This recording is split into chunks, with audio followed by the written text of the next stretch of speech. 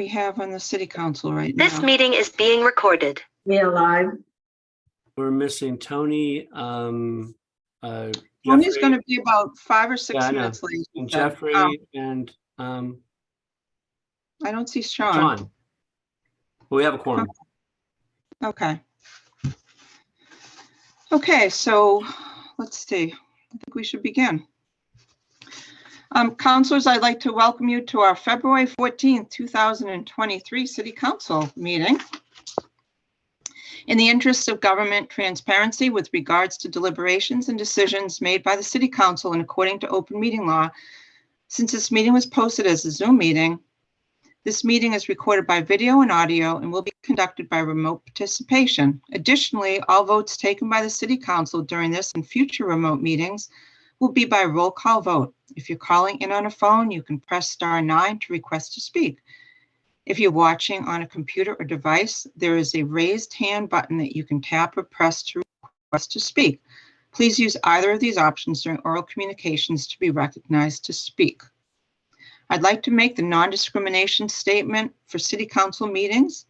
It's the finding of the City of Gloucester that no individual shall be denied equal treatment or opportunity because of their age, ancestry, color, disability, including intellectual and developmental mental disability, family status, immigration status, gender identity or expression, military status, marital status, national origin, race, religion, sex, or sexual orientation.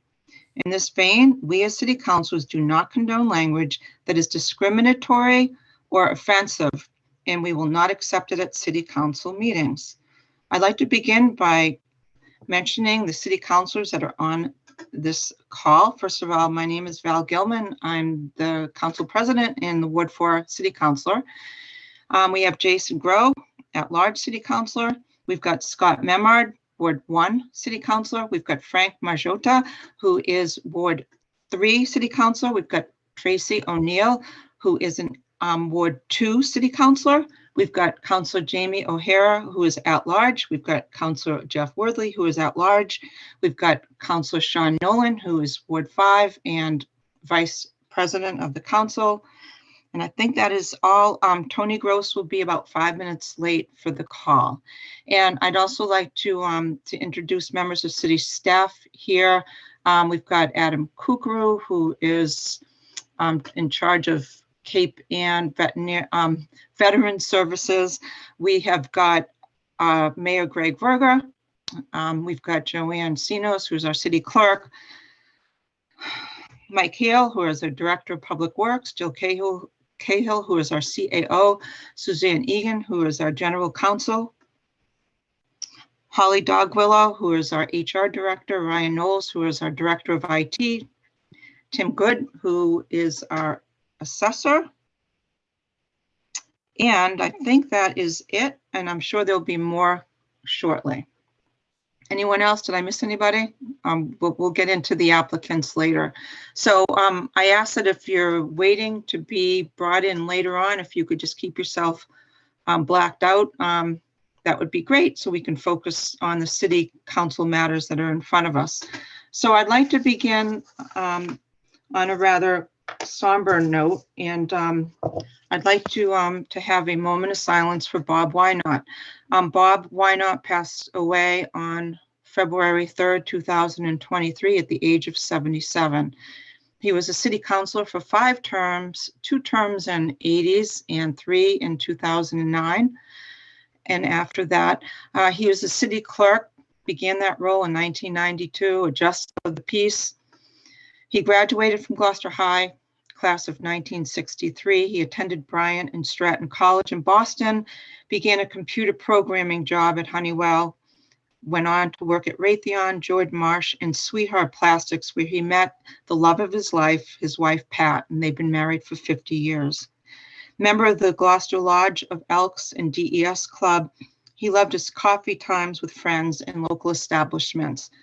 My favorite memory with him was our last memory, which was in the fall of 2021, and we sat at the Willow Rest in the beautiful picnic benches outside, and really enjoyed our time together. He touched the lives of many, whether it be playing golf loving his 50s music, organizing caroling events each Christmas, giving back to the community. Again, he leaves his beloved wife, Pat, his daughter, Sherry, Spencer, his son, Robert V. Wynot, and three grandchildren, and also he's survived by his older sister, Gail, who's a resident of Gloucester. I think Council Worthley and our city clerk, Joanne Sinos, would also like to say a few words. Joanne, would you continue with the moment of silence? Go ahead. Sure. We all have different memories of Bob.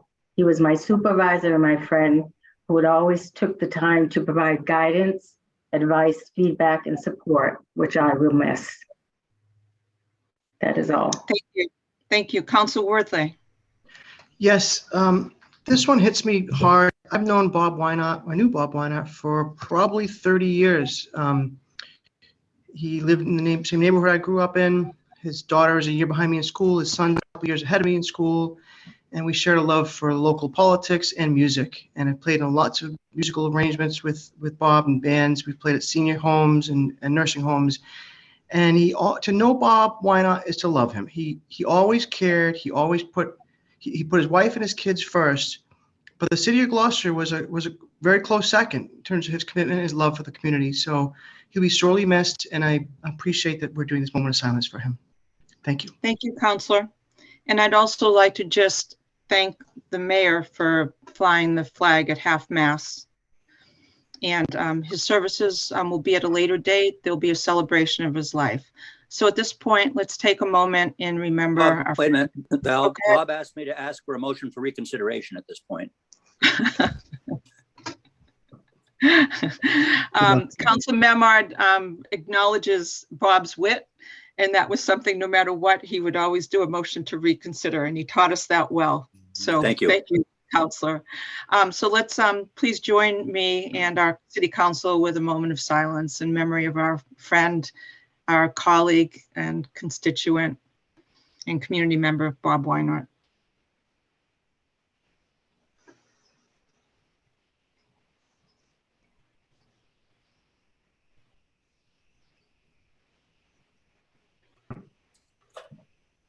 Thank you, councilors.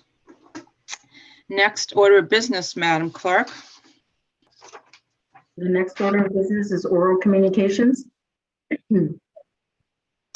And thank you. And I just do want to just mention briefly before we begin that the public hearing 2022-034, loan order 2022-009, in the amount of $19 million for the Gloucester Police Station and courthouse facility renovation will be withdrawn. So if you were thinking that that was going to be a public hearing matter, it is no longer. And I'd like to welcome Tony Gross, who is an at-large city councilor. Welcome, councilor. Sorry, I'm late. Not a problem. At this point, we have oral communications, and the public shall have the opportunity at every regularly scheduled meeting to be heard under oral communications on matters not appearing on the agenda. Oral communications shall allow any resident who has a request or complaint of any nature relative to city business to appear before the council, state their problem without debate, and the matter shall be referred to the proper agency through the office of the mayor. The resident will be notified within a 2-week period relative to the disposition of same, and a copy shall be forwarded to the city council. Persons speaking under oral communications shall be limited to 3 minutes each. We will ask the person, Tracy O'Neill, you're on the roll call tonight, number 1. So if you would do the timing, and if you would time on your phone, and at 2 minutes and 50 seconds, if you could have your bell ring and raise the hand to let people know that at 2 minutes and 50 seconds, it's time to wind down with 10 seconds to go.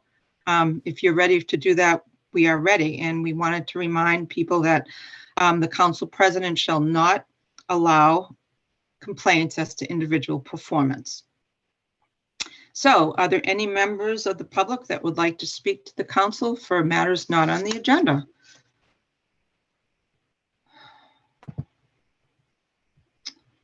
I just brought in Marianne Boucher. Okay, great. Mary Ann, welcome, and you have 3 minutes to talk to us if you'd introduce yourself and your address. And thank you. Thank you, Mary Ann Albert Boucher, 93 Mount Pleasant Avenue. Last week, the children celebrated their 100th day of school, less than 80 days to go before the summer break.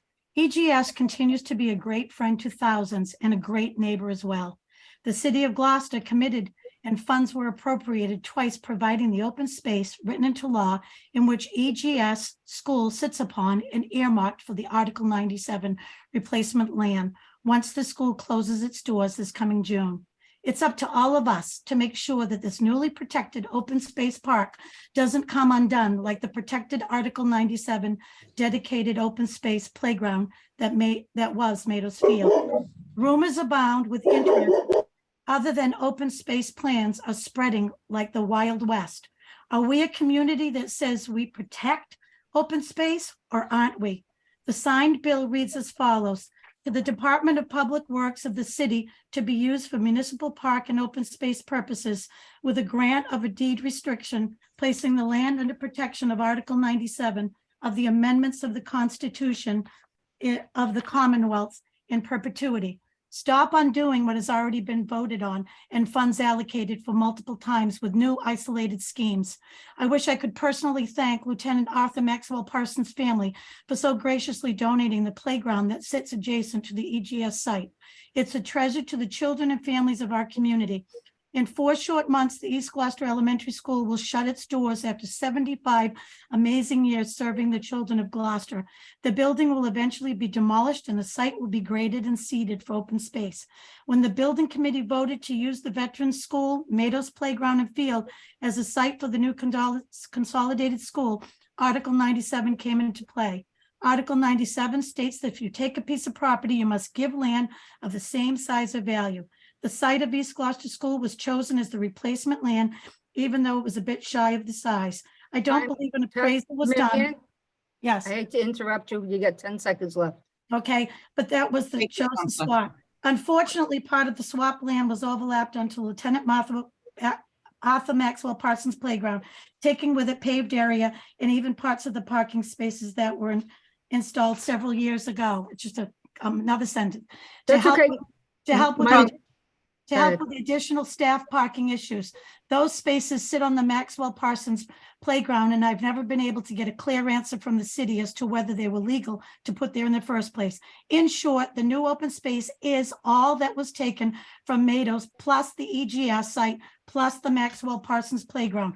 We paid for it. It needs all 3 of those parcels to approximate the law. Mary Ann, you Anything need to else? you need to I'm wrap done. up. I'm done. Anything else isn't compliant. Thank you. Okay, thank you very much. Next is CK. I think that's Lisa Rigsby, if I'm not mistaken. If you could introduce yourself and your address, that would be great. You have 3 minutes to speak to us. Hi, this is Catherine Ryan. Sorry. My address is 17 High Rock. Thank you for the tribute. That was beautiful at the beginning. Thank you. The Rose Baker Senior Center entrance door from the parking lot needs an automatic door with a push button door opener, a protective door overhang. I've observed that it's as much of a main entrance as the main entrance. People park out back and enter through the back. Others are dropped off by car or use public transportation and enter through the back. They go inside and exit carrying bags, supplies, yoga mats, you name it. Some require the assistance of a cane, walker, chair, or a friendly arm. Others have had recent surgery and are going to exercise. The exterior door that is there now is heavy and difficult to open. When it's windy out, it's very windy there, which makes the door more difficult to manage. Any inclement weather is unpleasant. Rockport's Community Center has a built-out portico feature, if that's helpful to compare. There are 2 bus stops for Rose Baker. One is on Rogers and one is perpendicular on Manuel Lewis. I've observed people disembarking on Rogers use both entrances to access the senior center. That's a long way to walk with a cane. When patrons are dropped off or attempt to be dropped off alongside or near the bus stops, despite clear notice that there are bus stops and there's no parking there, navigating and accessibility issues is not safe. People with canes double back to avoid cars, buses, people walking to get to the ramps that are cut out.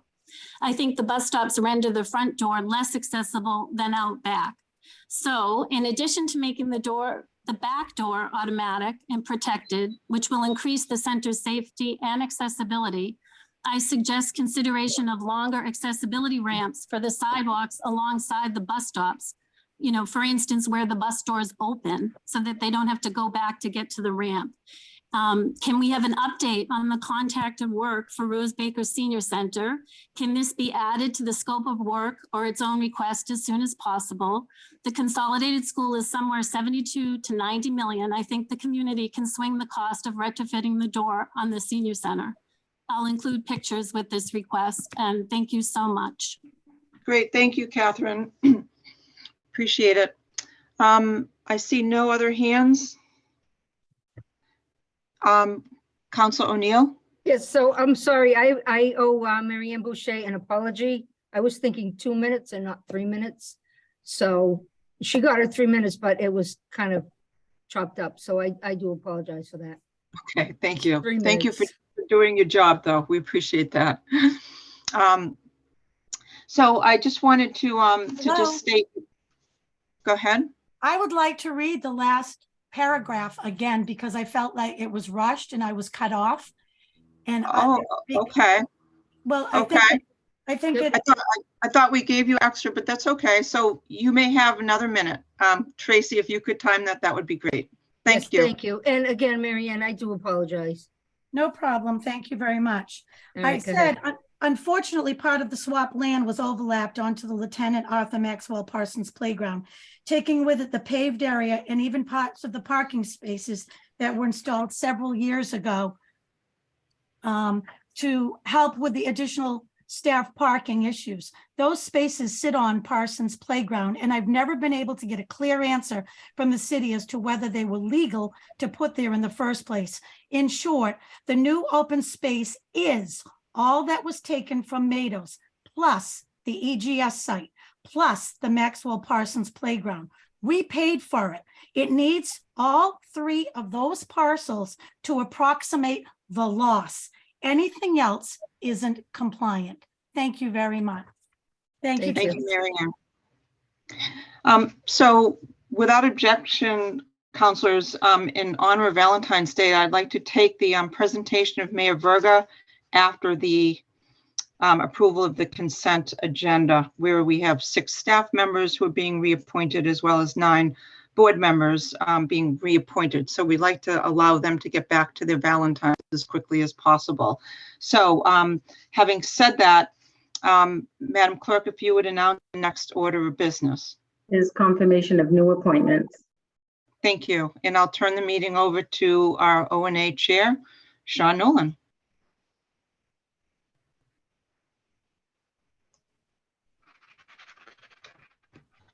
Thank you, Councilor President.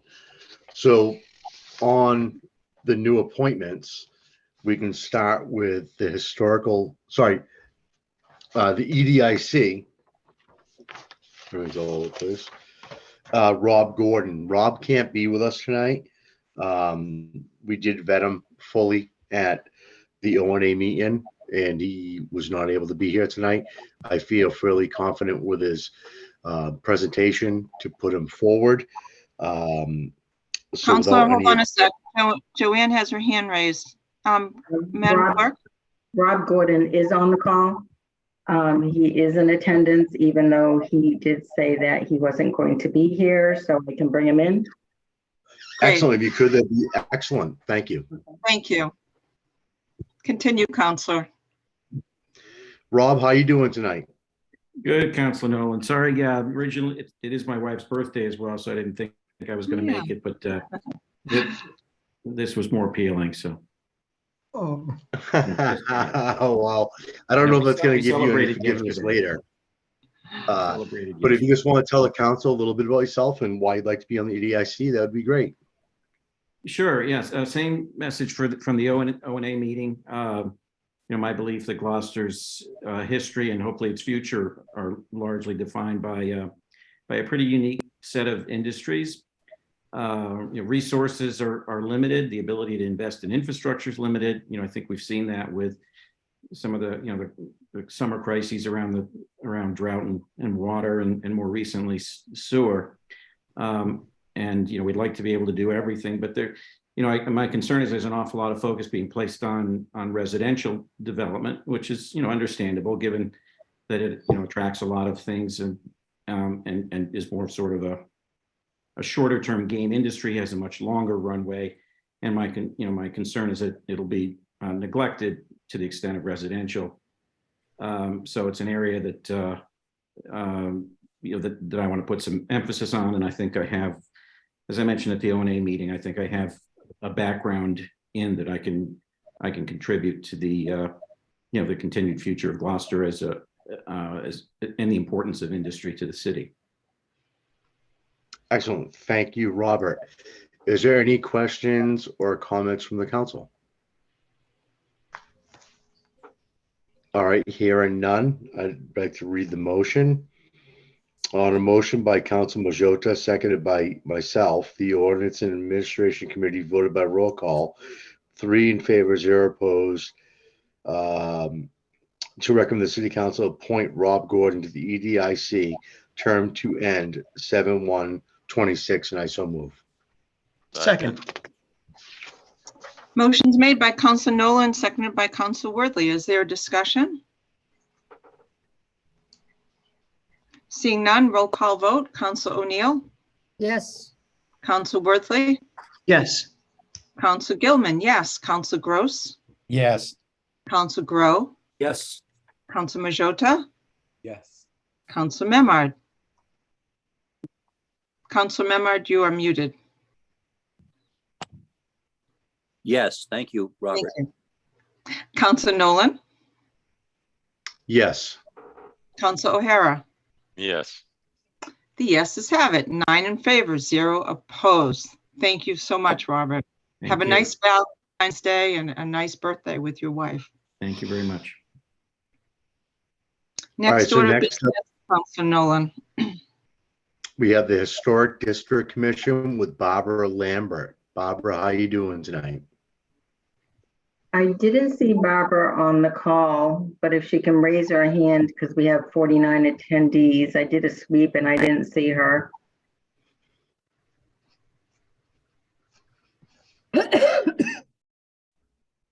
And I still don't see her on the call. No, I'm looking myself. I don't- Barbara was very well represented at the O&A committee meeting.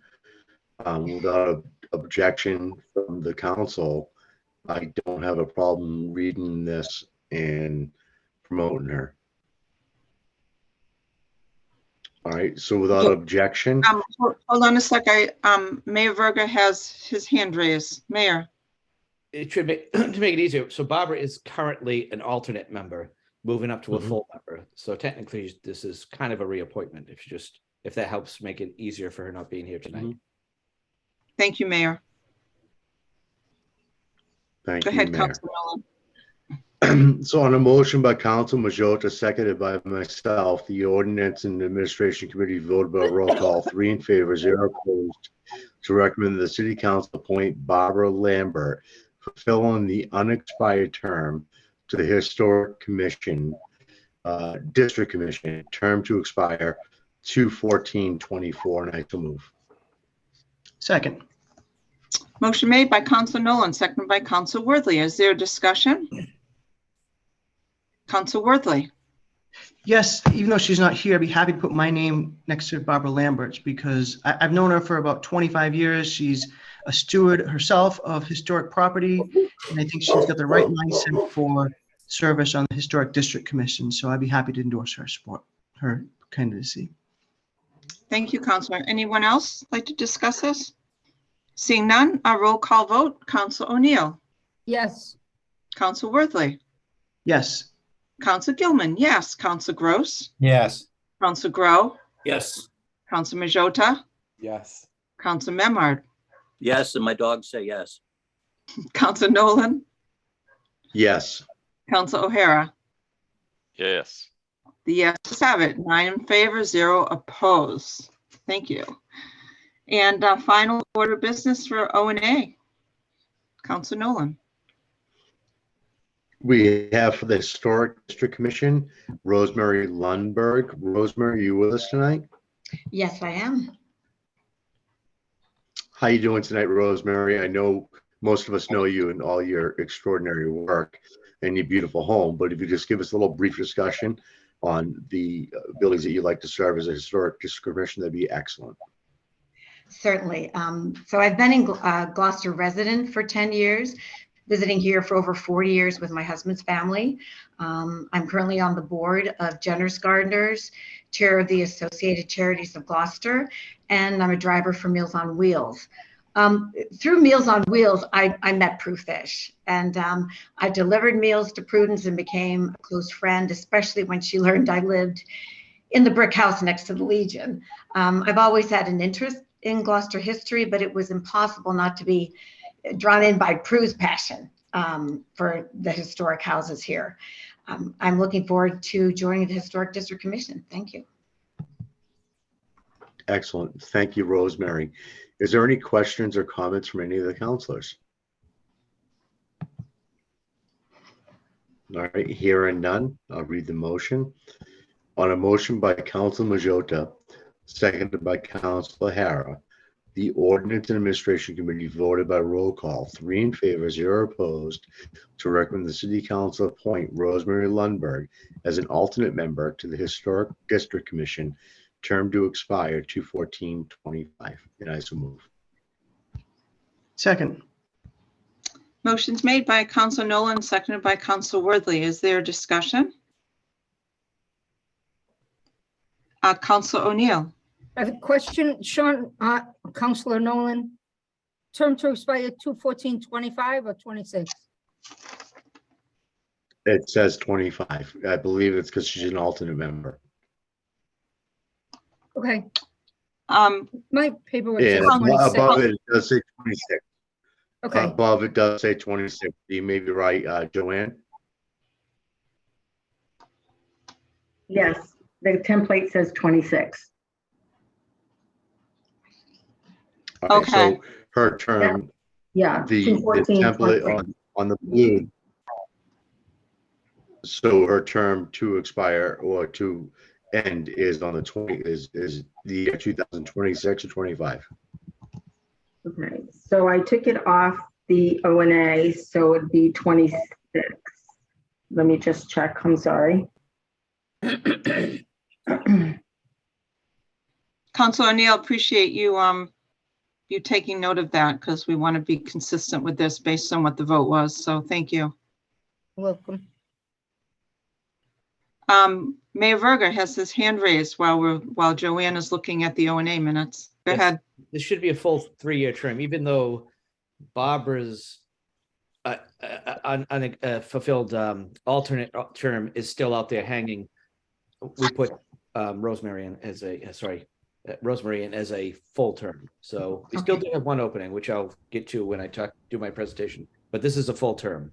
No, 26. Okay.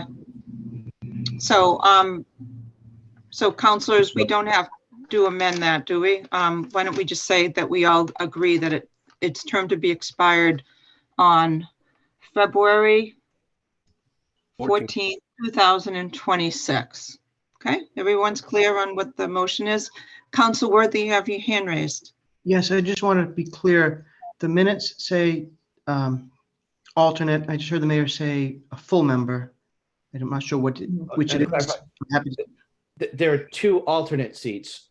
One was not filled at all. And Barbara, the alternate, moved up to full. So Rosemary's going into that unfilled full alternate. Got it. Okay. Thanks. Okay. Okay, so I believe the, Madam Clerk, you have your hand raised. Okay, so at the O&A, what happened is there was a note that Sherry put in that Miss Lundberg's appointment was incorrect on the mayor's report and her term 2/14/25 as reflected in the motion. So it's 2/14/25 and not 26 because it was incorrect carried over. from the mayor's report. I'll take your word for it, but it's a full Okay. alternate term. Okay, so it is a full So term, it but we're back to, so the motion, let's redo the motion. Counselor Nolan, why don't you do it with the notice that is in the minutes? So 2/14/25. So I'll let you take the lead and redo the motion. Thank you.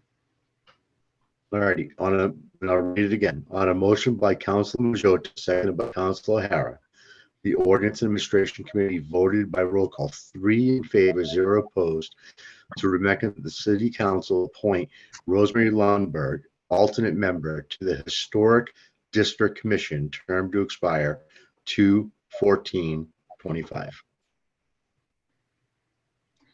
Second. Okay, Counselor Nolan made a motion and then Counselor Worthy seconded it. Counselor Grow has his hand raised. I move that we amend the term to expire to 2/14/26 to bring it back into alignment with the actual appointment. Second. Okay. Counselor, on the amendment, Counselor Grow, seconded by Counselor Gross. Discussion on the amendment to the main motion. Counselor Memard. Makes sense to me. Thank you, Jason, for making that amendment. Okay. Seeing no further objections, let's rule on the amendment. Counselor O'Neill. Yes. Counselor Worthley. Yes. Counselor Gilman, yes. Counselor Gross. Yes. Counselor Grow. Yes. Counselor Majota. Yes. Counselor Memard. Yes. Counselor Nolan. Yes. Counselor O'Hara. Yes. The amendment to the main motion passes 9 in favor, 0 opposed. Now we're back to the main motion. Everyone knows what that is, correct? Okay, let's vote on the main motion. Counselor O'Neill. Yes. Counselor Worthley. Yes. Counselor Gilman, yes. Counselor Gross. Yes. Counselor Grow. Yes. Counselor Majota. Yes. Counselor Memard. Yes. Counselor Nolan. Yes. Counselor O'Hara. Yes. Motion passes 9 in favor, 0 opposed. Welcome, Rosemary. Appreciate it. Thank you very much. Already That caused trouble. concludes that. So next order of business, Madam Clerk. Is the consent agenda? Okay, counselors, would anyone like to pull any matter off the consent agenda? Counselor Worthley. Yes, I'd like to take the appointment of Michael Hale off the consent agenda, just so we can discuss that for a bit. Okay, anyone else like anything taken off the consent agenda? Counselor Yes. O'Hara, go ahead. Yes, I'd like to take City Solicitor Suzanne Egan. Okay. Anyone else like anything off of the consent agenda? Seeing none, I'd like to, if there's a motion to approve the consent agenda without the reappointments of General Counsel Suzanne Egan and DPW Director Michael Hale. Is So there a moved. motion to approve? So moved by Counselor Grow. Is there a second? Second. Counselor Worthley, second. Is there a discussion? Seeing none, roll call vote. Counselor O'Neill, Yes. Counselor Worthley, Yes. Counselor Gilman, yes. Counselor Gross, Yes. Counselor Grow, Yes. Counselor Majota, Sorry, yes. Counselor Memard, Yes. Counselor Nolan, Yes. Counselor O'Hara. Yes. The amended consent agenda is approved, 9 in favor, 0 opposed. Now we will go back to DPW Director Michael Hale. Is there a motion to approve the DPW Director term to be expired 2/14/2025 so we can moved. discuss So moved. it? So it moved by Counselor Memard, I believe, and seconded Second. by Counselor, was it Grow? Sure. Okay. Counselor Worthley, that was yours. So why don't you take the lead in the discussion of that? I'd We be have a happy to motion do on that. the table. Thank you. So Mike Hale came to the city, I think, as an inspector in the health department in 2000 and August of 2000 2000, I'm sorry. And he worked his way through the engineering department and then interim director for DPW and then DPW director. And there's a period of time where there was a director named Bob Gravino. He was John Bell's DPW director, and he was doing, he gathered the whole staff together and said he wanted to do some 5-year planning. And retired DPW employees, Peter Denon and Steve Elwell, kind of chuckled. And they chuckled because they said, every time there's a new mayor, there's a new DPW director. There's no way you should be looking at 5 years in terms of planning. Michael Hale has been the DPW director for Carolyn Kirk, for Safathi Romeo, and for Mayor Greg Verga. And I think that what that says to me and to all of us is that he's the right person to do this job. It's the hardest job in the city. I don't think any of us would want it or could do it. And I just think he deserves a special commendation for how hard he's worked and his whole team. So I just want to make sure that's made known before we vote on that. Thank you. Thank you, Counselor. So we have a motion, we have a second, and any further discussion? Seeing none.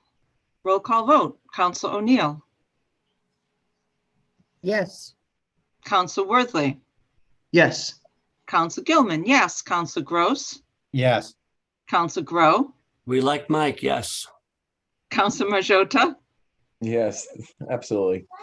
Counselor Memard. Yes. Counselor Nolan. Absolutely the best. Counselor O'Hara. Yes. The yeses have it, 9 in favor, 0 opposed. Congratulations on your reappointment, Mike Hale. Thank you very much. And Onwards. thank you. Well deserved.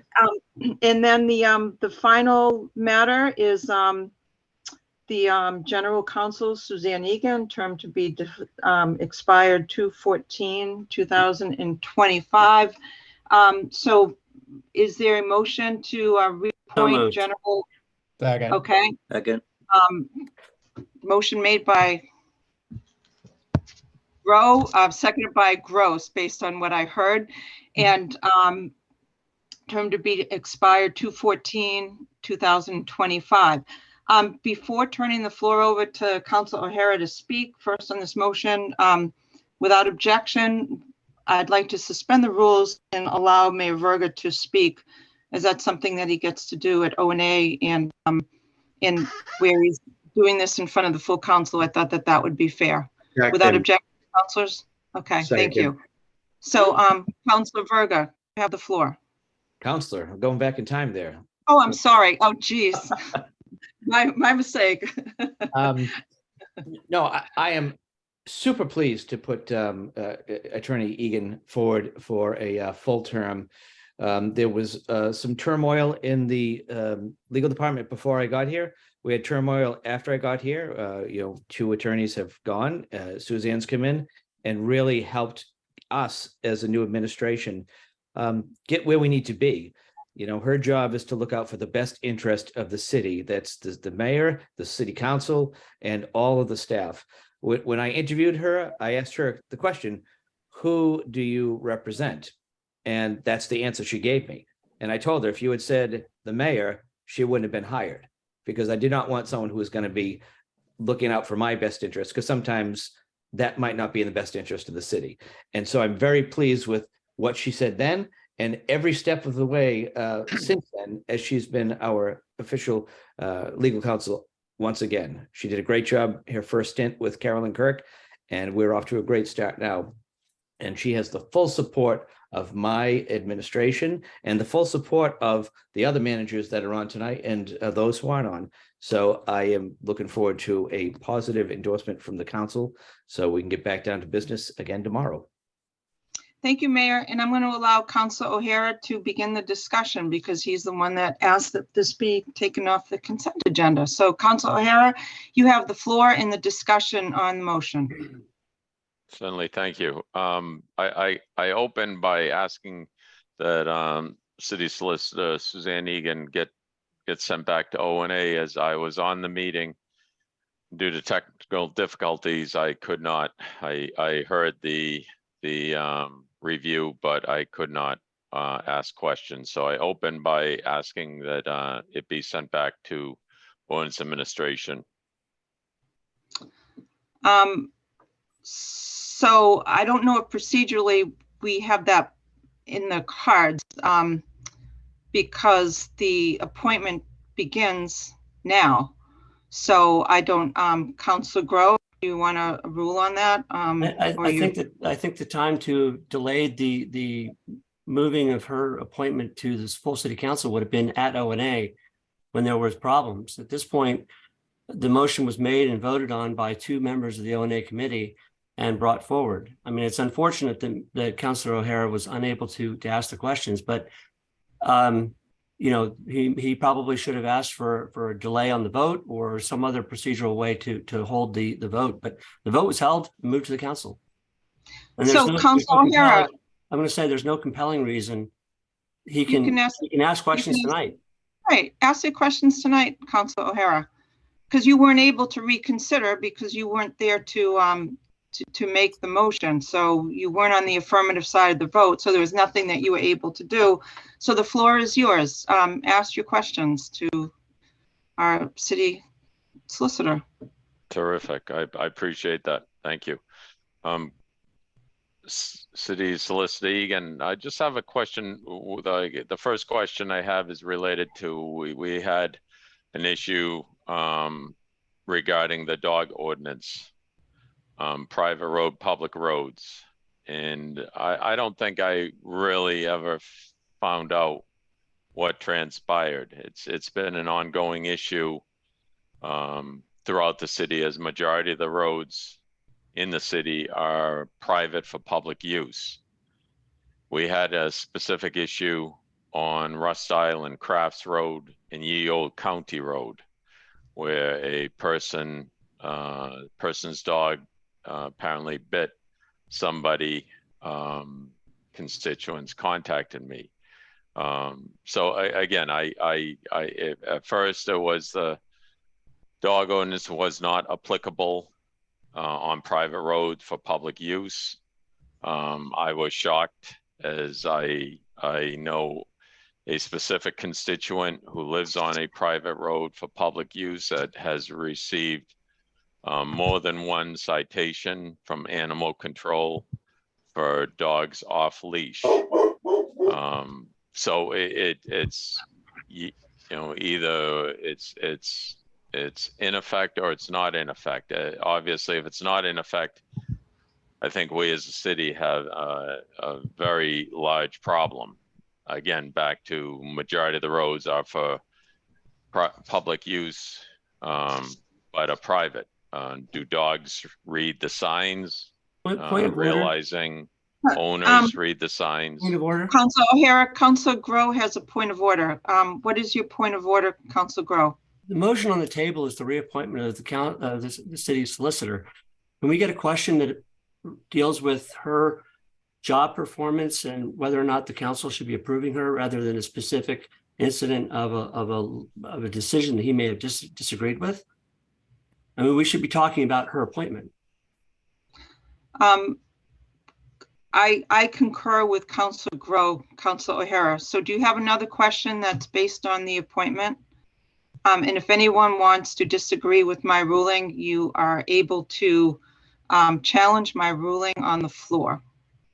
Would anyone like to? Okay, Councilor O'Neill. I thought you told Councilor O'Hara that he could ask questions because he couldn't ask questions at O&A. So therefore, the questions he had for O&A, he could ask tonight. Good point. That's what he was told. You just told him that. Councilor, let's Councilor Majota has his hand raised. Councilor.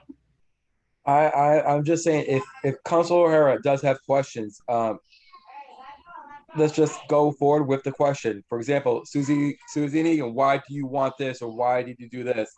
I just think that to having this additional background to prolong something is just, there's a lot on the agenda. I understand your point, but let's ask the questions. Unfortunately, you did miss O&A, and I just want to continue to move forward. Okay, I will take back what I said, and I will allow, Suzanne, would you respond to Councilor O'Hara? Absolutely.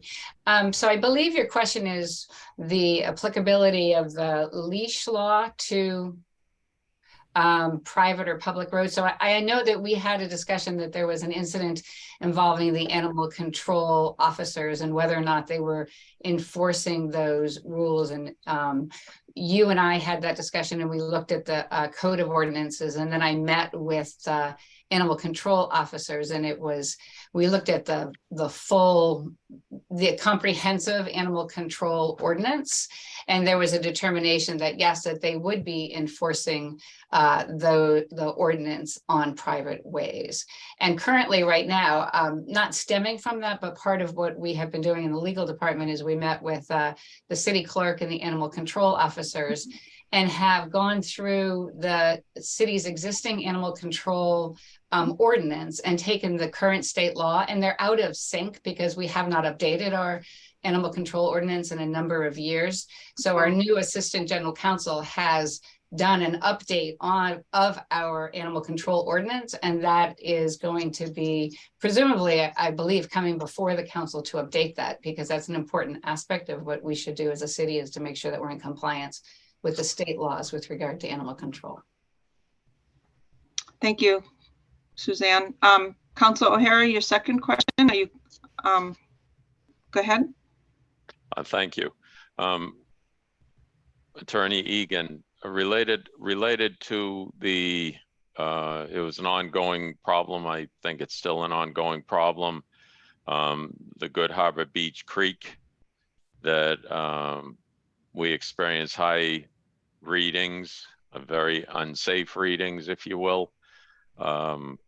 We as a city, there were numerous times when there was virtually nothing to forewarn the users of the beach, ultimately people who, and they did enter the creek, children, people of all ages, had no knowledge of the bacterial levels that were in excess. And I continuously asked the mayor, are we going to do anything to keep the people out of the creek? And virtually nothing was done. From what I understand, there are residents that they're actually experiencing problems now, health issues, people who regularly use the beach and, more importantly, go into the water. So I just want to get your viewpoint on the creek issue. As we are only a couple months away, we'll be back in, quote, summer season. And I don't, based on the report, the $120,000 report that was done, we certainly don't have a cure. So I would assume the readings are still unacceptable. Thank you, Councilor Harris. So I have not been involved in that process or had a chance to read that report. So I believe that's a matter that is being handled by the Board of Health and the DPW, but I personally haven't been asked for legal advice regarding that project. But I'm assuming that everybody who's involved in it is complying with the law, and if there were any legal questions that they would need to ask, they would have asked me. So I'm sorry, I can't be very helpful on that one. Councilor O'Hara, are you satisfied with that from where? Well, I unfortunately, I know it's been a long time since last May, June, July, but it was brought up that the city solicitor had reviewed the situation, and that we as a city really don't need to do anything. So I know it's been a long time, and I know Attorney Egan is extremely busy, but that was mentioned by the administration. Oh, okay, I'm sorry. You're right. I thought you were referring to the report and what we should do like currently with regard to the report. So you're asking whether or not, so I do recall that back in the summer, there was an issue as to whether or not we had any obligation to police, if you will, people's use of the creek and whether that would pose any liability to the city. I think that was your question. Is that what you're referring to? So, so to a certain extent, so we warned, it's my understanding that there were signs posted and there was warnings, but we as a city don't have an obligation to police,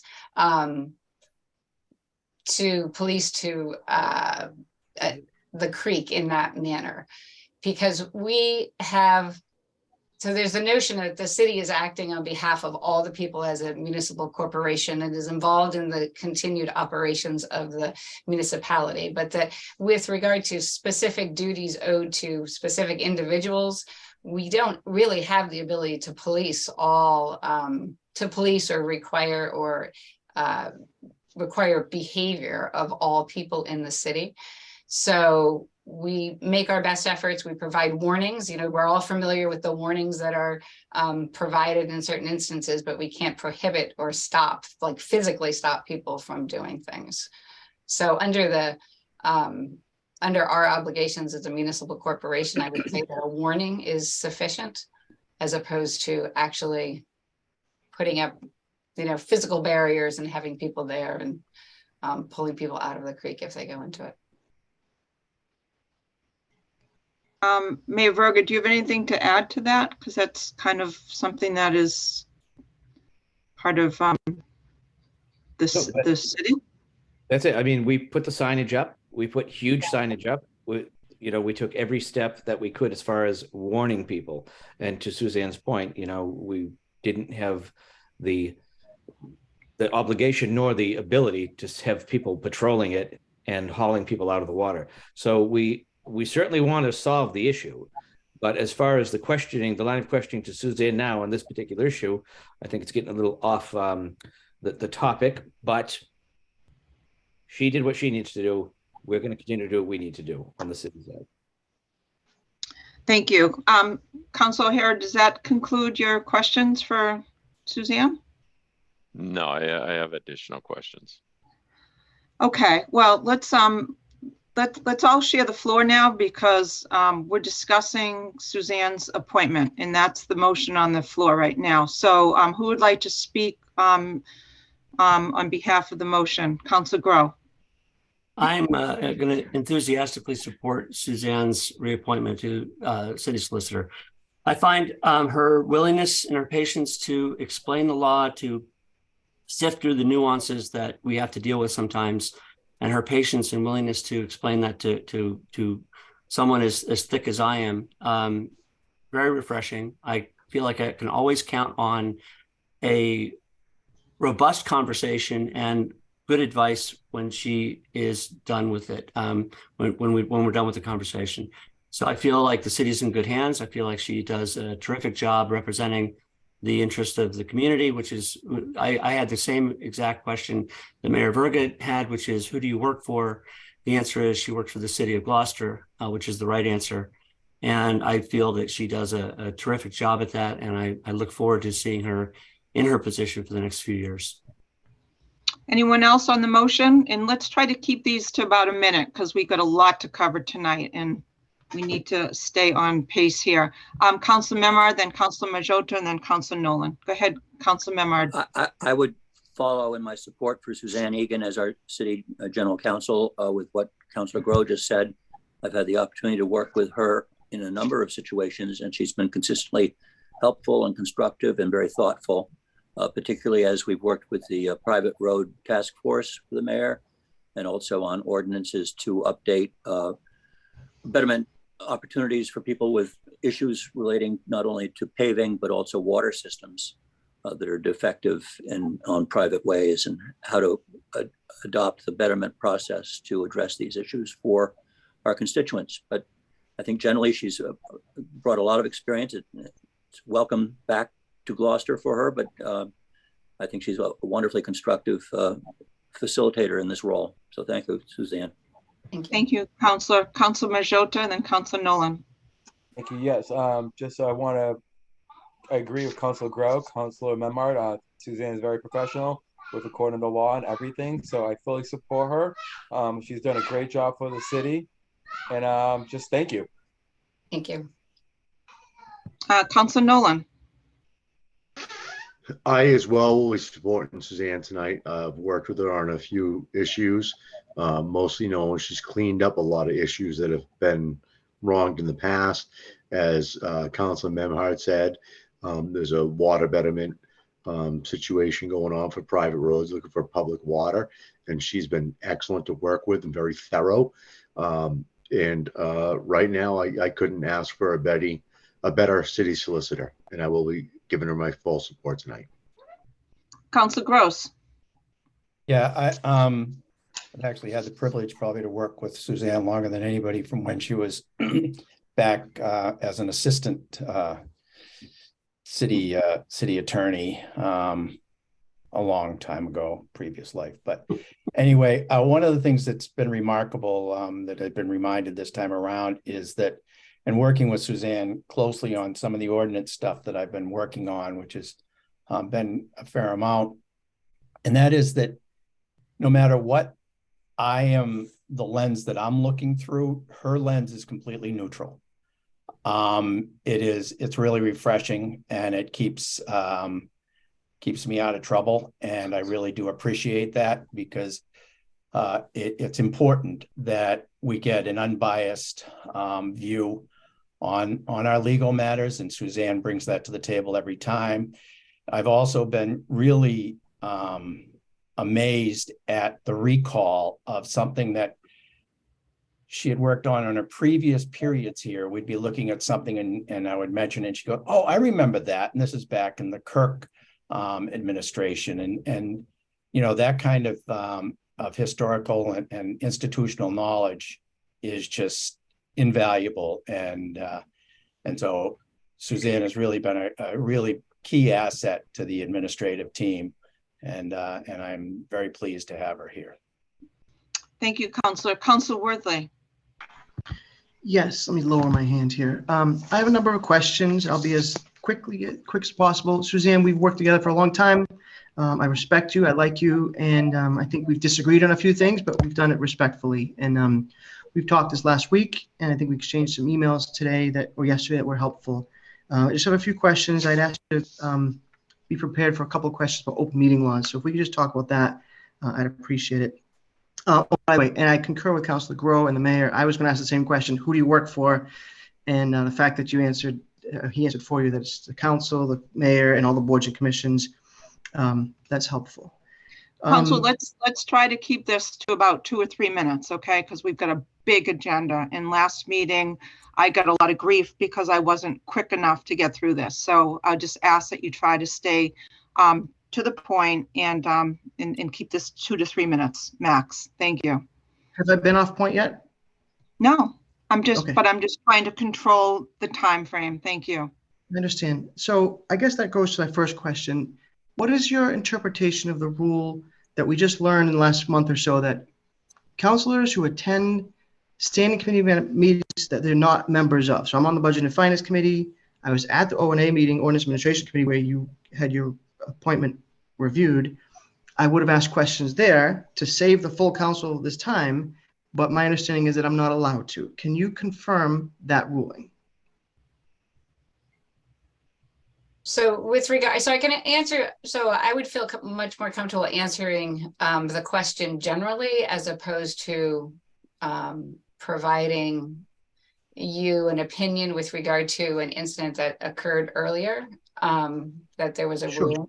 So generally, the open meeting law states that any meeting of a multi-member board must be posted and noticed. You have to give 48 hours notice to the items that you're likely to discuss at that meeting.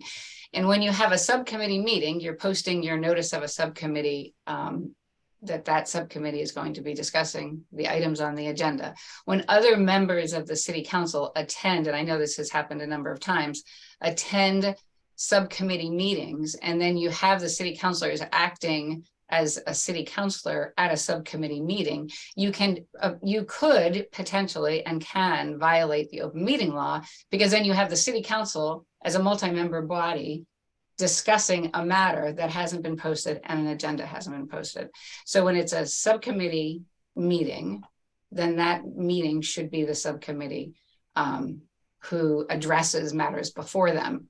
If there's a city councilor who's in attendance, they would be attendant as either somebody who's an observer, but not necessarily participating as a city councilor, because it's not a city council meeting. So if I had more questions that I want to ask at the Ordinance Administration Committee meeting, I wouldn't be able to do that either. This is the place to ask those questions then. Is that correct? You can always send your questions to one of the 3 counselors that are at the ONA meeting. That's certainly a provision that you have. If with some planning, that's done frequently. I do that a lot for BNF if I have a question that's coming up and I'm not on that standing committee. Okay. So are there any boards or commissions that are appointed by the mayor, confirmed by the council, that do not follow open meeting laws? That do not follow, you mean are not subject to the open meeting law? No, that you are aware of that aren't following the law. That aren't compliant with the law? That's correct. Not that I'm aware of right now. So one of the things that we're going to do after February 14th, right, the council just reappointed and appointed new members. So we're planning to do provide a training for the boards and commissions. And we're going to provide the training on the open meeting law, the public records law, state ethics, and then just your basic how to run a meeting. And right now, I'm able to do a lot more of this because I have this great new assistant attorney who's great to work with, and he's working on a PowerPoint right now that's going to address those 3 issues. And what I'd like to do is have a training for the boards and commissions that are sort of like-minded, or have a similar subject matter, and to provide that training to 3 or 4 at the same time, and then sort of cycle through all the boards and commissions, because it is challenging for individuals who are appointed to a city board to understand the intricacies of the open meeting law and the public records law. And I do understand that some people do struggle with that. And I don't think that there has been a training, or I know that the boards and commission handbook hasn't been updated since I think 2014. So we're also going to be doing that and providing copies of that handbook to newly appointed members along with the training. That's great. So if a board were meeting in private, may I continue? This is your last question, and then we're going to share the floor, Council Worthley. And then you'll come back? Because I have a lot of questions, and I think this is an important time to ask the questions. I can't ask them at committee meetings. I'd ask Councilor O'Hara to ask a couple.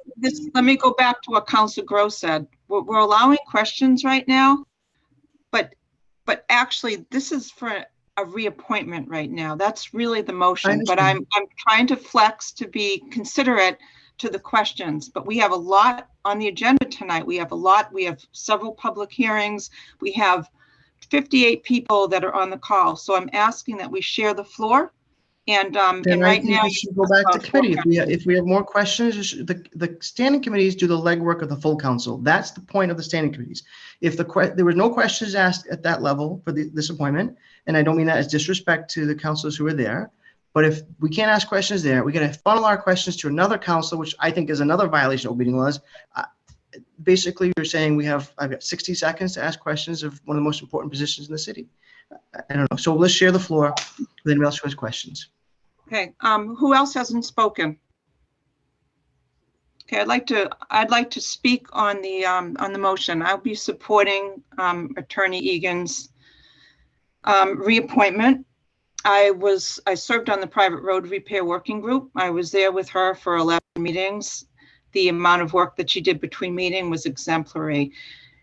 She was always calling others, learning about more, digging deep, talking to MMA folks, talking to folks that have other select boards. and really trying to totally grasp all the intricacies of this very complicated matter that we're struggling with. So I totally appreciate her tenacity. And I've been working with Suzanne since I was on the school committee many years ago. And I've always found her to be completely objective, completely neutral, never feeling like she reports more to the mayor than she does to either the school committee in the past or the city council. And I totally appreciate that. So I will be supporting that. So let's Councilor Nolan, I think you haven't spoken yet. So go ahead, you have the floor. I'd like to call for a vote. Second. Okay, so we have Councilor Nolan would like to call the question and seconded by Councilor Grow. Is there a discussion? Actually, we don't need, we don't need to discuss that. Calling the because we're question calling is the question. discussable. Calling the Right. question is a discussable motion. Calling the question is a discussable motion. Yes. Um, We can discuss whether we want to call the motion. Yeah. Okay, Call the question. so let's have a discussion if we're ready to call the motion. Who would like to discuss this? Councilor O'Neill. I think there are some questions that need to be answered, and I think by stopping people from asking questions, it's not a fair and balanced meeting. I would like to know the answers to these questions. I don't have any questions myself, but I am learning, and because they were not able to ask these at O&A, neither Councilor O'Hara nor Councilor Worthy were able to ask questions at O&A. They should be able to ask questions at City Council. Otherwise, what are we doing here? Why are we here? So without objection, Councilor, I'd like to allow Mayor Verga to speak because this appointment is his, and I'd I like think to. it's important to realize that I personally reached out to both Councilor O'Hara and Councilor Worthley, and we discussed the issue. Councilor O'Hara had mentioned no concerns about Suzanne. I know that Suzanne reached out to both of them as well and offered to speak to them. And I do not believe that she got a call back from at least one of them. So the opportunity to speak was always there. I just want to offer that. Bringing it here in public after you've had the opportunity is just an opportunity for something else other than getting to the bottom of an issue. I just wanted to let the public know what's going on here. Councilor Grow. Point of order, hang on. What is your point, Councilor Worthley? The mayor wants to let the public know what's going on here as his interpretation that this is something else. I haven't even asked, I've asked one question. Go ahead, Councilor Grow. I believe we should move the question because frankly, at this point in this discussion, I haven't heard any questions that speak to the quality or the ability or the capability of our city solicitor to do her job. What we're hearing is nitpicking questions about things that we don't have the full context for, that have nothing to do with her capabilities as the city solicitor. And I frankly, I'm not hearing questions that move this discussion. Should we appoint this person as the city solicitor? I'm hearing questions about whether or not we're going to take issue with decisions that were made over the past year. If you have a problem with a decision, you have a problem with a decision. But that doesn't mean you should have a problem with the person who wrote that decision or came to that conclusion. The law is a complicated issue. In every court case, you're going to have a winner and a loser, right? Both lawyers thought they were right. Now we're going to have times where we don't necessarily agree with the opinion of the city solicitor. But I'm not a lawyer. None of us are lawyers, and I think that we should defer to someone with the experience and the capability and the wherewithal to do the work that is necessary to make us understand what we're trying to accomplish. And right now, none of that discussion is taking place. We're arguing over decisions that don't really aren't relevant to her position, which is why we should move the question. So is there a motion to move the question? Yes. Seconded by Councilor Memard, made by Councilor Grow. Let's vote on moving the question. No more discussion on that? Council Worthley. Well, Councilor Grove just We- said that he's Council hearing Worthley. questions. Okay, go ahead. You have the He floor, says he's Council he says he's Worthley. hearing questions that are about something else. I've asked one question. No, you've The asked goal- about, but go on. I've You asked asked one another question. Go ahead, ask Suzanne. another question. Go ahead. No, we're on the motion is on the moving the question. So Thank you. if this is not the time for us to be the checks and balances on the administration, regardless of who is being confirmed, it could be for any board or commission, it could be for any permit. This is the body that is the checks and balances on the administration. So if I have 3 or 4 questions, I think this is the place to ask them. I can't ask them at the committee level. I can't ask them here. And you say you don't hear any discussion about X. I don't hear any discussion. This is. Counselor, if this is you want to before. have a governance meeting, it sounds like this is a governance meeting. Maybe we need another governance meeting where we can talk about open meeting law and this case law from the Attorney General on the matter that you brought up. I mean, that seems like a That- very the reasonable, that feels like a very reasonable matter with a purpose, with a separate governance meeting. We haven't had one since last March. So why don't we plan that? Because I think at this point, we'd like to move the question. Okay. So let's, Council O'Neill, you may speak because you've been patient. So go ahead, you may speak, and then we're going to take the roll on this. Go I ahead. would like to yield my time to Councilor Worthley. I want to hear his questions. Council Worthy, we'll give you 1 more minute because we are going to be here all night. Point of order. Point of order. Another minute on what? Are we Just talking let about? him do it. Just let him get through it. Instead of you talking and her talking and me talking, just let him talk and get it over with. You're complaining about how much time this is taking. No, I'm You guys are complaining taking about the up all topic that time. we're talking about, Counselor. The point, the motion on the table is the motion to move the question. Okay, that's what we're talking about. What If you is want to the vote, if you question? want to vote against that, vote against it. What is the question? The question is, should we approve the appointment of the city solicitor to a term to expire till 2/14/25? Reappointment. Reappointment, thank you. So the That's motion on the that's table right now is question. to end the discussion. The So motion on the we are- table is to end the discussion, just to be That's clear. correct. So A we yes should vote then brings the question up. Okay, so, Vote against it, vote. so motion is to move the question. Roll call vote on moving the question. Council O'Neill. I'm unclear of what that means. Just, if you want to keep talking about this and you say I'm no. not unclear of what If you don't want, if you want to keep talking about this, you vote no, you don't want to call the question. So if you want to, so that is your choice right now. We're If- voting if- on this. if we want to keep talking, You if vote- we want to keep asking questions, the vote is no. Is that correct? That is correct. Yeah. No. Okay. Council Worthley, No. Council Gilman, yes. Council Gross. Yes, and I just want to point out that this is a perfectly legitimate use of Robert's rules. That this is not some abhorrent thing that has been invented here. This is a legitimate use of Robert's rules. And it is there to keep meetings going in order. That's all. Just wanted to make sure everybody knew that. Council Grow, thank you. I will always defer to Tony on Robert's rules. I vote yes. Council Majota, Yes.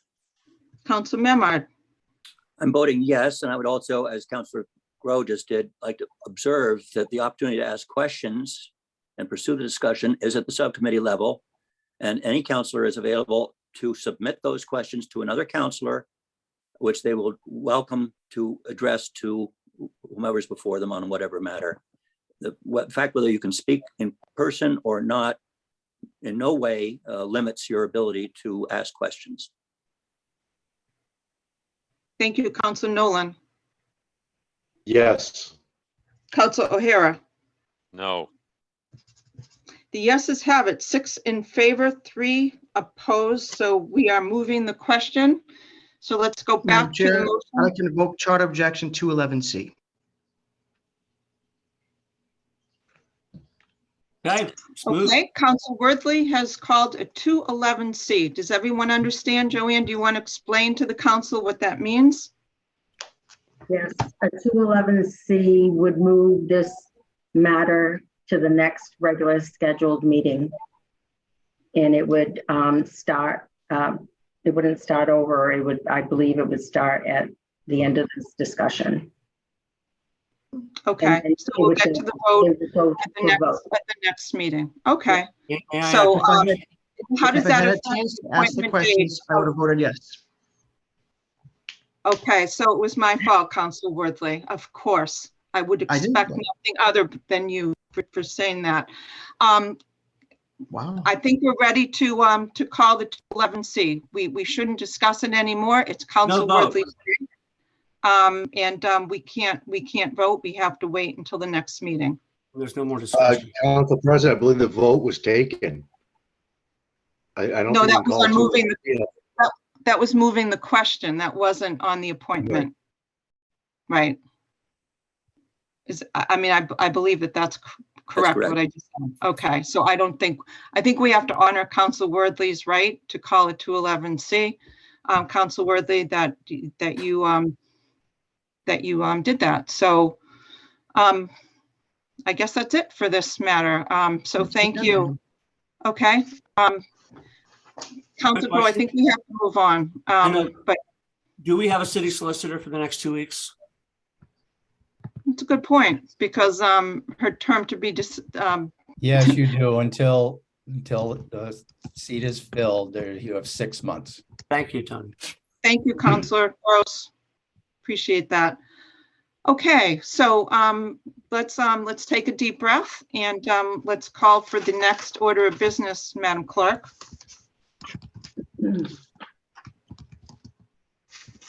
The next order of business would be the presentations. Mayor Greg Berger regarding updates from the mayor's office. Councilor Madam Nolan has President? his hand raised. Go ahead, Councilor Nolan. Do we have to move on the rest of the consent agenda for the other appointments? Is the consent agenda? That was We previously approved. voted that. We voted Perfect. that. We All only right. took off the two, so we are cool with that. Excellent. We don't Thank have you. unanimous consent agenda, Counselor. Mayor Verga, are you prepared to continue with your presentation, or do you have that commitment that you need to get to at West Parish? No, yes, I'm prepared, and no, I don't have to get to the West Parish. I can take care of that tomorrow night. So thank you, councilors. I don't remember the last time I did this presentation similar to this back in the spring, summer, possibly. It was an opportunity just to come and give you an update of what's going on from the mayor's office perspective.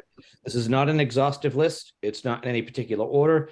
In the interest of the people's time, I would ask that if there are any questions, you call me, email me. I'd love to sit down with each of you one-on-one.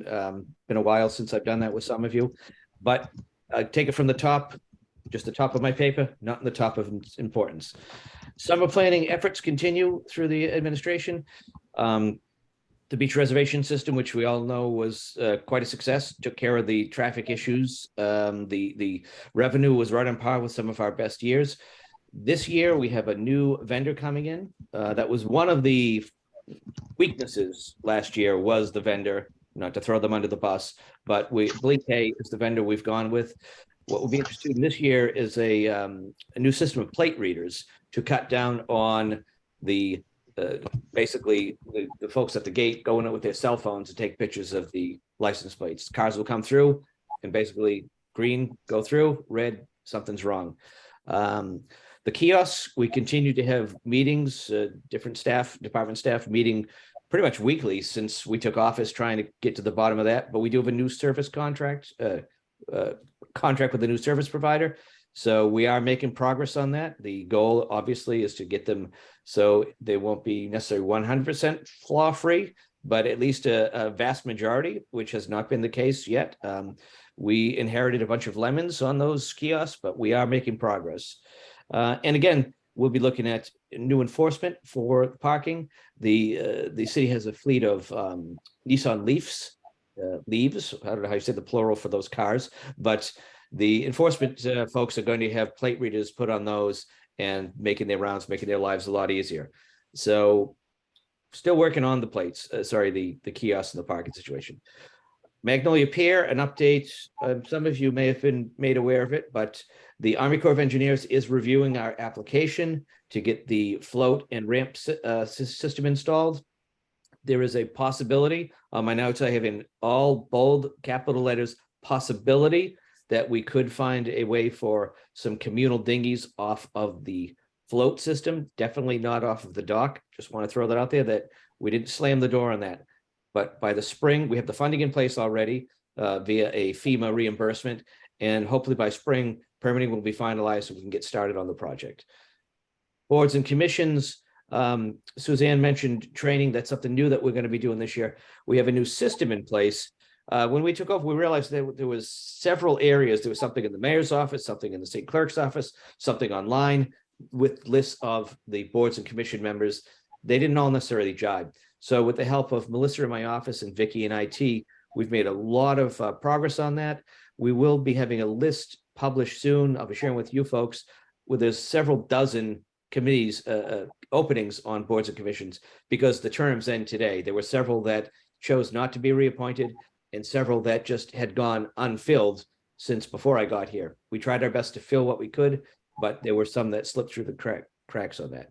So new system, terms end today. There are remaining vacancies. And once you guys get the list, please spread the word, because there are a lot of, as Jeff's always talking about, volunteerism is the key here. And we're going to need some more help to fill these boards and commissions. Was that a high five, Jeff? What was that? Budget season is kicking off soon. We're looking at level service, but we're still looking to invest in areas of need. I think the process you started with the ward meetings, getting some feedback from people is valuable to us. It is the mayor's budget, but we will be seeing what the priorities are. But we have needs throughout the city. We're going to try to be as fair as possible and cover all the bases. Comprehensive Planning Initiative, also known as the Master Plan. The RFP should be going out soon for that. We have it funded through some ARPA funds. The process will be sort of spearheaded by Dave Fields in the Community Development Department. It'll work its way through the Planning Board, where they will actually assign someone who will be the lead on that. We're looking to update a 20-plus-year-old master plan.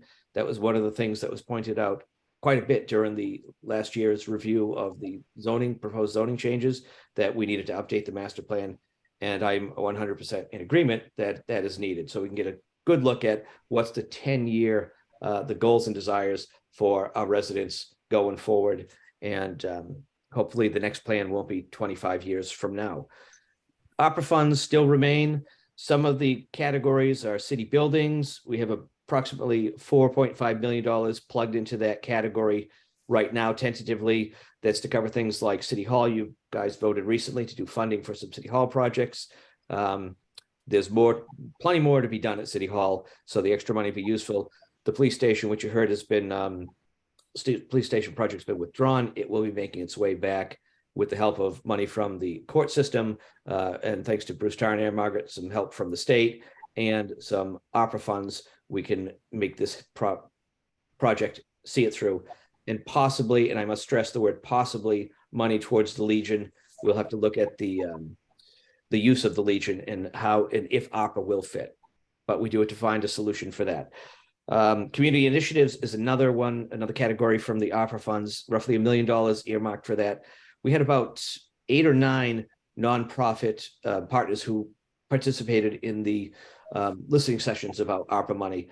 So we need to reach back out to them, let them know how much we have in total, and we need some specific plans on how they plan to use the money, because this has to be one time. We're not looking to fund positions. So partners out there, stay tuned. I plugged in a placeholder for about $2 million for open spaces. We have a lot of open spaces. $2 million isn't going to go far, but for now, that's what we have as a placeholder. On the idea, concept of open spaces, I did have a Zoom meeting with Heidi Wakeman, who chairs the Open Space Committee, to talk about the open space plan and our commitment, I think collectively, council and the mayor's office, of caring for our open spaces. And we appreciate the hard work that those volunteers did on the Open Space Committee. I'm meeting this week with Councilor O'Neill and others to talk about the Green Street project. I did email all of you several documents, drawings for Green Street.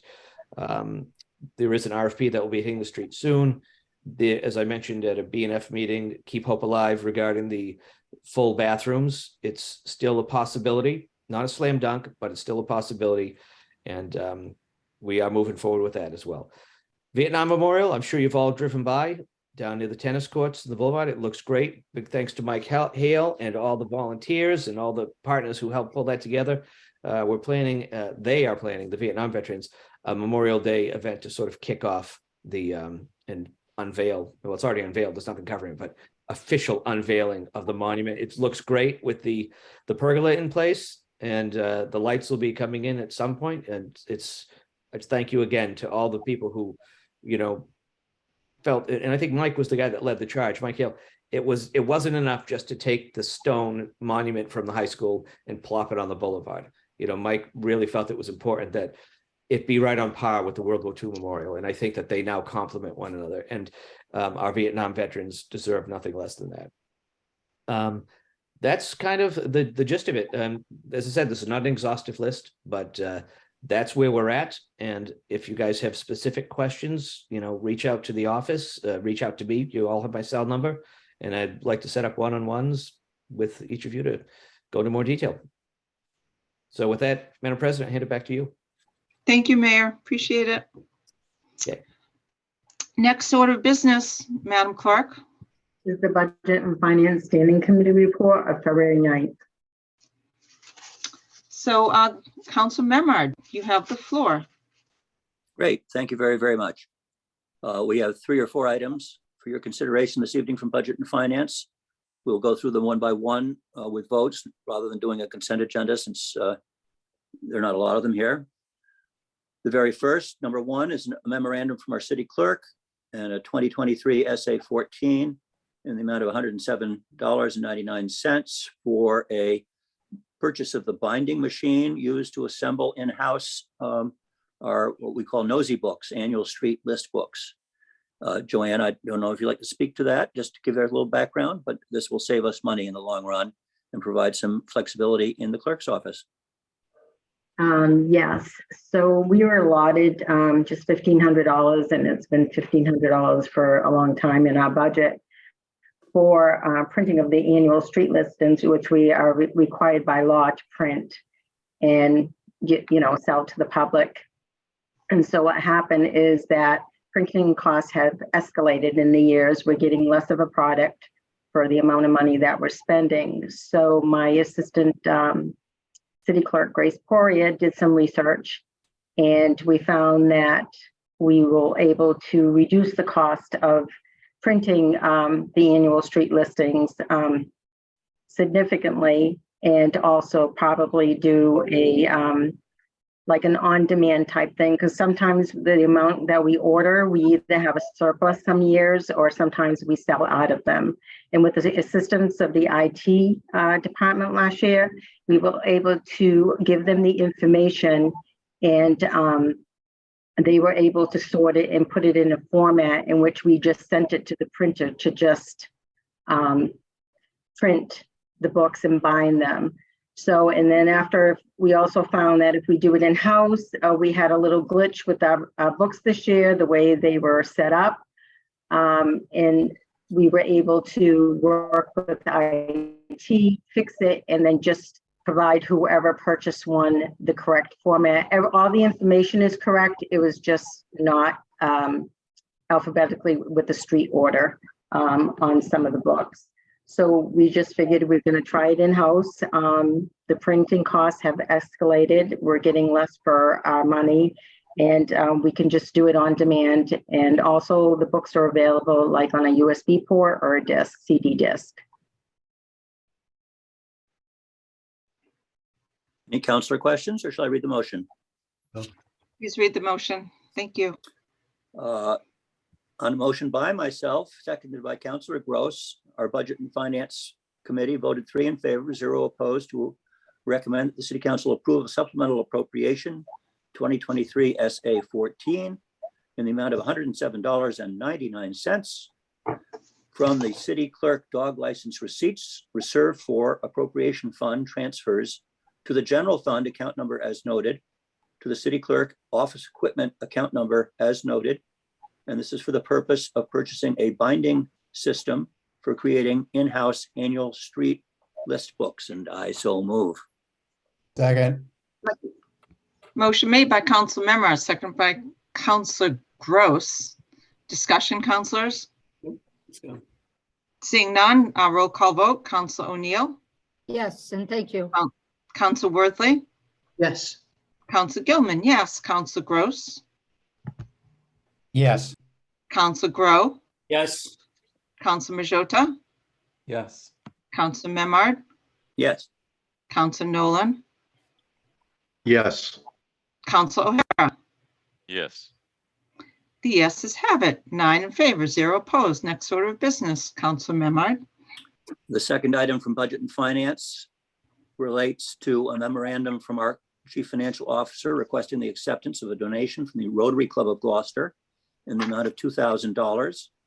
And on a motion by myself, seconded by Councilor Worthley, Budget and Finance Committee voted 3 in favor, 0 opposed, to recommend that the City Council accept under Mass General Law 4453A a cash donation in the amount of $2,000 from the Rotary Club of Gloucester for the purpose of sponsoring a new flagpole at Fort Conant at Stage Fort Park as part of Gloucester's 400th anniversary. And I so move. Second.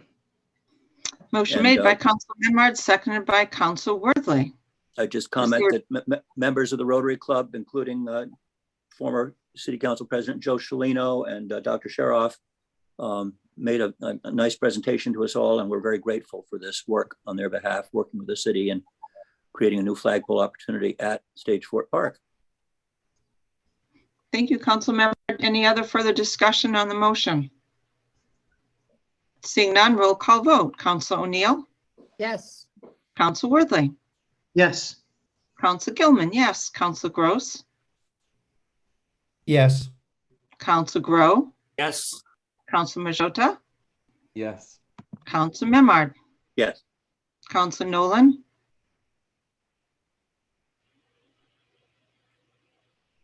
Council Nolan, go ahead. I Is that a think yes? Yes, it wouldn't have been. Yes, it would be Chris Stapleton singing. Okay, Chris today. Okay, Council O'Hara. Yes. The yeses have it. 9 in favor, 0 opposed. Thank you. Next order of business, Council Memard.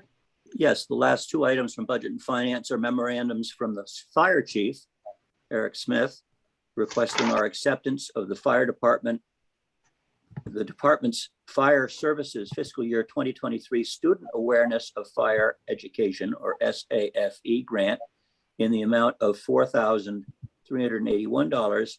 And secondly, a senior SAFE grant in the amount of $2,277.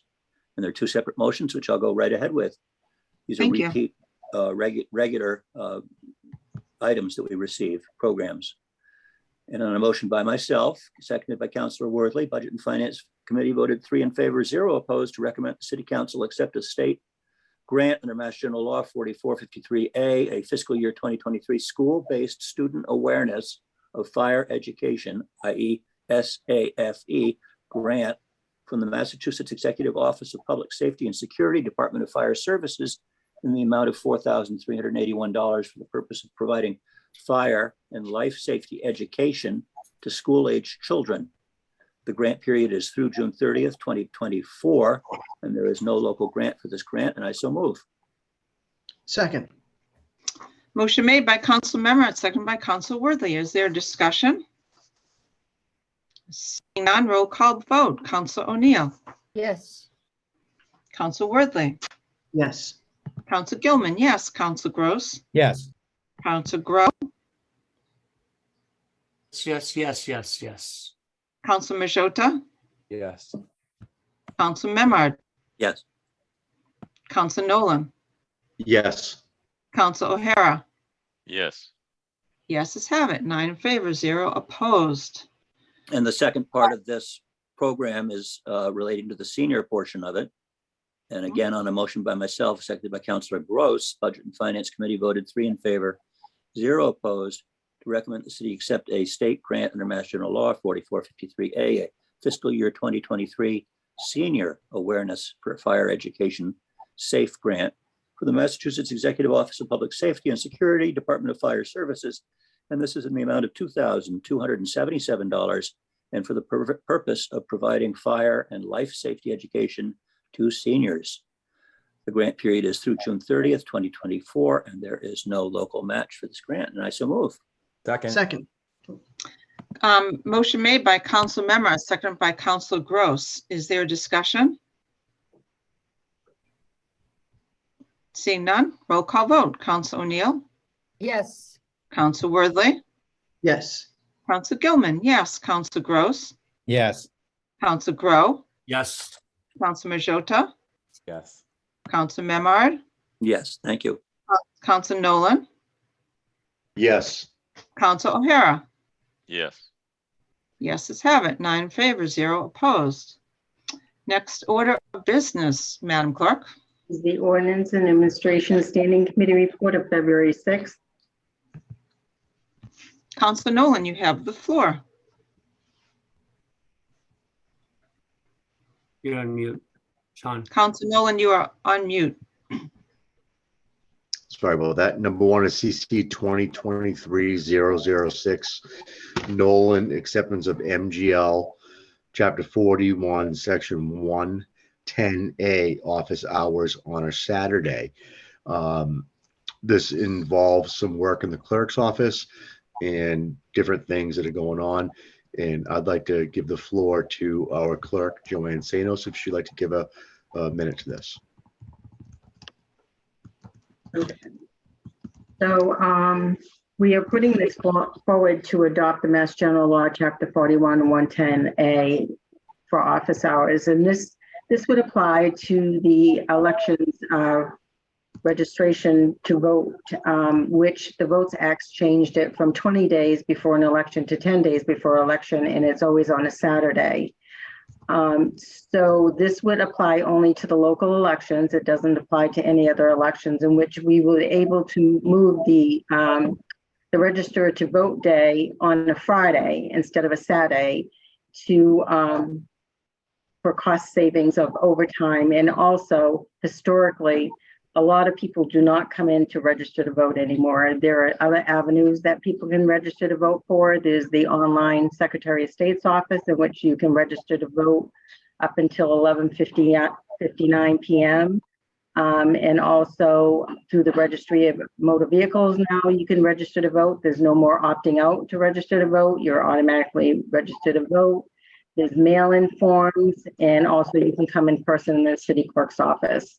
The last election, last year, we stayed open for 2 Saturdays, one before the primary and one before the regular election. And we had no one come in for the primary election, and we were open from 9 to 5. And then on the regular election, 3 people came in to register to vote, and everything else was done online or through mail or in person before that Saturday. So we're just requesting to change the register to vote day to the Friday, and we would be open from 8:30 to 5 p.m. And this would cut down on overtime costs, since there are other avenues that people can register to vote. Excellent. Thank you, Joanne. Is there any questions or comments from the council before I read the motion? All right. Council Grow. Council. Just for clarification, we're not reducing any days that can be used to register to vote. This is just shifting a day earlier. Yes. And the same number of days to register to vote. So there's no Yes. change. Yeah. Before they changed it was 20 days before an election. It was on a Wednesday, and we were open from 8:30 a.m. to 8 p.m.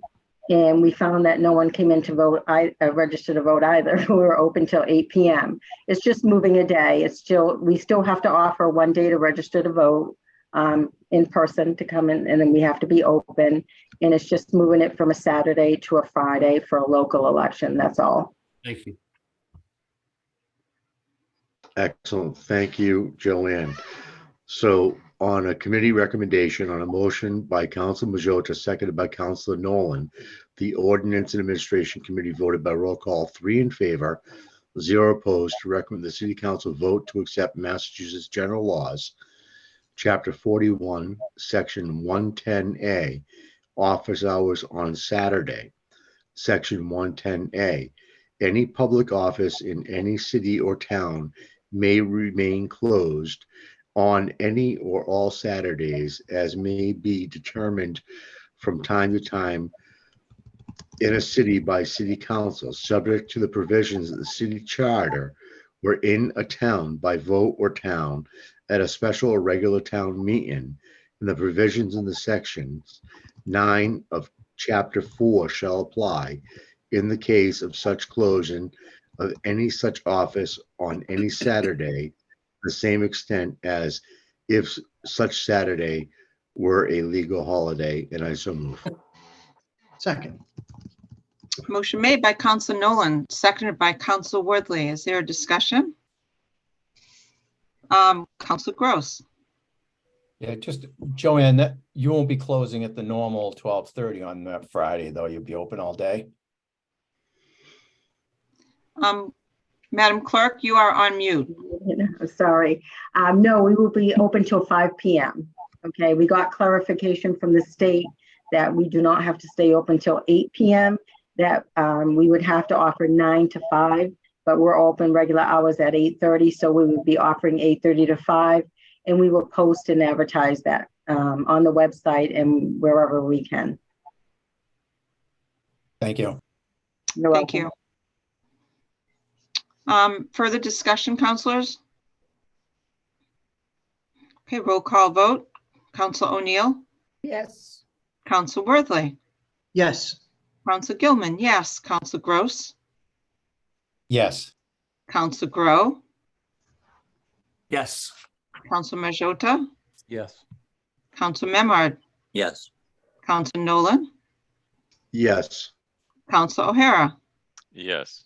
Yeses have it, 9 in favor, 0 opposed. Next order of business, Madam Clerk. I think, does Sean have another one? Did I miss the motion for Ab Kambadi? Did I miss that? Yep. I'm That's sorry. the one that you're going to announce now. Mm. Oh, All right, okay, I'm sorry. So that's Sean's report. So Counsel Nolan, you have the floor.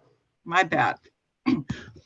So on CC 2023-012, Council Worthley nomination and request the City Council vote to award Fred Cowan the Ab Kambadi Extraordinary Performance and Service Award. With this being said, I'd like to share the floor with Councilor Worthley. Thank you. Okay. So I had some notes in front of me, but we jumped this quickly. I think everybody here has had some experience with Fred Cowan. If you haven't, you've missed out.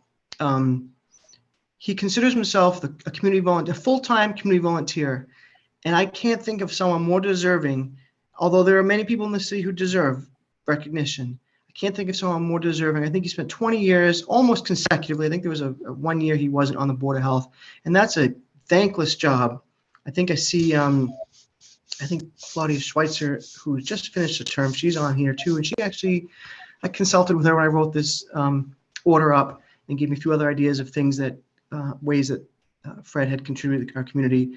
I think in terms of everything we do in encouraging volunteering, the one piece we need to keep in mind is recognizing the people who do the most. Fred is someone who would not want attention.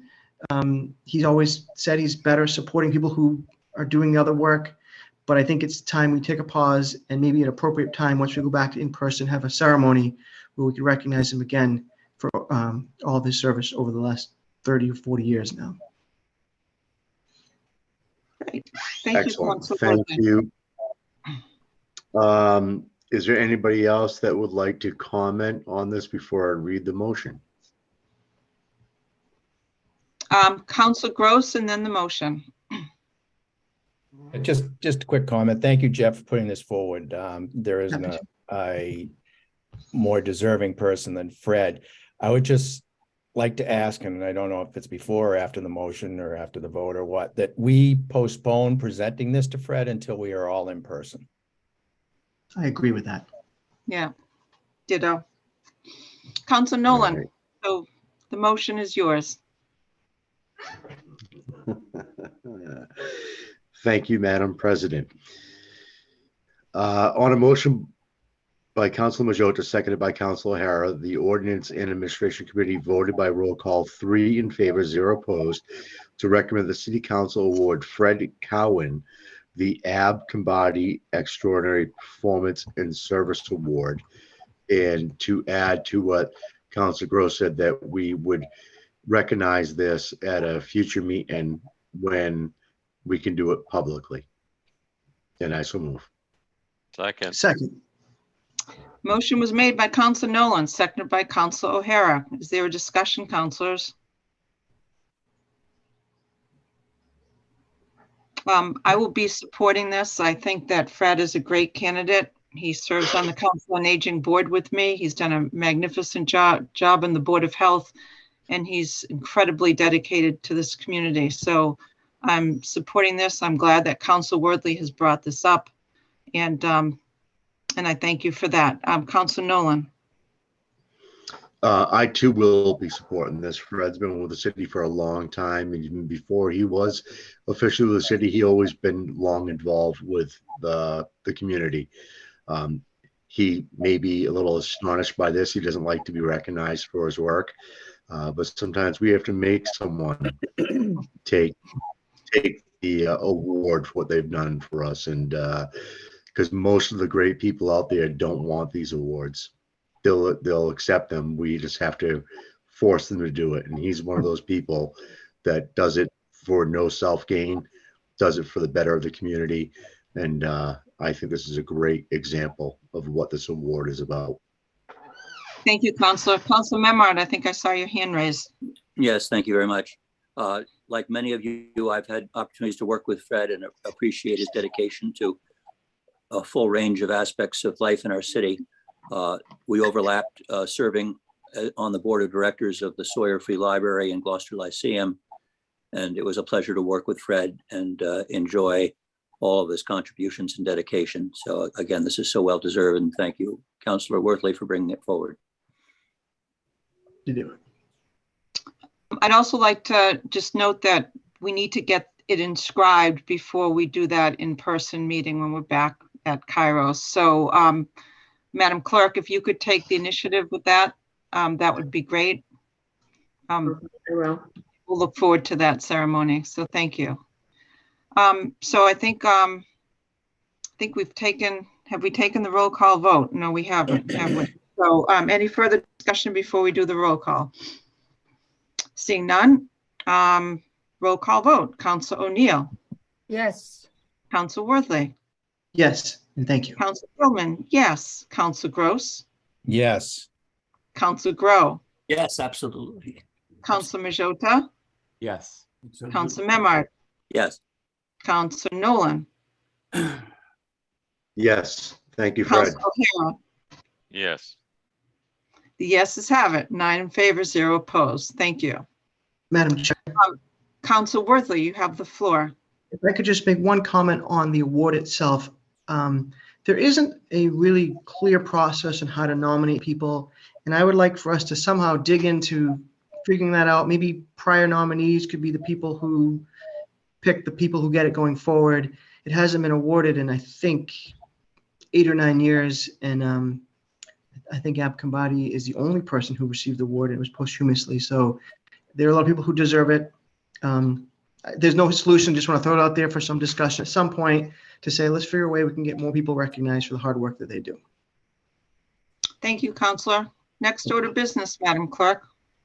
Is the Planning and Development Standing Committee report of February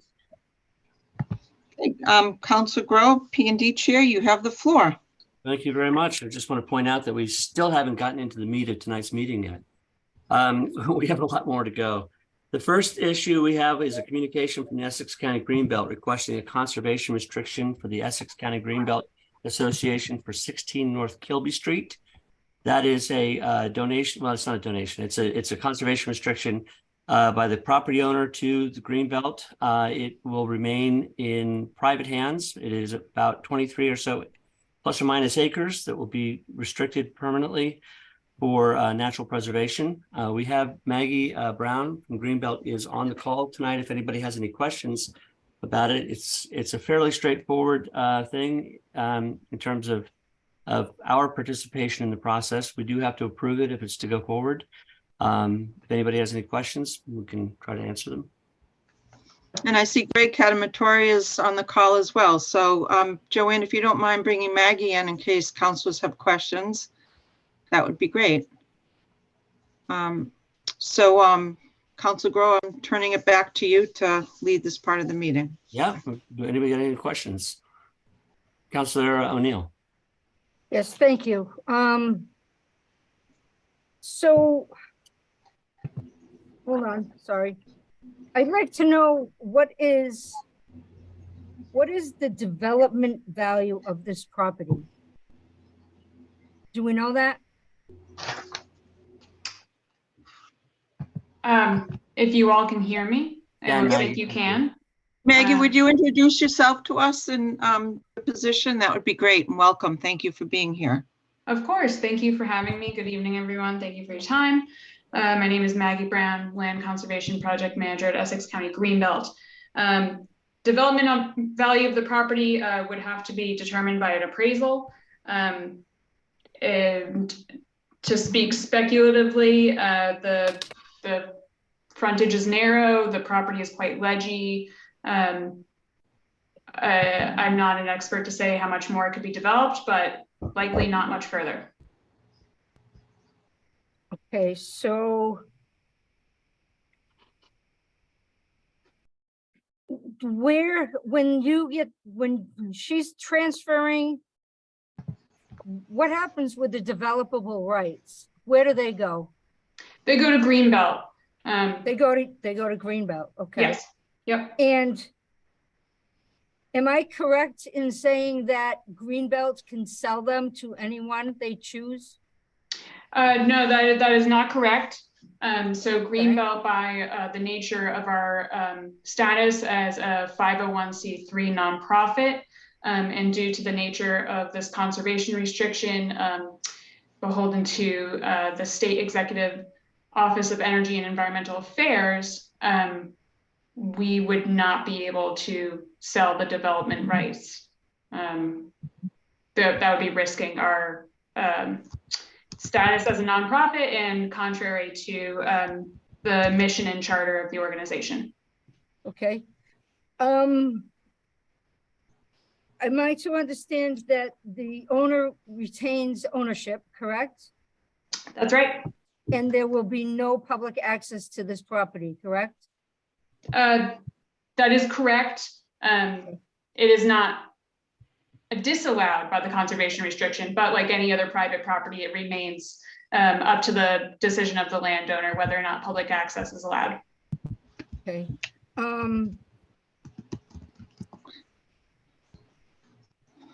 They will still be living in the building envelope, is that correct? Close. So that house that the owner lives in is excluded from the conservation restriction. It's to the left of the building envelope that's shown on the map. The building envelope area captures buildings, but they are not homes. There is a shed, a barn, a small cottage. Well, cottage is a home, right? Correct, but no one's living in it. The residential building is within the parcel, but it is to the left of that building envelope area. Right, and so they can rebuild that cottage, right? I mean, to an extent, right? To an extent, they have the ability to maintain and to a certain extent expand the cottage within the conservation restriction. Do they have the ability to sell that 1.2 acres in the building envelope? No. Okay. I do have one more question, but I can't find it right now. So can we come back to me in a few minutes if that's okay? Yeah, if there's nobody All else right. that's any questions. Thank you. One question. Councilor Worthley? Yes, hang on. Real estate tax. Thank you. I attended the Plan Development Committee meeting, and obviously we can't ask questions there, but I would have asked this question if I had the chance. First, thank you, Maggie, for being part of this and meeting tonight and your presentation at P&D. If the property isn't very easily developable, if that's a word, it's not able to develop very easily. Right. It would likely be in the same condition, the same state, and preserved without this. I saw that there's a condition for some public gain or some public purpose. And I would like you to speak to that because it's not clear to me what the public purpose is if the public can't access it. Right. So, yeah, great question.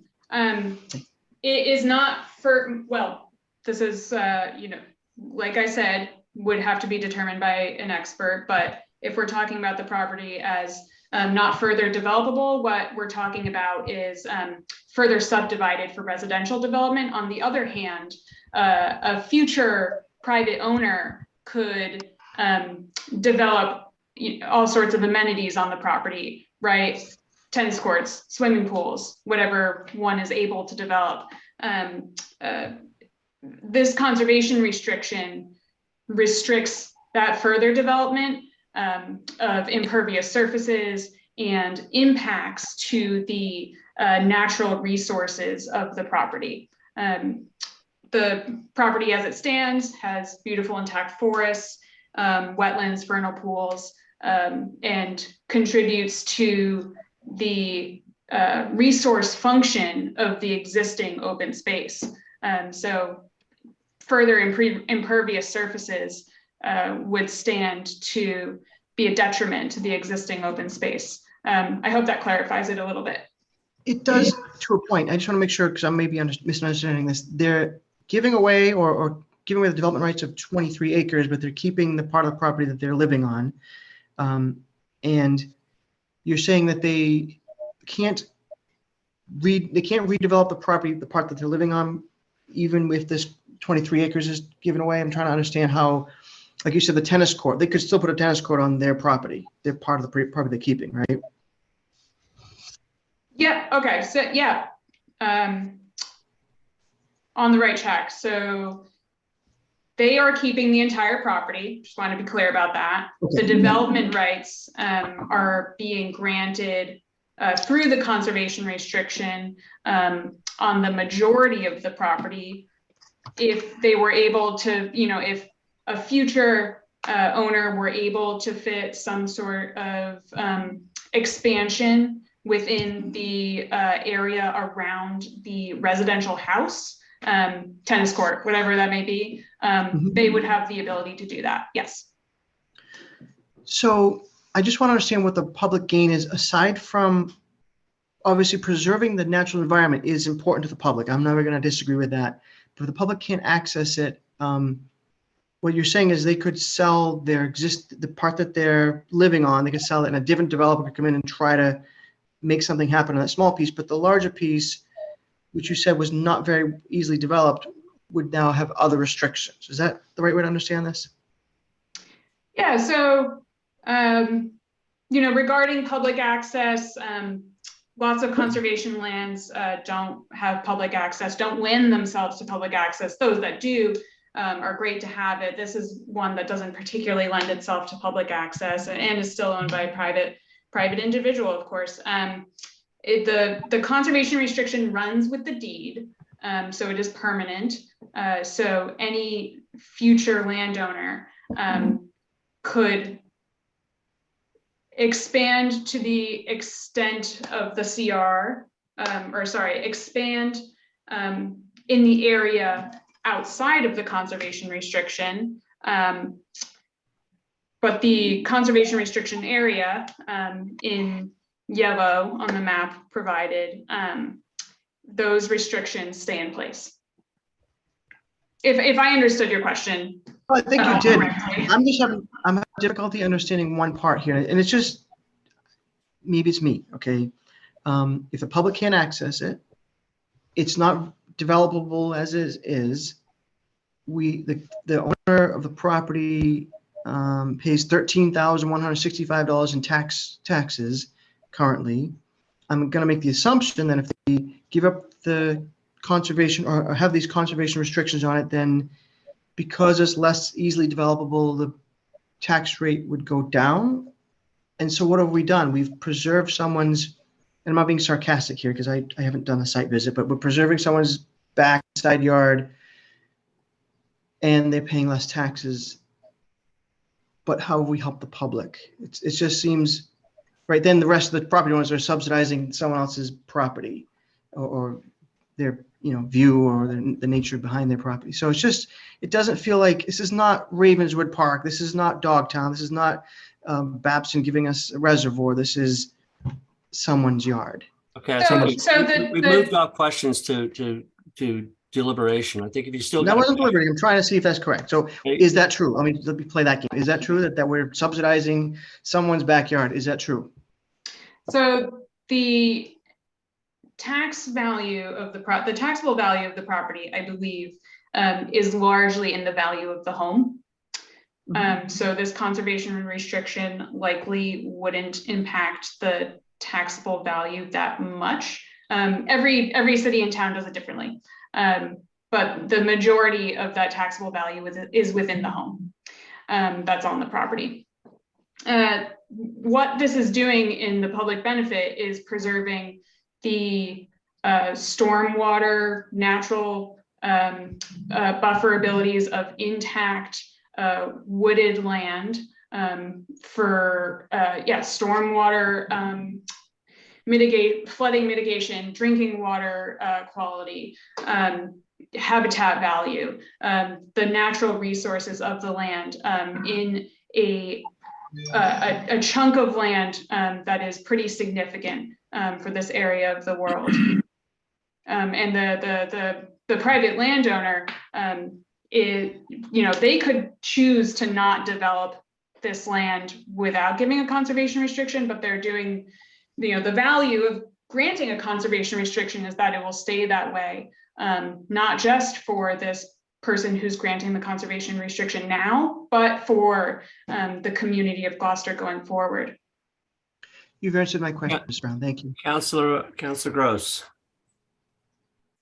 So I know this is supposed to be for questions and I'll ask a question. So as I read it, there's only like 1.5 acres of wetland.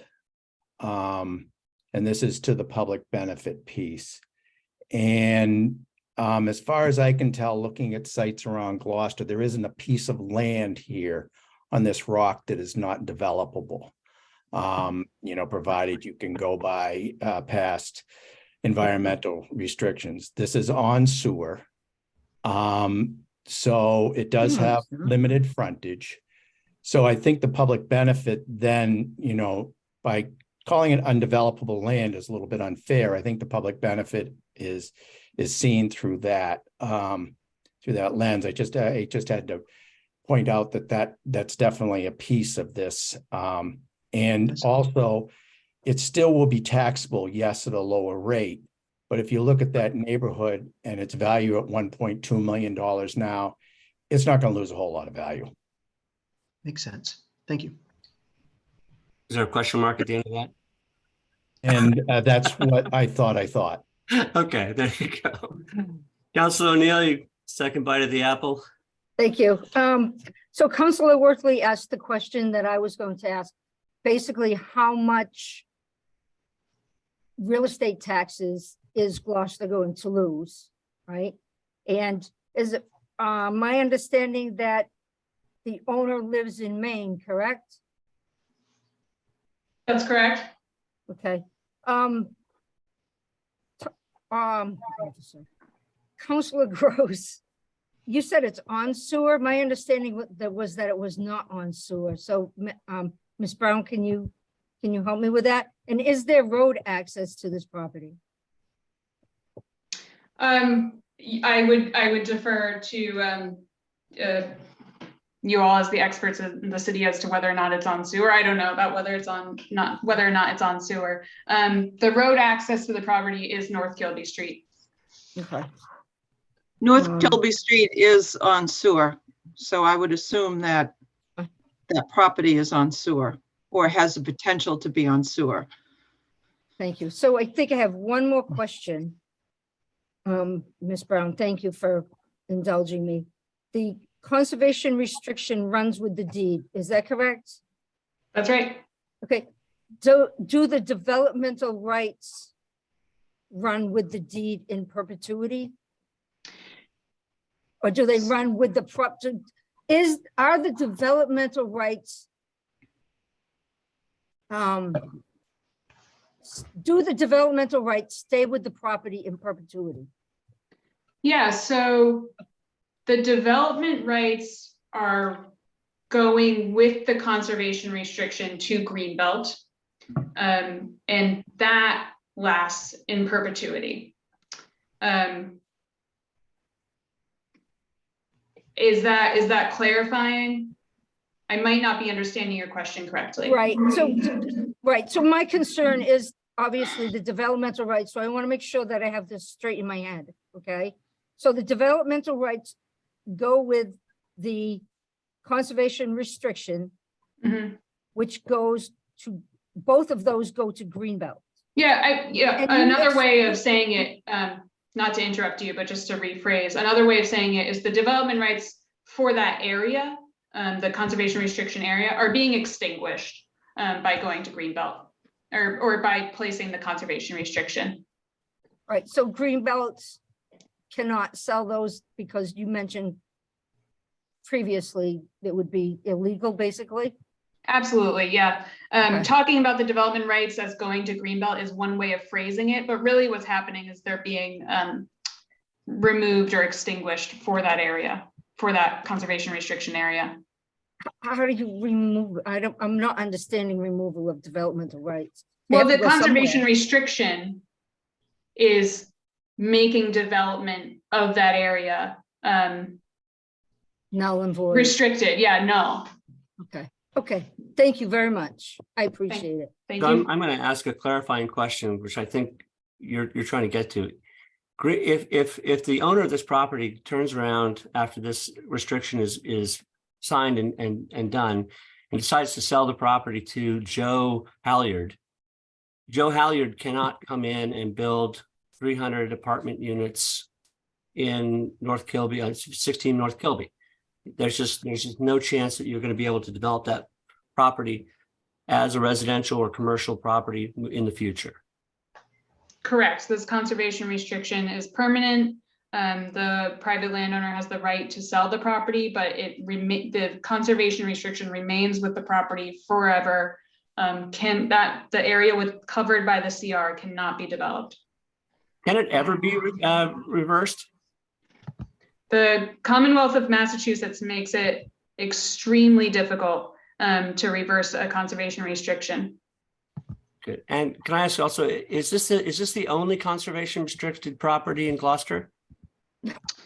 No. If you look at the map that was provided, Greenbelt also holds a conservation restriction just to the east. Greenbelt holds a number around Gloucester, but just to the east of this property, there is an existing conservation restriction. Thank you. Anybody else have any more questions? Councilor O'Hara.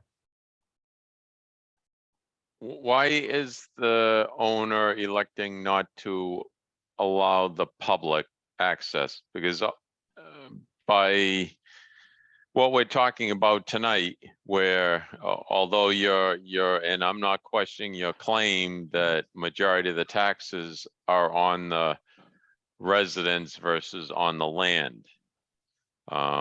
The city does collect a dollar value on that land. We are, as I think Council Worthley may have mentioned, we as a city are going to take that off the tax roll.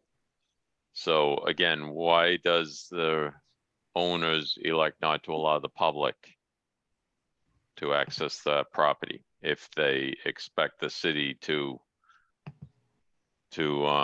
accept this? Yeah, so the reduction in taxes is up to the city of Gloucester based on the reflection in value or the impact that the conservation restriction has on the value of the property. And what is being given up here is the right to develop that property, the right to create impervious surfaces on that property, which performs a public benefit by providing this natural resource. What's not being given up is the public access. So any reduction in tax rates would be reflecting the giving up of development value, not giving up the right to restrict public access on their private property. All right, any other questions? Did she No? answer the All right. question? No, Sorry? she didn't answer my question. Yeah, she kind of Question was did. why? No. I asked specifically, why is the owner electing not to allow the public onto the property? Why? And because it is their right to do so as a private owner. They're not, this isn't a property that's being opened by an organization such as Greenbelt or the town, one that allows public access. So it's quite common for conservation lands that are held by private individuals to not be open to the public, as any other private owner might not have their property open to the public. Thank you. I'm going to ask one last question, and that is, that public private access issue isn't also permanent. It can be in the future decided that it would be open to the public, open for trails, for hiking, other uses at some other point. That's a choice that could be made in the future, depending on who owns it or a change of mind. That's right. That's right. Okay. So may I just add, because that's my ward, there's a lot of trails back there where the public owner allows the public to access through their properties. There's a lot of spots that occur like that in this whole network. So that is definitely a possibility. All right. We good to go? We got one more, Tracy. Last one. Please bear with me. I just want to go over this one more time. The developmental rights are going to Greenbelt, and Greenbelt cannot sell those developmental rights to anyone else. Is that correct? Can I speak? Tracy and I talked about. Go ahead, Tony, you had something to say? Yeah, Tracy, I looked up developmental rights in Gloucester. There is no transferable developmental rights in Gloucester. Oh, wait. You mean it's not allowed? We do not have any sending or receiving zones in our zoning. There is no. Not yet, though. Not yet. Yeah. If I can jump in, that's a great topic. I'm very interested to hear more. However, the conservation restriction is not transfer of development rights. I shouldn't have used the phrase going to Greenbelt, because really what's happening is the development rights are being extinguished by the conservation restriction. Transfer of development rights is a separate real estate technique and function. Okay, they're being extinguished by the conservation. Okay, got it. Thank you so much. Thank you. All right. We good now? Good. Yeah, all right. So if there's no further questions, I will go to the motion, which was on a motion by, that's the wrong motion.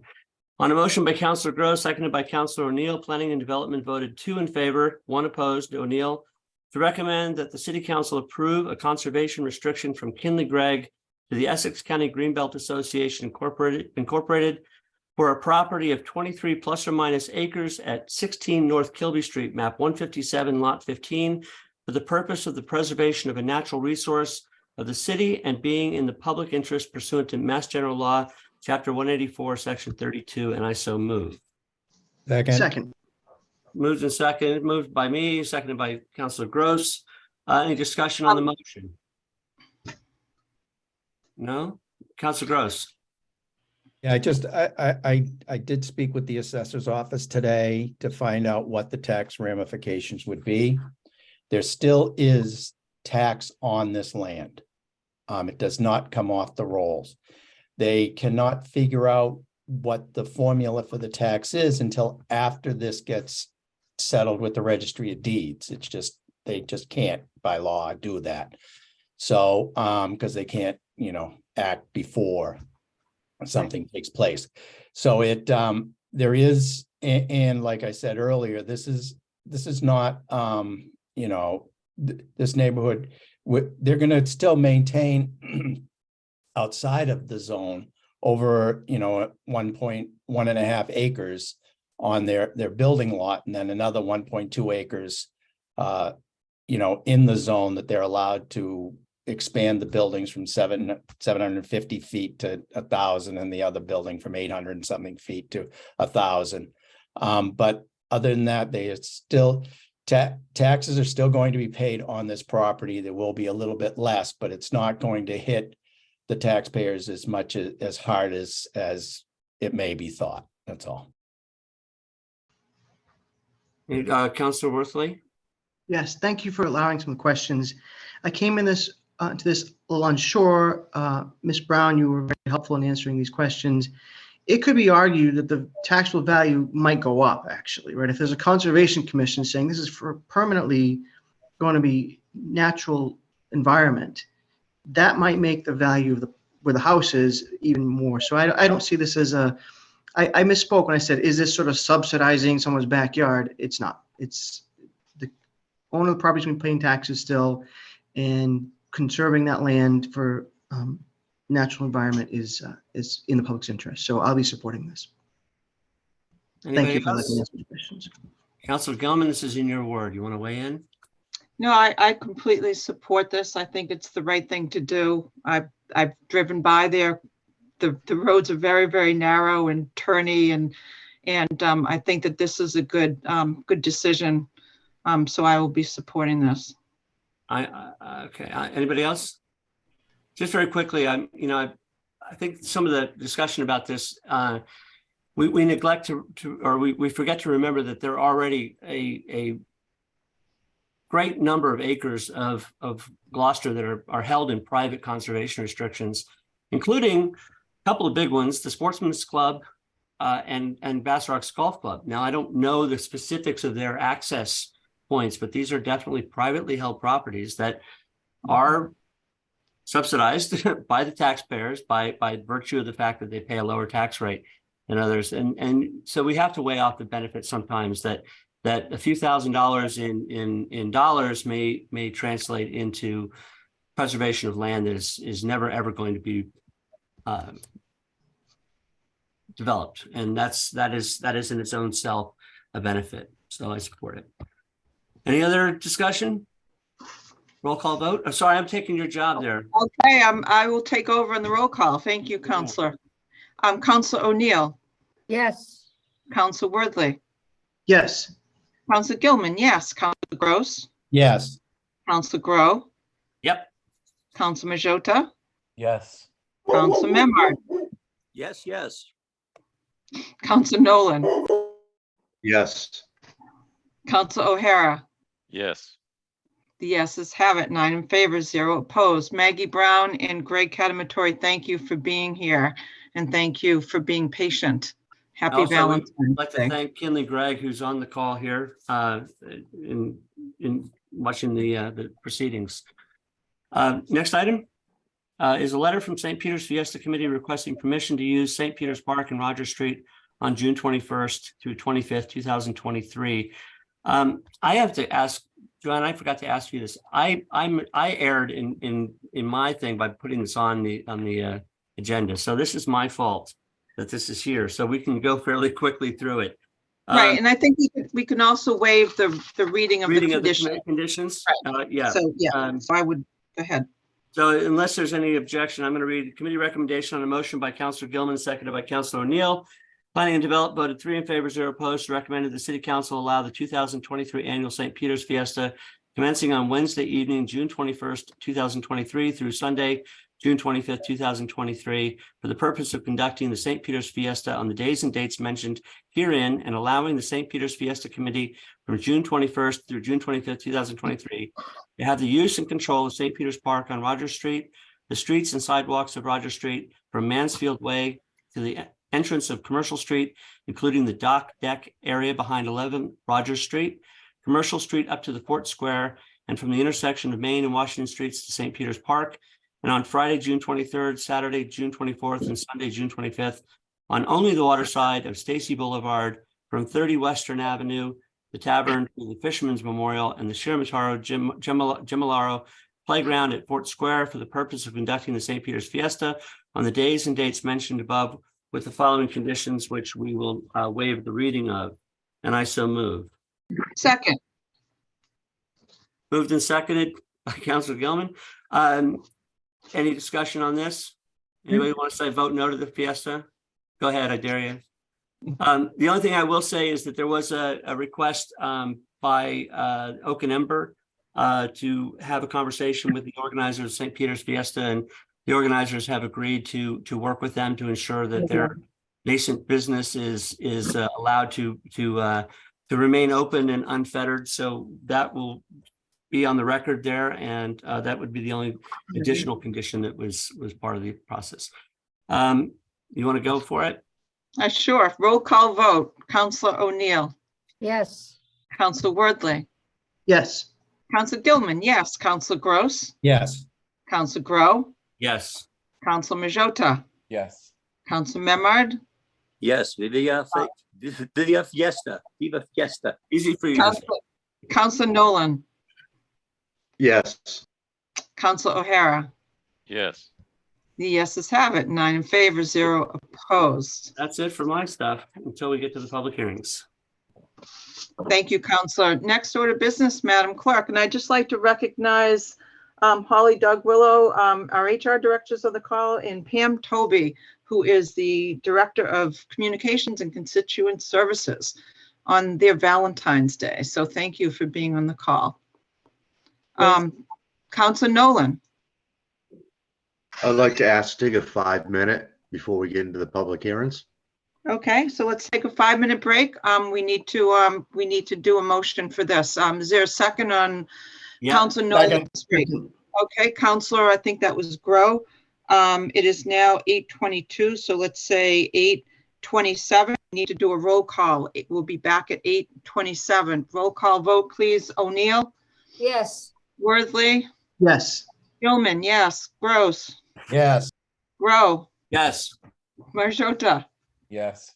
Memard. The dog needs to go out. Yes. Nolan. Yes. O'Hara. Yes. Okay, 9 in favor, 0 opposed. Let's take a 5-minute break.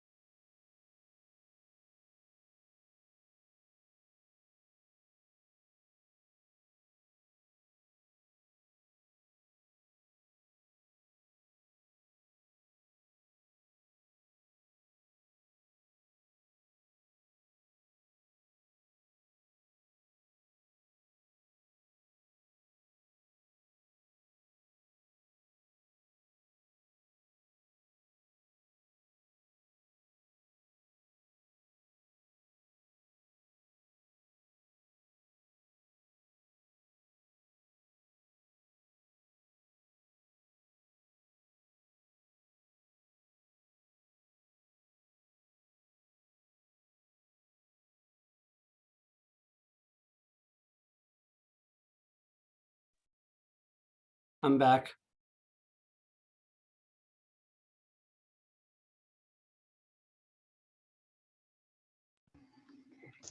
Me too. My husband Bad has a time to stop Valentine. drinking. What? My husband has a Valentine date with our dog right now. That's so. That's great. We're still live, by the way.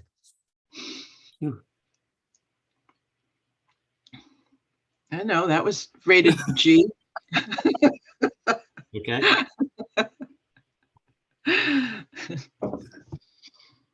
We still have 51 people on the call. I hope they're refreshed.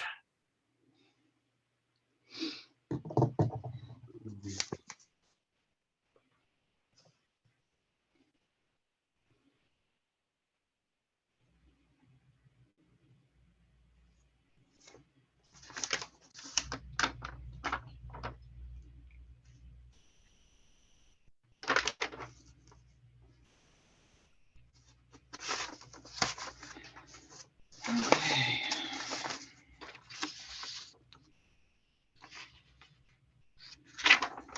Oh.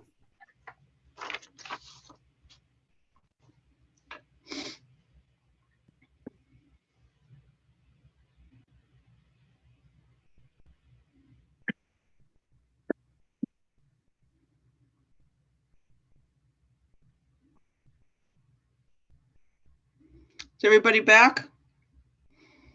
Council O'Hara, O'Neill, would you show your faces so we can start on the public hearings?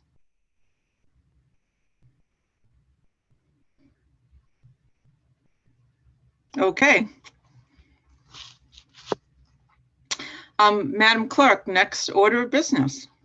Next order of business is public hearing 2022-34, loan order 2022-009. Loan authorization in the amount of $19 million for the Gloucester Police Station and Courthouse facility renovation, continued from 1/24/23.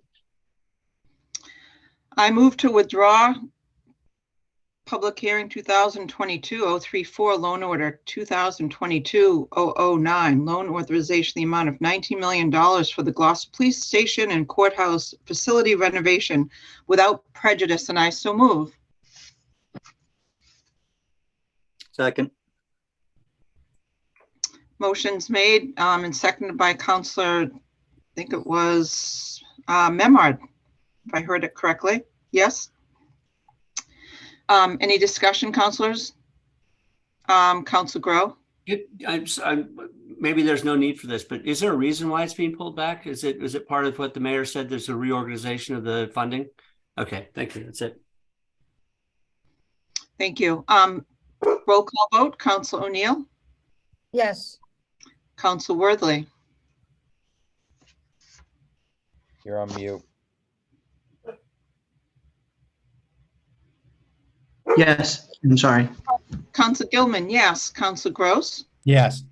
Council Grow? Yes. Council Majota? Yes. Council Memard? Yes.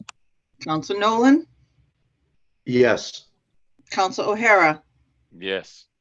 Yeses have it. 9 in favor, 0 opposed. Next order of business, Madam Clerk. Public hearing 2023-004, rezoning 2022-006 to amend the Gloucester zoning ordinance by deleting section 5.5 lowlands and replacing it with a new section 5.5 floodplain overlay district, and amend sections 1.5, 1.8, 5.8, 5.9, and 5.15 to introduce potential flood-related impacts as permit review criteria. Okay, I'd like to open the public hearing and ask that the applicant, Greg Catamatore, speaks to us on this amendment.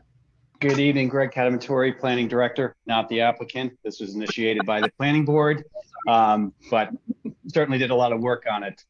So I'm going to provide hopefully succinct presentation. Hopefully you're not seeing this for the first time. I've probably given about 7 presentations in some form on this topic over the last 5-6 months, including a couple recently at P&D. So at least there's 3 members that experienced the full hour of power But I will certainly try to keep this presentation much less than that. So I'm going to share my screen. I told him it wouldn't be more than 80 minutes. Okay, that's fair. It will not be more than 80 minutes, hopefully a lot less. So if everybody can see my screen okay. So here we are at the public hearing of the City Council on the proposed zoning amendments that were just announced. I'm just going to go quickly through the process timeline of how we got here, a little bit of context for this work, past and present, and also the existing floodplain, just to make sure that people are aware of what we're talking about as we're proposing to regulate some uses differently in this area, but it exists now. It will probably exist in the future in a different form, but it's something that anybody with a coastal property is probably pretty familiar with. The regulatory approach, we did work with some consultant support to come up with some of the proposals that you're seeing, but also I will be very clear in that the majority of what's being proposed is mandated to be adopted to continue our participation in the National Flood Insurance Program and to allow homeowners to be eligible for flood insurance. Then I'll go into a little bit of site plan and special permit requirements, which are a little bit different than the floodplain overlay district. And then I'll conclude with some time for questions. So I'm sure folks will have them. So this was submitted to the City Council from the Planning Board back in December, on December 13th. It was immediately referred back out from the City Council to the Planning Board and the Planning Development Standing Committee. The Planning Board held its public hearing on January 5th, and their recommendation was sent to the Council. And then more recently this year, the P&D Committee reviewed it over 2 meetings on January 18th and February 8th. And so what you have this evening, most of the amendments have been unrevised. They're in their original form since they were initiated by the Planning Board, but there have been some revisions to section 5.5. So you have a draft that reflects the date of the Planning and Development Standing Committee meeting of February 8th. And I'll review those changes because they are really probably the most important parts of the proposed ordinance. And here we are, and we will take as much time as we need for the council to come to a conclusion on this. So a little bit of context. This was provided, at in the beginning stages of discussing different approaches. It's really because we're all aware there's a number of properties in the community that are at risk of flooding from coastal storms. And that is reflected in also how the National Flood Insurance Program responds after significant events in paying out claims. And so this was just one kind of highlighted statistic from 2019 that Gloucester is one of the communities that is sometimes hardest hit by coastal storms and had claims that were in excess of $7 million, sixth highest in the state. We've been talking about these areas and their vulnerability for quite some time through planning efforts. And so they all kind of led towards recommending that the city consider regulating these areas in a more formal way than through the existing permitting processes that we have. So these are just the examples of how this discussion has continued to evolve. Back in 2015, we did a climate change vulnerability assessment and adaptation plan that was really focused on the vulnerability of municipal assets. But clearly in that process, we're looking at the entire community, and it's clear from the mapping products that we had based on predictions that it's not looking like it's getting better. And I think, from the last decade, there's certainly been storm events that have exceeded some of the events of the past, and they're only predicted to get worse. This isn't supposed to be a gloom and doom. There are solutions. We also conducted the MVP planning process back in 2018. And again, these all kind of continue to lead towards assessing how we regulate activities in these high risk areas. And then the open space and recreation plan that was just completed last year, as well as the climate action resilience plan, continue to kind of just hammer home the time is now to have these discussions and make decisions. So that's what we are here for this evening. So just some excerpts. Again, the MVP planning process called out to look at updating zoning regulations, The open space and recreation plan also specifically talked about limiting residential development in high risk areas, which is exactly what this proposal would do. And then also the CARP plan, again, really hammering home the need to minimize risk for a number of reasons, which are also stated in the purpose of the proposed ordinance. So just to familiarize people, just kind of in a cross section of any coastline in Gloucester, they don't always have a real high risk zone, which is known as a V zone. These are areas, if you're thinking about the community along the back shore, along Magnolia Shore, along North Gloucester, areas that really can see the full impact of the Atlantic or the impact of a nor'easter, where the coast is battered with waves that are generally in excess of 3 feet in height. And then there are other areas, again, still of high risk, but not with that the power of those bigger waves, known as A zones. And when you think of an A zone, you'd think along the coastline of the Annisquam River, which is predominantly all an A zone flood zone. I also have this little area that's identified a little bit beyond the A zone. It says future risk. The proposed outlined ordinance that I'm going to talk about also looks a little bit into the future. In those particular areas, it would only be something that would be used as an educational piece for folks that might have property in areas that might be at risk in the future. It's really to make them acknowledge that this could occur in the future, and also to give them information that we have. They may make different decisions about how they potentially develop land or not, but we want to make sure that they're clear that this is information that we have, that those areas are predicted to be impacted in the future. If anybody wants to see a particular property, we do have the mapping layers from FEMA on our online GIS. So if you go to the city's homepage and scroll down to the 8 buttons that are further down, click on area maps, and then you can toggle the flood zones on and off. I will say though, the address at the bottom of the screen is the official repository of the FEMA flood maps, the FEMA Map Service Center, and that's their web address.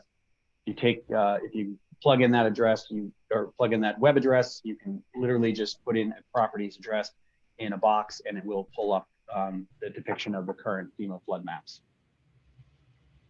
So this is what it would look like if you went through our city website and went to the top and clicked on themes, and that would drop down this menu on the right-hand side, and then go under flooding. You can toggle the FEMA flood zones on and off. Again, I always say we'll indicate either look at the physical maps that are at the city clerk's office, at community development, or in the conservation office. They are the official maps, or go to the FEMA website. We've done our best, but not all the information that's on our city website was produced in the same manner. So there's definitely a little bit of shift. So again, go to the official resource if you want to see exactly how a floodplain is depicted on a property. Again, I talked about the Annisquam River is mostly an A zone. It also identifies an elevation, and that's where it's predicted to potentially flood in a 1% chance event. Again, I won't go into a lot of detail. I think people may or may not have familiarity with how FEMA predicts those. People will say, well, it's happened, the last 5 years, or it's happened twice in the same year. Again, it's a predicted storm that could occur on a 1% chance in a year. But again, it's all a law of averages and odds. It certainly can happen more than once. And that frequency, again, is predicted to be at a greater reoccurrence with future conditions. And again, just trying to distinguish and familiarize people with the VE zones and the AE zones. These are depicted in this kind of light blue, thinking along the back shore, where those areas, again, would have waves in excess of 3 feet. And then beyond that, there's typically an A zone, again, because the shoreline acts as a way of dampening that energy as it impacts the shoreline. So as was read by Joanne, these are the areas of the zoning ordinance that we are proposing to amend, including section 5.5, which is currently the lowlands ordinance. which is particularly outdated. It only has 3 provisions and was really kind of put in place a long time before a lot of the consideration of how these areas should be regulated. It even has, I think, some continued antiquated references that are no longer utilized. So we are looking to modernize that into a new Section 5 floodplain overlay district. And again, I will speak to 95% of this ordinance is something that was developed in coordination between FEMA, the National Flood Insurance Program, and the State Office of Floodplain Management as a requirement for communities to adopt as their maps are next updated. So we are a little bit ahead of the curve in examining this now, because our next iteration of mapping is a couple of years out. So we won't have to revisit the consideration of adopting the mandatory sections, but there are areas that we're certainly going above and beyond, and I'll be specific about that as well. We are also, again, talking about a district that's a combination of the FEMA flood zones that I just showed you, and then also some reference mapping that's looking at future conditions of flooding. Again, those areas that would be added beyond the FEMA flood zone are really advisory to anyone that's buying property. They may want to think about how they site things and maybe look at the elevation of the property and consider how they can limit their potential risk in the future. But there's no guideline or requirement that they absolutely have to adhere to. It's advisory. And those 2 mapping pieces are the future flood risk district map. And one shows the potential depth of flooding and the other shows the probability of flooding. We will be getting these mapping resources that have been developed by the state and also show them on the city website in a similar manner that we've done with the FEMA mapping. Again, those areas will be advisory. And then throughout the zoning ordinance, again, making the consideration of future flood risk and potential impacts in all the ways that we permit through special permitting, through site plan, and other specific types of special permits. There have been provisions added to include submission requirements that people have to show a permit granting authority what the potential flooding impact is in both of those 2 zones, the FEMA flood zone as well as the future risk area. And it will now be a part of both site plan and special permit criteria for the permitting bodies to consider those impacts in their decision making. Again, I've kind of peppered in some questions that have come up along the way, just again to put this into context. If we failed to adopt this when we're required to do so, it puts policyholders at risk, the community at risk, our participation in the National Flood Insurance Program. So that's a very, I consider a pretty big stick. We have several hundred property owners, commercial and residential, that carry policies. It is a benefit to them to limit their risk and also have them ability to apply for claim if damaged. So it's pretty important to remain in good standing. But again, you know, there's also some considerations that we'll be discussing that are above and beyond what's required to be adopted. So I think the purpose of the floodplain overlay district is pretty clear. Ensure public safety through reducing the risk of threats to life and personal injury, eliminate hazards to emergency response officials. We certainly don't want to send anyone out that doesn't have to go out during those storm events. It does happen, it does occur, but again, we're trying to limit that going forward. Prevent the occurrence of public emergencies resulting from water quality contamination and pollution due to flooding. We certainly don't experience what's happened in the southern part of the country. It is quite a mess after large events like that, and there are definitely public health threats that result from large areas of residential areas being flooded. So again, these are just all the reasons. Again, many of these come from the model ordinance, but also I think they certainly ring true in terms of what we're trying to do here. The ordinance defines the boundary of where this jurisdiction is. Again, it's a combination of the federal FEMA flood maps as well as this future area. So I won't go through the 7 pages of the ordinance. Again, a lot of it has been provided to us. There's a number of definitions that are required to be in there to make sure that professionals that are working with landowners are very aware of what they need to do when they propose construction in these areas. And ultimately, the intent is to try to dissuade people from pursuing construction in these areas, particularly of residential use.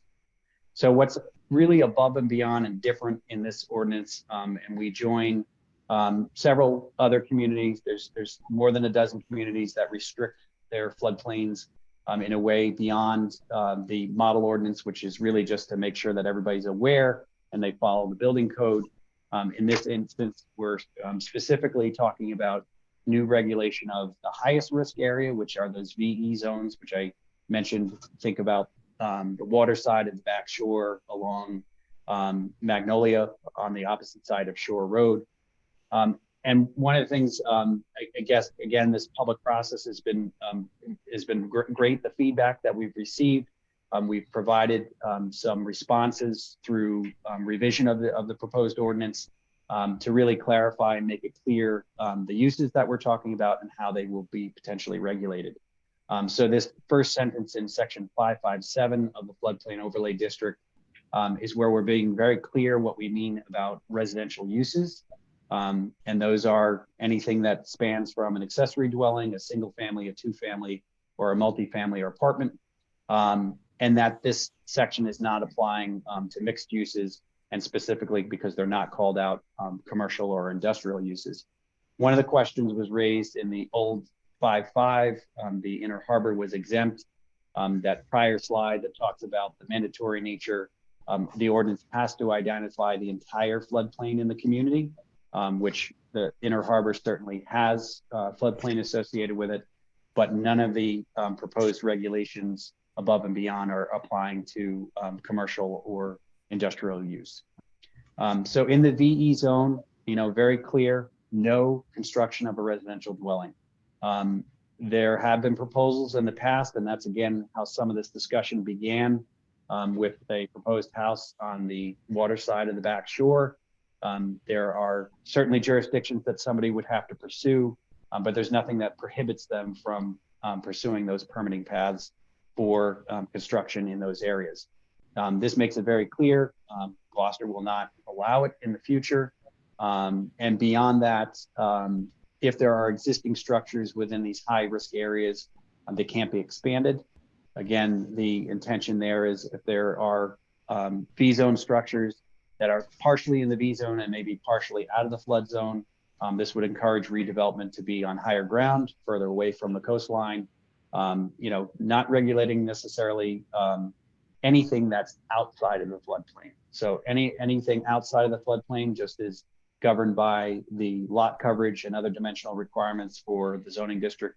The lot is within, but specifically these are regulations for the actual flood zone itself.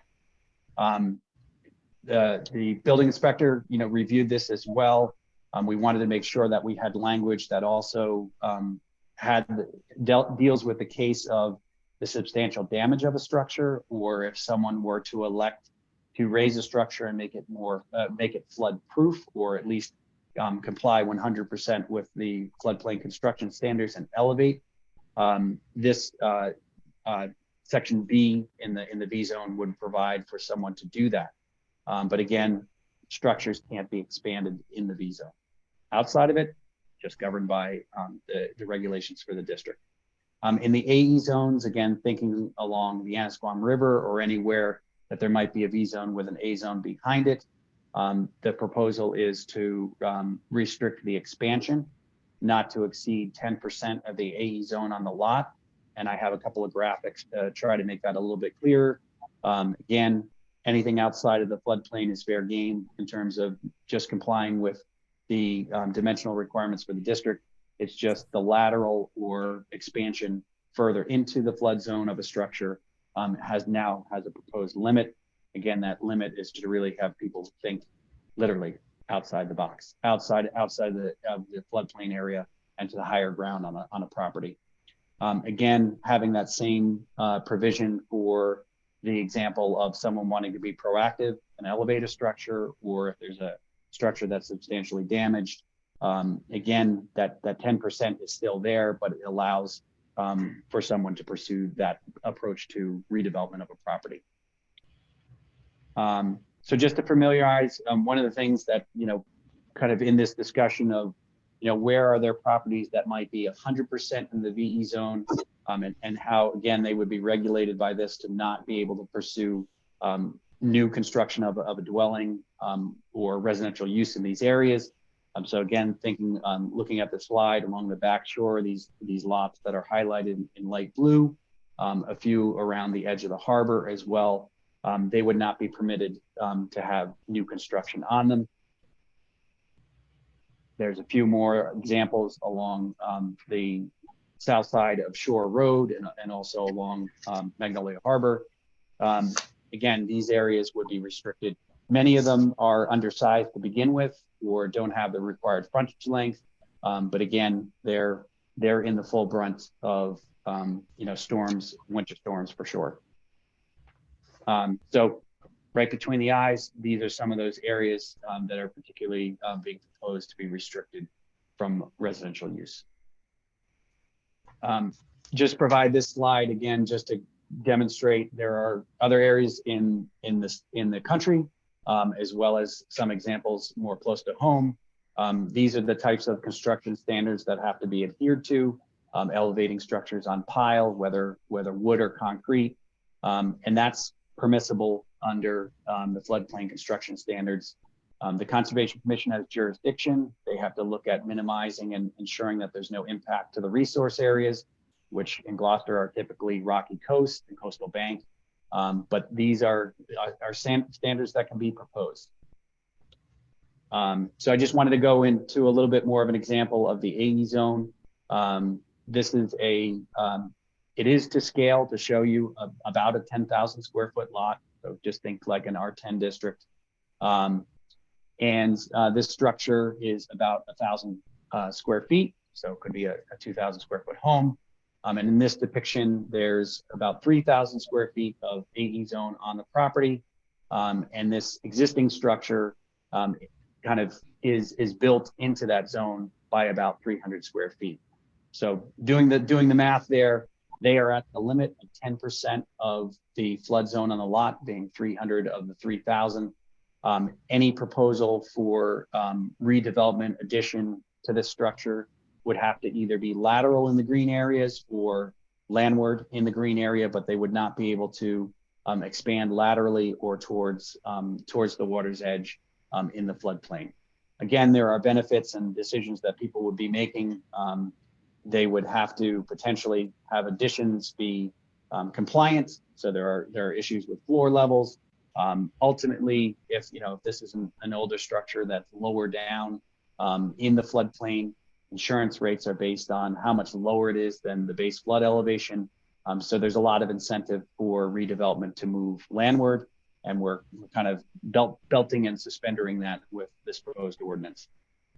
Another example of a situation where same size house, same size lot, same amount of floodplain on the property, with only 100 square feet in the floodplain, there could be the potential expansion either laterally or towards the water of an additional 200 square feet, not a large amount of space.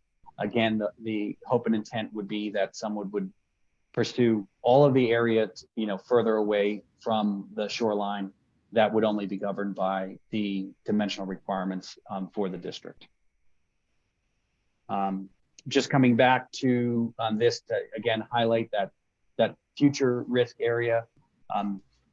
Those areas, again, in some instances, the predictions for future flooding are almost coincident with the FEMA flood maps. In other areas, they expand a little bit landward.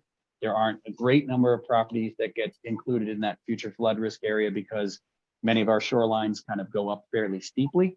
So again, a couple of feet of increased elevation doesn't really extend landward that much.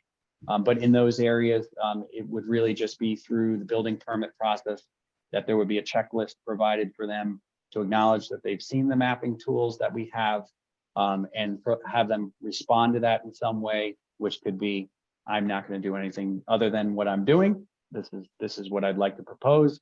or thank you for that information. We've revised our plans and we're going to deal with that potential risk in the following ways. Again, other than filling out a form of acknowledgement and providing information, which I think the city is in the role to do, there's no restriction or additional development standard that they would have to adhere to.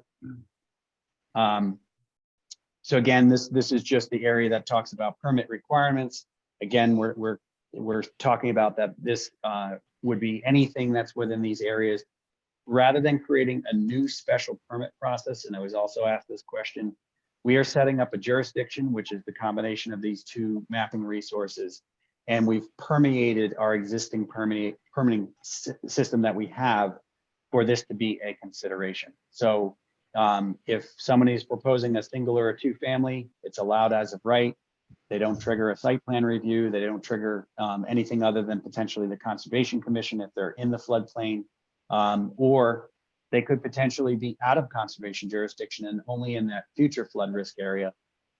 These mapping tools capture them in that jurisdiction and they follow through on whatever process they have to. Building permit might be the only thing they have to pursue. And again, that checklist is provided to them as kind of an educational tool. Why did I bring you back to the floodplain map? I'm not sure. I guess maybe I'm getting to closure. I'll skip that and come back to it if we need to revisit it. I guess I was showing that again, what the jurisdiction essentially is everything in the two shades of blue on this mapping tool, as well as some of those expanded areas in the 2.4 foot of sea level rise prediction of the 1% chance storm. So there's a little bit of overlap. We will try to display these so that they can be seen coincident on one mapping tool. But for right now, we will have these static maps available to identify if folks are in these zones. And again, there's one that shows you the potential depth of flooding and the other that shows you the percentage chance of that flooding event. So question, I suppose I can stop there, or I can go through a couple of the questions that came up through the public hearing of the planning board as well as the standing committee. I think I'll leave, that's an overview, but I can get into questions. So I think we should continue with the public hearing, Greg, and then get to the questions. Okay. At that point in the process. Okay. So thank you. Sharing my Thank screen. you so much. Appreciate it. So would anyone else on the call like to speak in favor of this proposal? Would you raise your hands?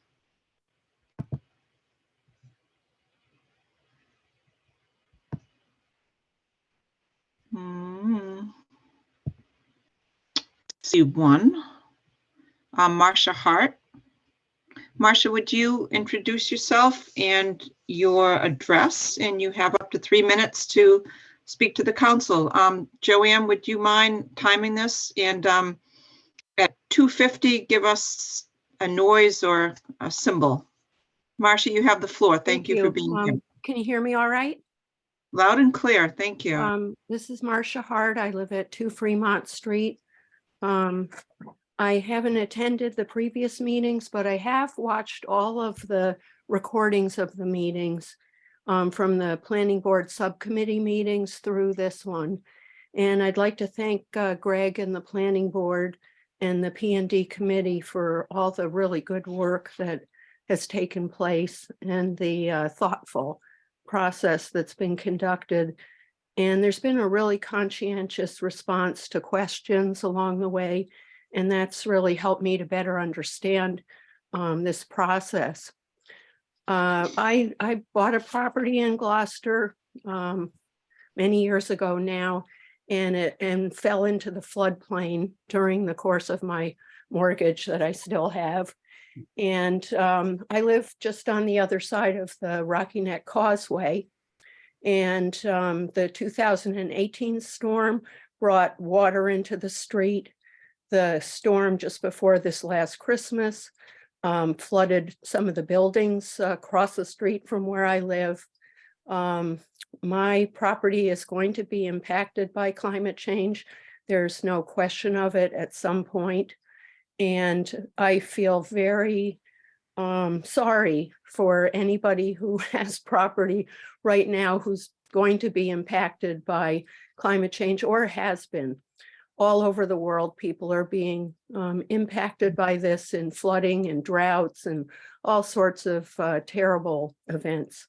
And Gloucester's most pressing need is to prepare for the water that's coming. So I'm really pleased that the city's being proactive on this issue. It's really necessary. It's a real inconvenience to some people. But that's the reality, and we aren't in control of the rising seas. I've come to believe that climate change is a real issue and a very emergent issue. And the sooner that we accept that and prepare for it, the less disruption there's going to be.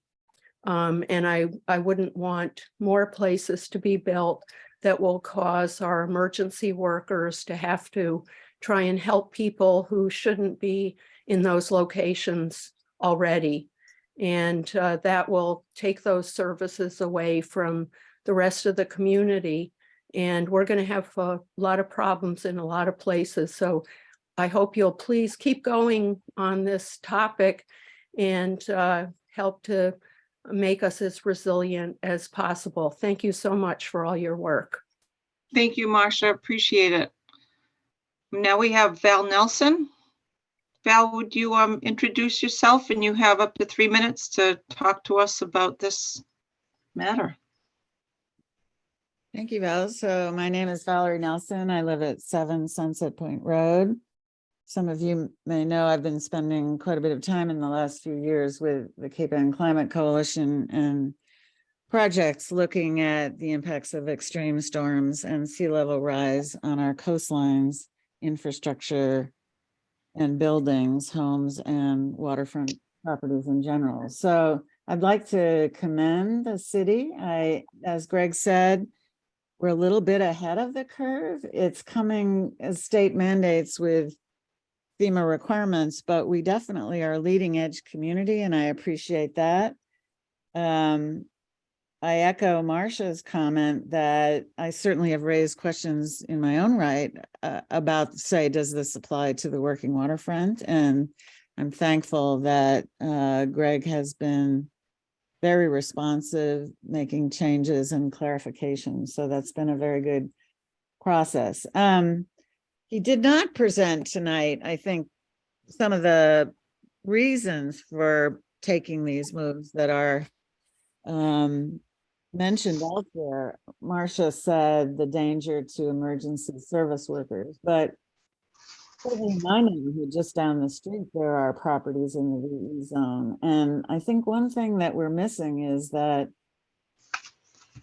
if we put our own tax base and municipality in some danger, the more that we develop high value properties in such danger and high risk zones, because the future is telling us that they're going to suffer damages. Insurance won't cover it in the future. FEMA won't cover it. And just as a pure matter of fiscal responsibility, it's important for the municipality to rein in overinvestment of our tax base in such high-risk zones right along the coastline. So again, I commend the city for being on the leading edge. Thank you for all of the cooperative discussions with community members. And I think this is to be applauded. It's very much headed in the right direction for protecting our community for what's coming down the road. And so thank you very much. I very much support this, these amendments and proposals. Thank you. Thank you, Val. Anyone else like to speak in favor? I see Adam Farber in, Madam Clerk. No, they unmuted me. I'm not sure why. I'm waiting for the next topic. Okay.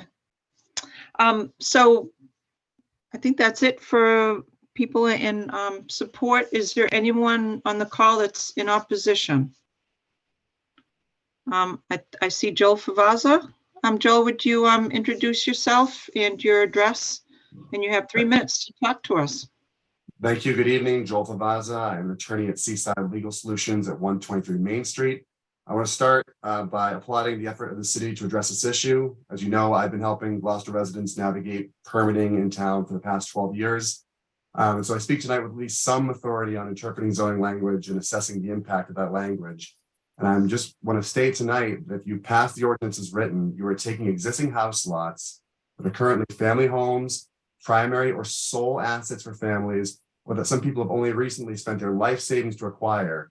You're taking these lots and under the language as written, you're converting them to potentially unbuildable, likely unimprovable, and shortly, as FEMA continues to update their maps, unlivable lots.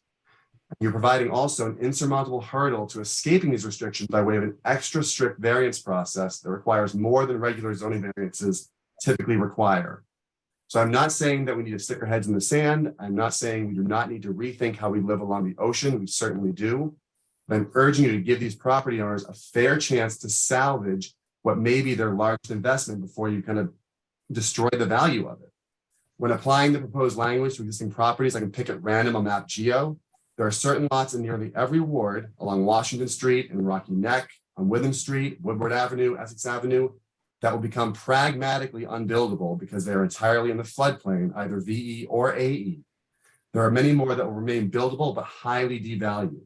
These citizens need to be given an opportunity to explore their options and, if possible, secure permits under the current regulatory framework. I urge you to please set the implementation date for 2 years from the enactment instead of tolling periods that property owners who permit their renovations or new builds during these 2 years have another 5 years to commence construction. Give them a chance to survive not only the rising ocean waters, but this tidal wave that is the new ordinance you're sending their way. To that end, you also have a number of property owners who right now have already spent tens, if not hundreds of thousands of dollars on attorneys, engineers, sanitarians, architects, and who have received some, but not all of the necessary permits from various state and local boards and commissions to build or rebuild their home. And this ordinance would throw all of that work and those plans into the trash and force these property owners to start over, which may itself not be possible. So again, I'm not saying do nothing. I'm saying give these people a chance to survive the change. Please set the implementation date for 2 years from enactment instead of tolling periods that property owners who permit their renovations or new builds during those 2 years have another 5 to commence construction. Again, I thank you very much for tackling this issue.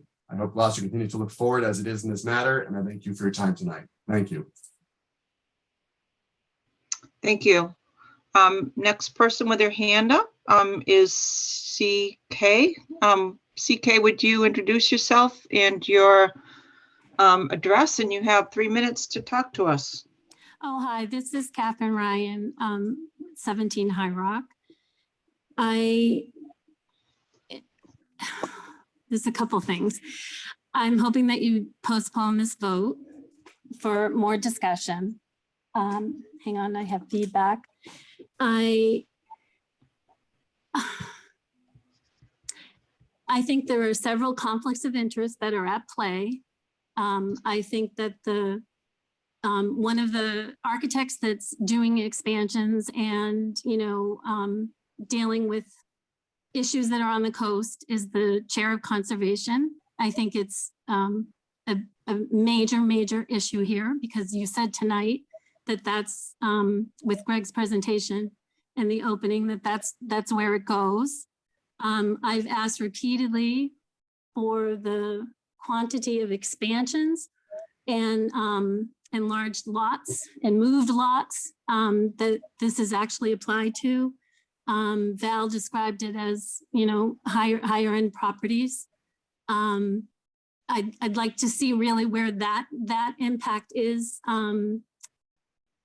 because I think that's what we're talking about. And to Joel's point, he's on the end of, expansions and special permits and variances. He's one of the main people that's up at the ZBA that's getting them.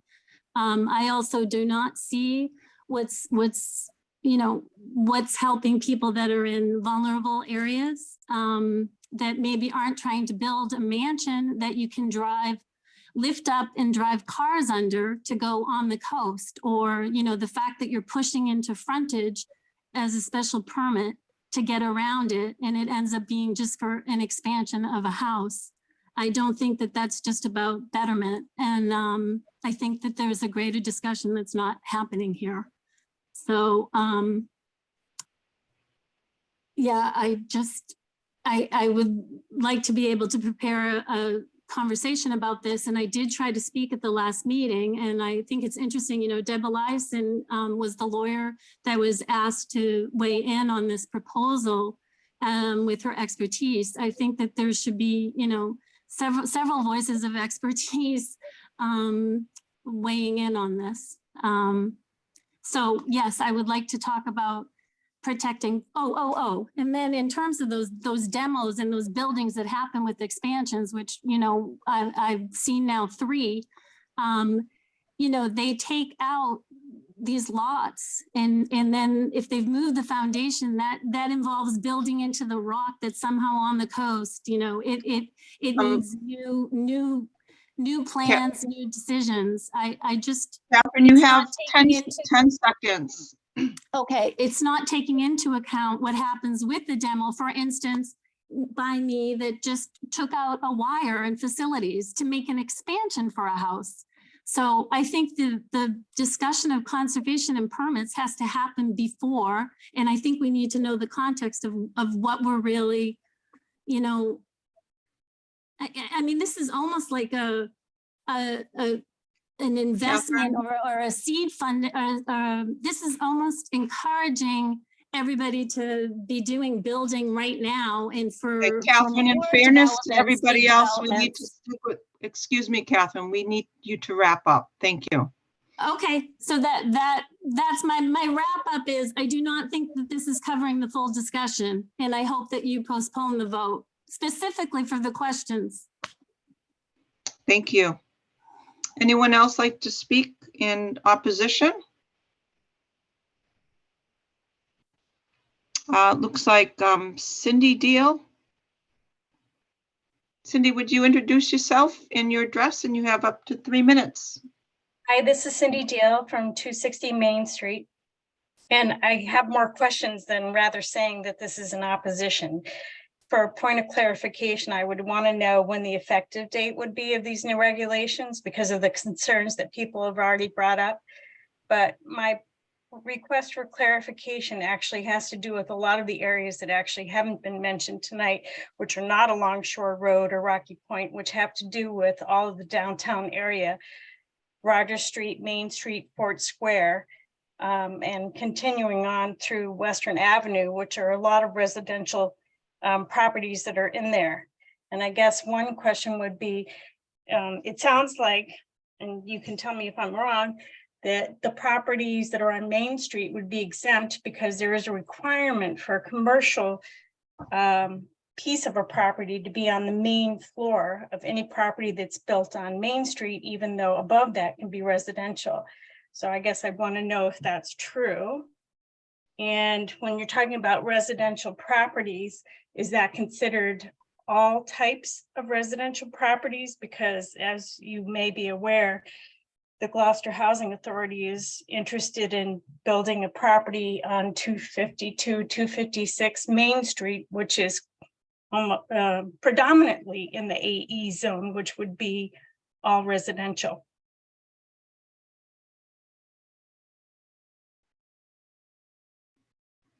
So those are my questions.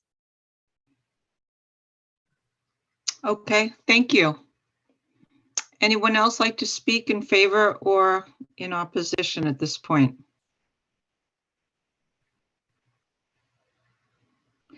Seeing none, are there any communications or correspondences, Madam Clerk? I just saw a hand go up and then it went down, and it was Lisa Rigsby. But I'm not seeing it now. Did she want to speak? Or I don't know if she put her hand up by accident. I do not see her hand up. Okay. Nope. So at this point, Madam Clerk, any communications or correspondence? I'm Madam sorry. Clerk, you're okay. There were no communications that were submitted as required in the 72 hours prior to the public hearing. Thank you. All right, counselors, this is our opportunity to ask questions. So let's open the floor, and we have Greg Catamatore here to answer our questions. So it looks like, yes, Council Grow? Since Greg already has a number of questions and answers attributed to this, Yes. go through those first so we're not doubling up on the. That's a great idea, because he was going to start with that earlier. So Greg, you have the floor again, and you're back to the questions that we paused you on.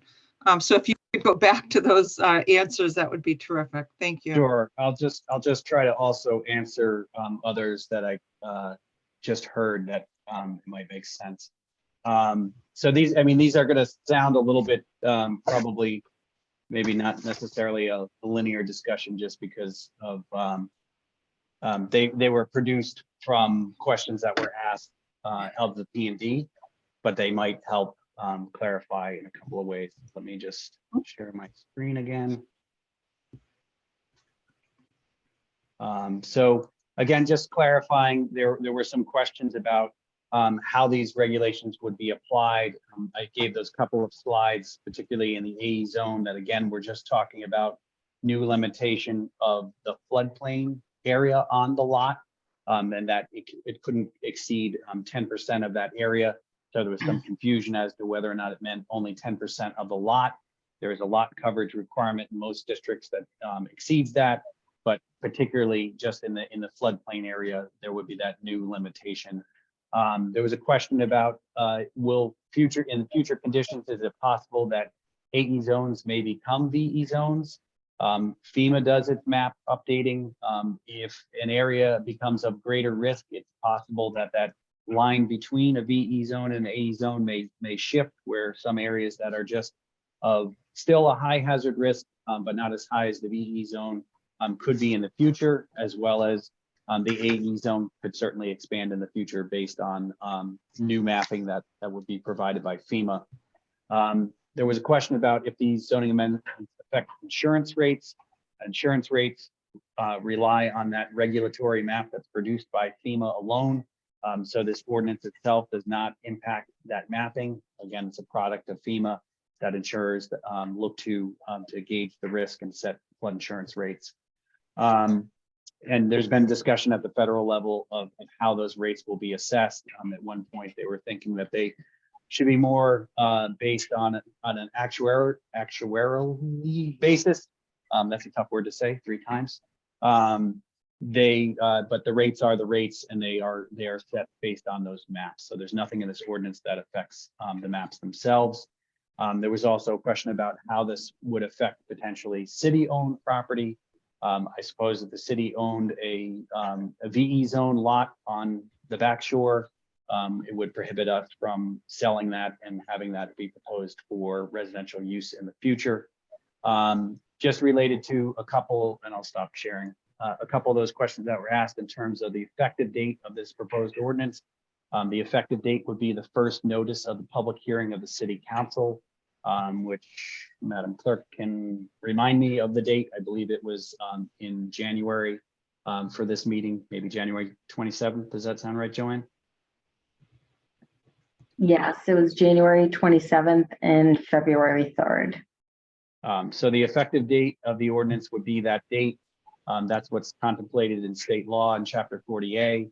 The whole point and purpose of it is, if you are going to set a regulation that is going to be more stringent, it's that public noticing that puts any project that hasn't received a special permit or a building permit subject to that new regulation. So there, I mean, one of the questions that was asked of you is whether or not you consider a future date. I think it to some degree, pick any hypothetical ordinance, you propose it, you enact it. If you put a clause on it that it doesn't start for 2 years, you're going to get activity related to that proposed ordinance for 2 years. So that's what 48 contemplates. If you're enacting an ordinance, it's based on that first public notice, so that you don't get a flood of proposals coming in that might be regulated by a future ordinance.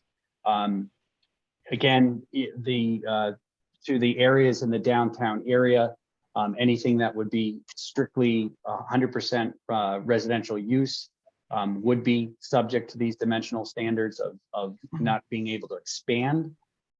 In many of those areas in the downtown area, the footprint of the building is already there.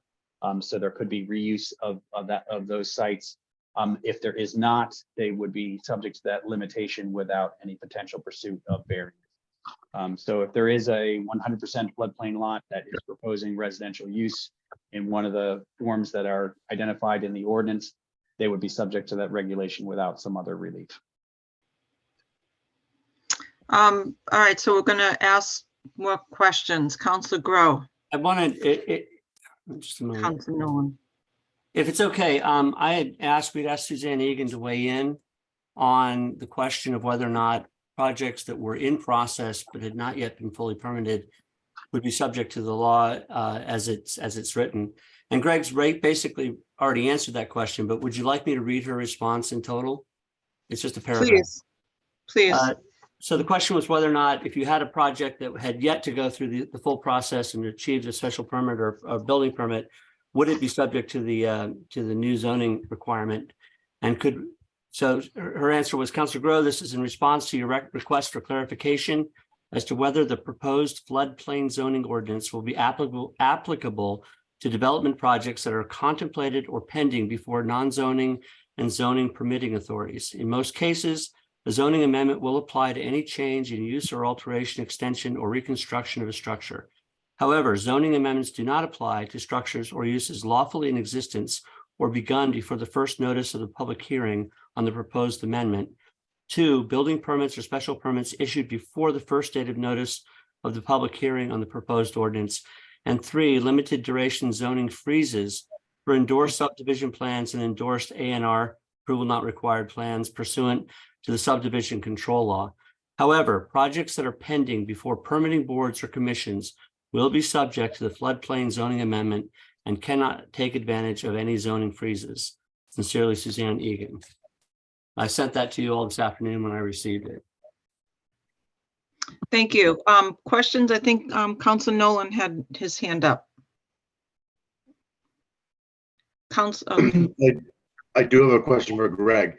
So it sounds like to me that with the new building proposed on Main Street for the housing through the Gloucester Housing Authority, they haven't applied for anything yet. Would that stop that development for that needed housing? So their pursuit will likely be a 40B application. They would have to request a waiver from this enacted provision if it is enacted. 10% of the lot, it's 100% in the floodplain. I don't know exactly what the footprint of the building is, but I'm assuming it's probably greater than that. Through the 40B process, they can ask for that relief, and that's for the zoning board to weigh the proposed use and what they can do in terms of protecting future residents. They would have to address that concern and overcome that standard. Okay, so basically that's pretty much a no. And there's no way that the Gloucester Housing Authority is going to build something with commercial units in the first floor and then residential above it, which sounds like that would change that purpose. Well, I'm not saying that's a no. Through the comprehensive permit process, they will have to justify and address why they would want to waive from this standard if it's enacted. So it's up to the Zoning Board of Appeals to waive that standard. And that'd be the Zoning Board of Appeals in Gloucester can still waive the rights to this? They can waive that standard through the 40B process. Excellent. Thank you, Greg. Councilor Memard. Just following up specifically on Sean's recent question and Greg's response. It's not fixed, as I said, they haven't made a formal proposal, but that specific site, as I understood it, would typically use the ground floor for parking only. and then access to the second and third residential units. I don't know how that would factor in to this kind of a plan. Well, certainly because it's in the floodplain, they will have to adhere to a standard of where there can be habitable space. So they're subject to the floodplain construction standards right now. It's this dimensional standard that is new that they would have to address through their comprehensive permit. I don't want to get too much into a specific about a project that hasn't been proposed, but you know, I guess that's the way you would address it with any property that's 100% in the floodplain. If there isn't currently a use on the property, they'd have to seek relief, and that's the whole purpose and intent of trying to limit additional residential expansion into the floodplain. More questions, councilors? Council Worthley. You are muted, Counselor. Thank you. I'm not a climate change denier. I think that the ocean level is rising, so there's no debate there. I would have expected more people to be part of this public hearing. I just want to ask a procedural question. Did we notify every property owner that's on that very expensive map, and or did we waive that requirement? Because I don't recall that vote. We may have. Madam Clerk. I have to go back to my agendas, but I believe we had to waive the requirement to waive notice to the abutters. And I believe we proposed that earlier because it would affect the whole city. I'm not questioning that we need to do it. I just don't recall that we did it. I'd like to have that information before we close public hearing, because if we didn't, then we need to decide if we're need to advertise this differently or invite people. I'm a little surprised with this number of properties being impacted that there won't be more people either in favor or against this participating in the hearing. So that's, I guess, a procedural question I'd like to ask. Okay, so I would have to search it. I'm going to search it on my phone on the past minutes. Okay, so if you can continue and I can come back with that, but I am pretty sure we waived notice to the abutters. I agree with Madam Clerk, but I think it would be helpful for her just to get that information. We did waive that, that it was impracticable, but I do think I'd like Madam Clerk to verify that. More questions, councilors? Councilor O'Neill and then Councilor Gross. This is for Greg. Thank you, Greg. This is mandated by whom? By what agency? So in order to continue to participate in the National Flood Insurance Program, the next time our maps are updated, as I indicated, most of the language of the proposed ordinance, other than some of the nuances in the jurisdiction, because not every community is required to look at future flooding. Again, those areas would be advisory, so that's something that's different from the state model, as well as the standards that are in section 557, which deal with the potential restriction and the potential limitation in the V zone and the AE zones. Those provisions are not provided by the state. There are other communities that have done similar things in regulating their floodplains. There are some that don't allow any new residential use in the floodplain period. This doesn't go quite that far, but those portions would be Gloucester specific.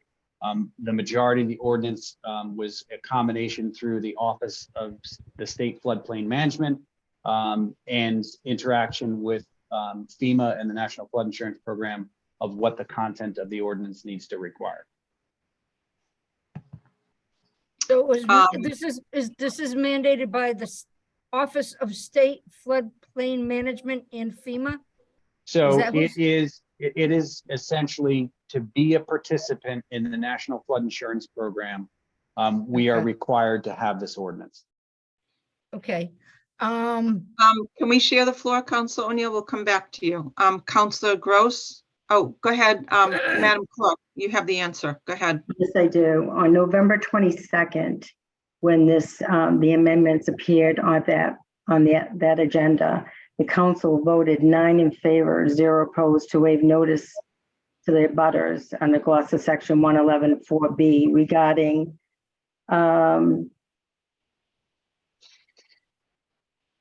okay, I'm sorry. That was the council order. I'm sorry. That is the wrong one. Let me go back to it. We had zoning. I'm I sorry. actually have it for you. Okay. In the minutes, Councilor Grow. the minutes of December 13th, on the motion of Councilor Gilman, seconded by Councilor Worthley, the city council voted by roll call vote, 9 in favor, 0 opposed, to waive to notice of abutters under GZO section 1.111.4 regarding setting the date for the February 14th public hearing, and to refer to the matter to planning and development and the planning board, planning and development subcommittee. So it was moved and seconded and voted unanimously. Thank you. Thank you. Questions, Councilor Gross? Tony? Councilor Gross, you are muted. Greg, you put up a couple of satellite pictures, and they are VE zones. Yeah. And they were very limited compared to the FEMA map. Yes, I was showing lots that were 100% in the VE zone. So it wasn't showing the entire, it wasn't showing the entire floodplain. It was just particular lots that were 100% in the VE zone.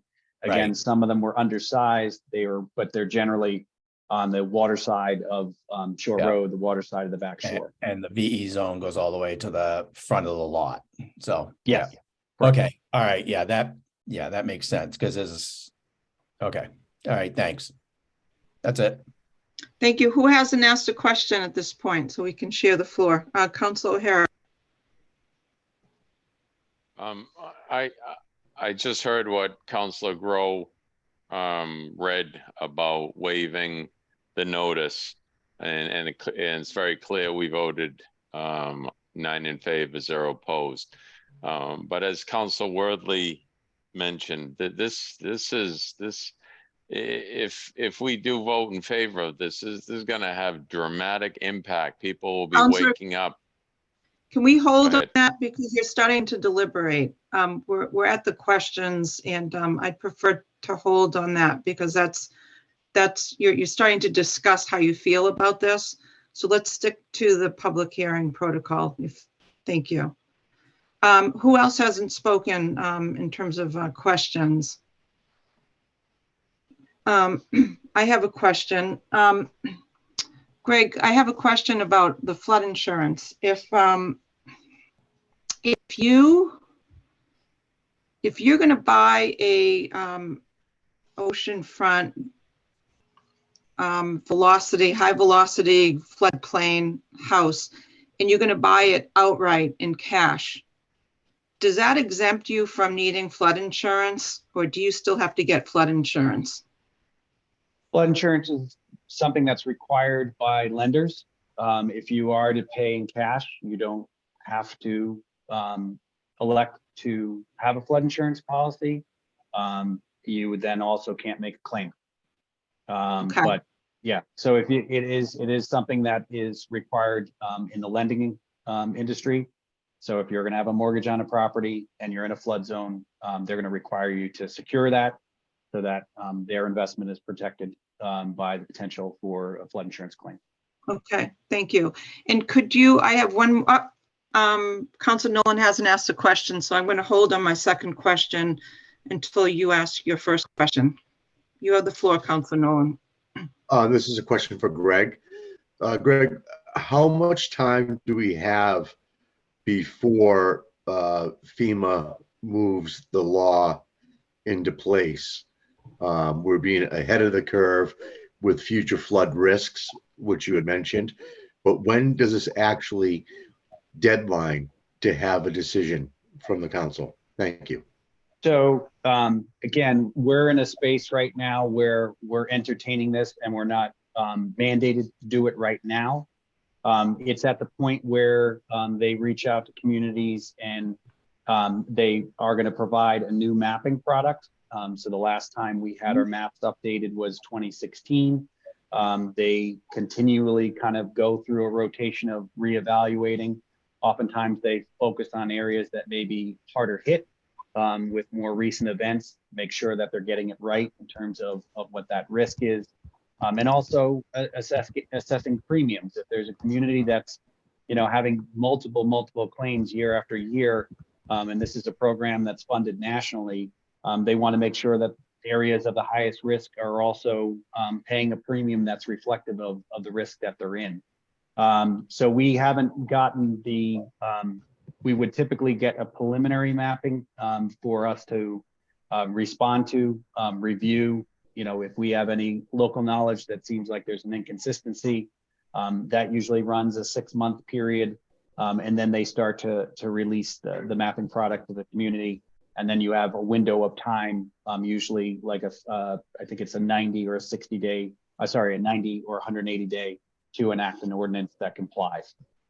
So we are ahead of all of that in this consideration, but the language that I've indicated in section 5.5, most of it is from the state model that they've provided to other communities that have received that map update. They need to adopt this ordinance, and they've done so. So we are not in a window right now of having to do that.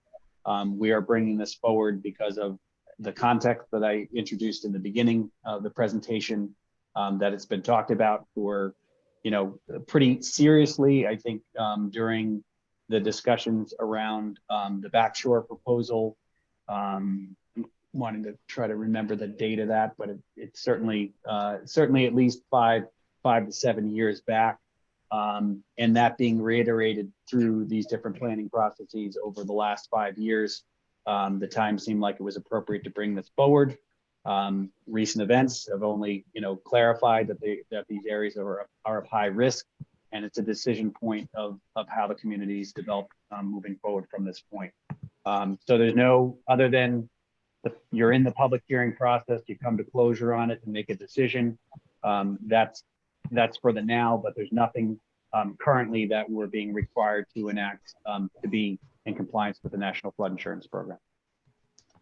Thank you. Before we continue with questions, I'd like to just ask if we can suspend the rules of procedure. And we have 2 members of the public that have put their hands up.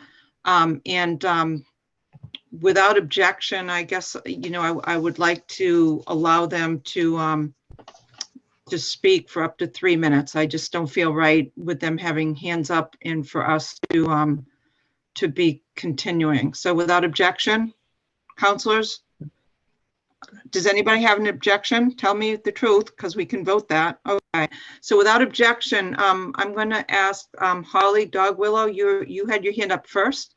And then you have up to 3 minutes to speak to us in either favor or opposition. But we're going backwards in the public hearing to accommodate your hand. Go ahead. Introduce yourself and your address. And Joanne, if you don't mind keeping track of the time, that would be great. You are muted, Holly.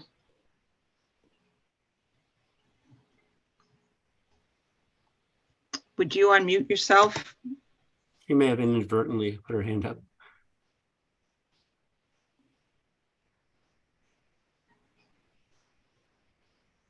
Okay, so I don't think, Holly, *9.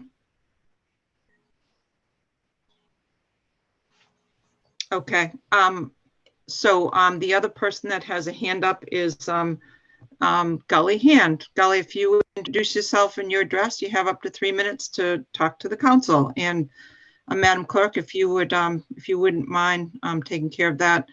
And it looks like Councilor Majota is going to sign off right now, so he's not feeling well. So thank you, Councilor. Yes, can you hear me? We can hear you loud and clear, Gully, your name and address, and you have 3 minutes to talk to us. We're going backwards in our public hearing. Go ahead. Thank you. I realized, it took me a while to digest all this, and then I just realized after listening, that my property is very heavily affected by this vote, and I'm going to tell you why. But I also got thinking, and you're talking about flood insurance. That's an option that people have, and most people who are wealthy who buy on the shore don't need it. So I don't know what the rush is to get something through that affects flood insurance for the majority of those people. I realize it is good to restrict things along the shore, but let me explain. I live at 36 Rocky Neck Avenue. I'm on the non-water side of Rocky Neck. Across the street from me is the Getterman Gallery, which is 3 stories tall. I live in a 2-story little cape that's actually at the back of my property, that's above the flood, that's not in the flood zone. I have a little building that was in the flood zone, and that when I had a mortgage on it, I paid flood insurance, but I don't anymore. But I just realized that if I were to sell my property, or if somebody wanted to build a house that they could on my very large lot, they would be limited to the 10% of the part of that's in the flood zone, which is most of my property, where I'm across the street from the water, and there's a giant 3-story building that's on the water, and I would be limited to a very small addition. So I would be very serious. My property value would be very seriously affected by this. And I only just realized this. I've been on the call all night, and I didn't speak against it, but it took me a while to figure this out. And so I think, that this is not something that I would vote for those reasons. I think it's unfair and is totally, because they could put a house there and park underneath it and have a giant house and be no higher than anything else in the neighborhood. And yet I couldn't do it. I'd be limited to my tiny little house. So thank you. Thank you, Gully. Okay, so we're back to questions, and Councilor O'Neill had her hand up for a second question before I did. So you have the floor, Councilor O'Neill. Thank you. Sorry. I have 2 questions, I think. And the lowlands requirement, I've asked this of you before, Greg, right? The lowlands requirement that stated commercial uses are exempt. I see in the new 557 that mixed uses are exempt. Would it be, if we exempted commercial uses, would that kick us out of the floodplain National Flood Insurance Program? If we added commercial uses are exempt, would that kick us out of the National Flood Insurance Program? I have to think exactly. What I tried to do in that clarification is very specifically use the definitions that we have in the zoning ordinance to define the standards that are being applied. We have a definition in the zoning ordinance for an accessory dwelling unit, a single family, a 2-family, and multifamily. Commercial and industrial are things that are referenced in use tables, not necessarily by a definition per se. So I try to keep it strict to what those standards do apply to. In particular, the Marine Industrial District doesn't permit residential use, and we're only talking about residential use. If there does exist, if there's existing non-conforming, it kind of falls into a whole different category. So it's a little bit challenging to just kind of add additional things to that definition. This area of the ordinance is something that's very specific and not a requirement of the National Flood Insurance Program. So to answer your question, do we have some liberty in this area? Yes, we do. I reviewed, that kind of preamble in section 557 with the solicitor, and that's what we came up with, because it specifically identifies what those standards do apply to. For anything in the Inner Harbor, it has to apply with FEMA floodplain construction standards, and there's a variety of ways to comply with that.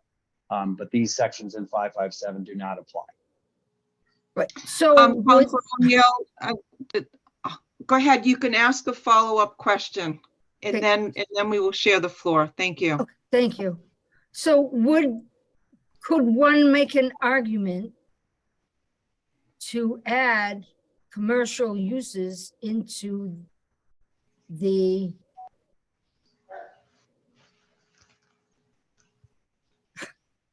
where is the commercial uses are in the table section, right?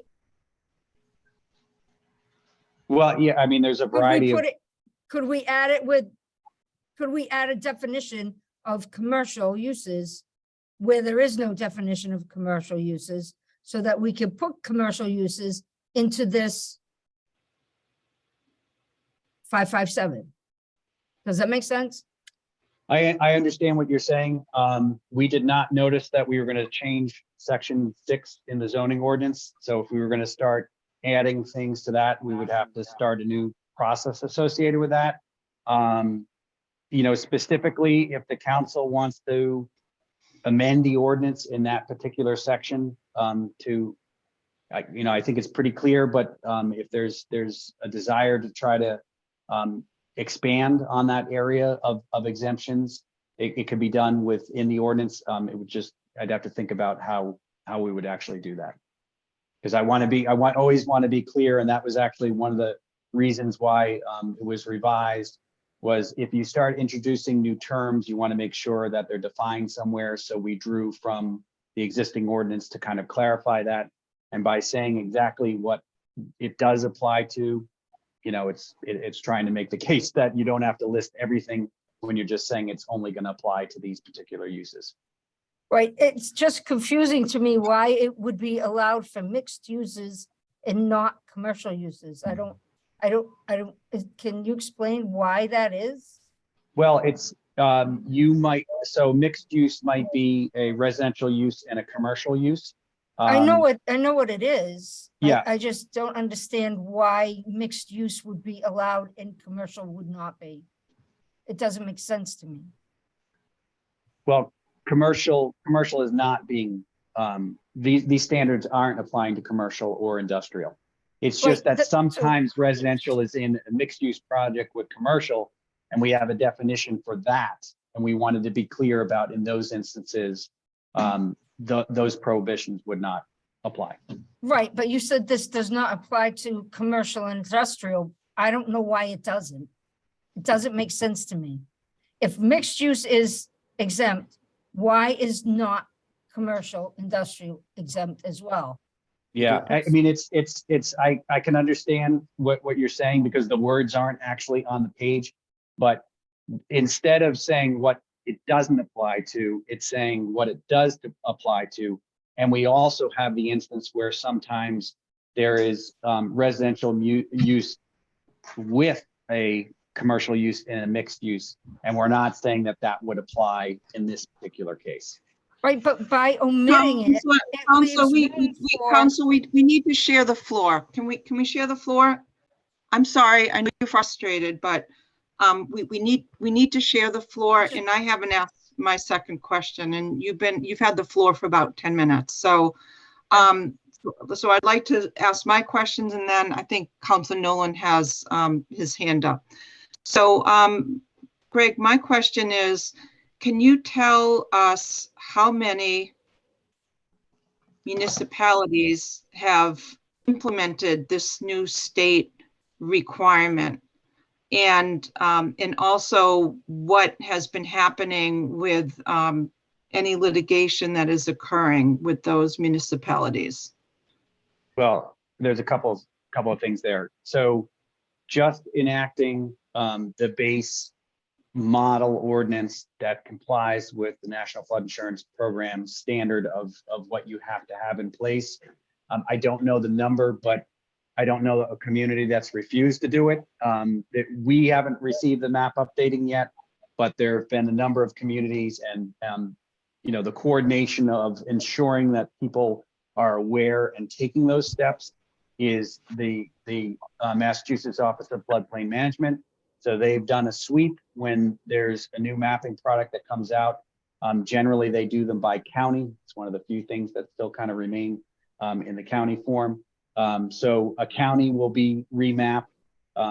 All those communities receive their maps, and that coordination is happening through the arm of the State Office of Floodplain Management to ensure to let those communities know that you need to do this in order to remain in good standing.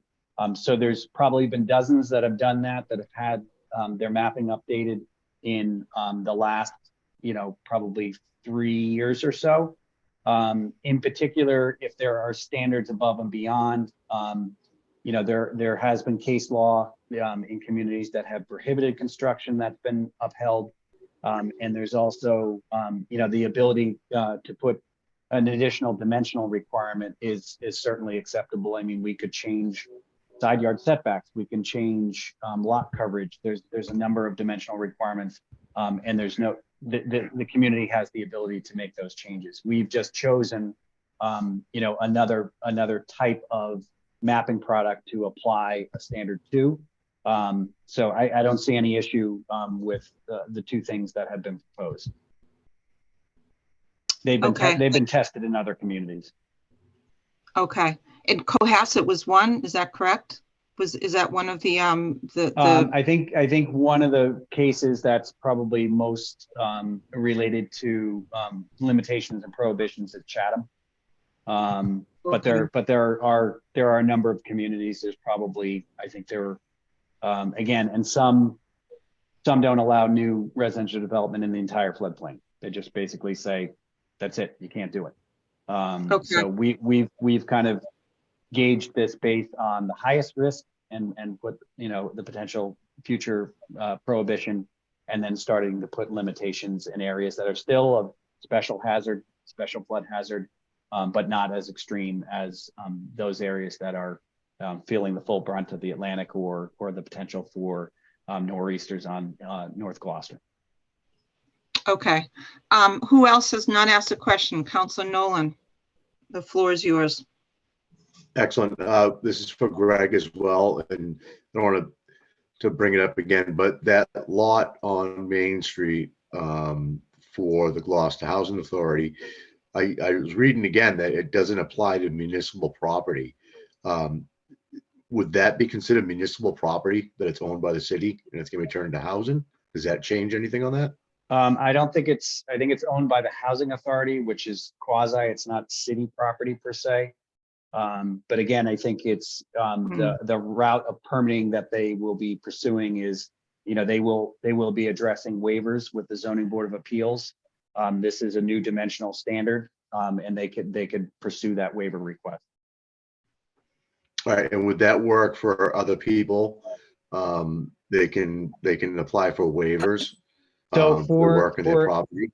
Yeah, for a dimensional requirement, that is something that still can potentially be varied by the Zoning Board of Appeals.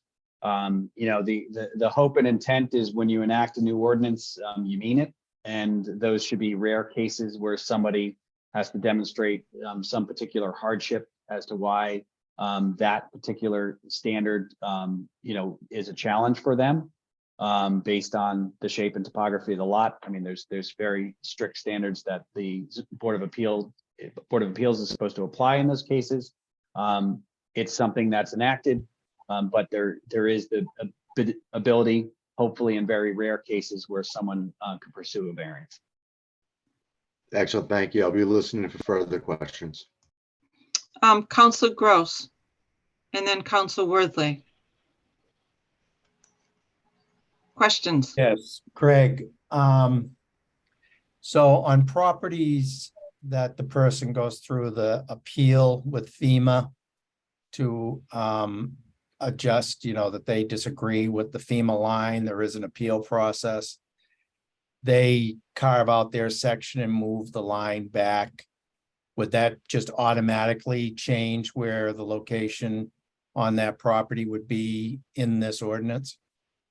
So there's a couple avenues. If somebody pursues a LOMA or a letter of map amendment, and they do move the jurisdictional boundary of the FEMA flood mapping and remove themselves from it, this ordinance wouldn't apply most likely in the standards of those 557 standards.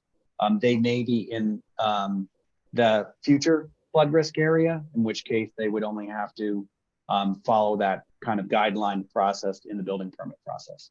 But if somebody removes themselves from the, that is the jurisdiction that this ordinance is pointing to, and its latest release, which includes map amendments. So if somebody did remove themselves from it, they wouldn't have to comply with those standards. Correct. And Councilor Nolan just said something that kind of caught me a little bit by surprise. The municipality has to abide by all zoning as well as anybody else, correct? We're not exempt. The municipality isn't exempt on any zoning, is it? I don't know that we'd be exempt from these standards. No, I wouldn't think that that's even legal, but, and you know, that lot is about 40% in the AE zone, so. Okay. Thank you. Questions, Council Worthy, you have a question. Yes, to Councilor Gross's question, I think I just read that municipal property is exempt in this ordinance. And I agree, I don't think that we're typically exempt. I think this ordinance calls for that. So a couple of questions. Hang on, I had it right here. This ordinance delegates the responsibility to the conservation administrator. Is that correct? Yeah, so there's a couple of pieces of that as it relates to the applying of the zoning. It is certainly the zoning official in the community that, you know, somebody comes in for a building permit, these things apply. They are the ones that, you know, continue to indicate to an applicant, you have to comply with this, this, and this. The reason for the designation of the floodplain administrator, it's always been the conservation agent in Gloucester. That is where the maps are held. The FEMA flood map, the FEMA flood zones are also under the Wetlands Protection Act. They are a resource area. So anything that's being proposed in these areas goes to the Conservation Commission. So it's really kind of a consolidated person that has a, you know, strong understanding of the floodplain, where it is in the community, as assisting in the review of those permits as they go forward.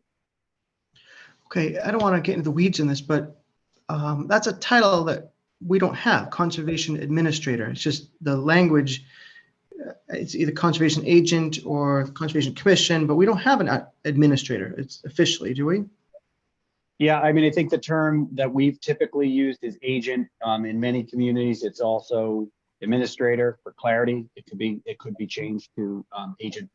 That's the person that's had that role as, you know, the conservation agent, you know, carries the title of floodplain manager as well. It's not quite in title. You know, it's understood, at least from, you know, those that are reviewing the ordinance, administrator, agent, not really a big difference to them, but for Gloucester, the title is held by the conservation agent. Where's the Gloucester code zoning change here? Would we want it to be reflective of the position? I just would hate to have someone say, well, you're not the administrator. What authority do you have? It just, yep. I don't know. It's just it's the first thing I saw when I saw this. What do you make of the FEMA redoing all their maps since this? My understanding is that they had a wrong wave model. Are you aware of that? So they use, I mean, in any community, they clearly don't map the entire shoreline. They do it on a transect basis. They, you know, have a defensible model that they use. There are other models that can be applied, and there's been some instances with more specific local topography, as well as other accepted models that can be used, where there's been some places where it's been reduced. Again, New information is fed into these models, new storm events continually. What that future mapping product looks like when we receive it in the next couple of years could be more coincident with what's on, mapped now, or there's the potential for it to be modified again. Okay, we need to share the floor, Counselor. I'm going to go back to Counselor O'Neill because I cut her off and it's her turn. Go ahead, Counselor O'Neill. Thank you, Madam Chair. I'm sorry to beat this dead horse, but by omitting commercial industrial out of 557, we're leaving room for ambiguity, right? I mean, because you're specifically saying that relates to this, and that. And by omitting commercial or industrial, it's like, well, we didn't say it, we did not say it. It's ambiguous. So that's what I'm getting at. I'd like it to be either it's allowed in commercial or industrial, or it's not allowed in commercial industrial. I would like to see that in writing, either way. Okay, so that's that. So I do have a question. It's if I have a piece of property in the VE zone or the AE zone, and I have a pier for my boat that goes into the VE zone, and it gets destroyed, what happens? I cannot rebuild that. Is that correct? Now, again, what we're saying when in the beginning of that section, it says residential use, development, and construction means the following: accessory dwelling, single family, two family, multifamily. Does not identify piers or other structures like that. It's specifically about those residential uses. We know that if somebody's trying to have boat access, they're going to be in one of those zones to get to the water, whether it's an AE or a VE zone, most likely AE, because not too many people want to have their boats in an area that has high wave energy. There probably are some examples of it, but those, again, we can kind of agree to disagree. I look at it as we very specifically are saying, here's a section of the ordinance that refers to limitations on residential construction and development.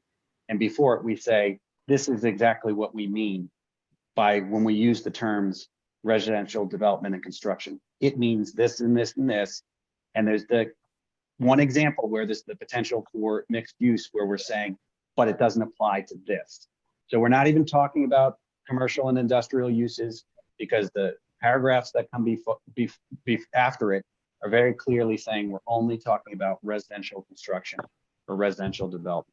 So, and those other uses, again, a pier, a dock, aren't considered because those specific uses that are defined later on in the zoning ordinance in section 6 are very clear as to what we mean by when we say those terms. Okay, councilors, we need to we need to start making some decisions here. Okay, Council Worthy, you have another question.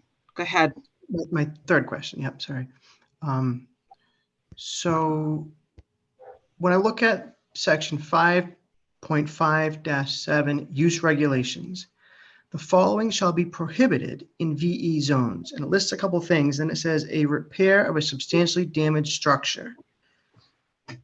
Help me understand this because there's other words around this that might change that, but repair of a substantially damaged structure is not allowed in the zone? Let me just call that language up. Sure.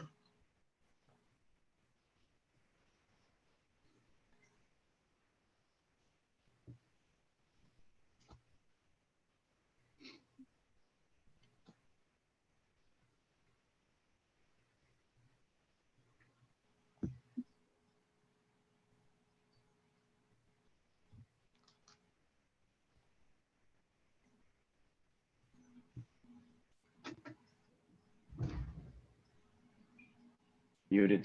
Rookie move. Let me just share my screen so I can put the language back up for everybody to see it.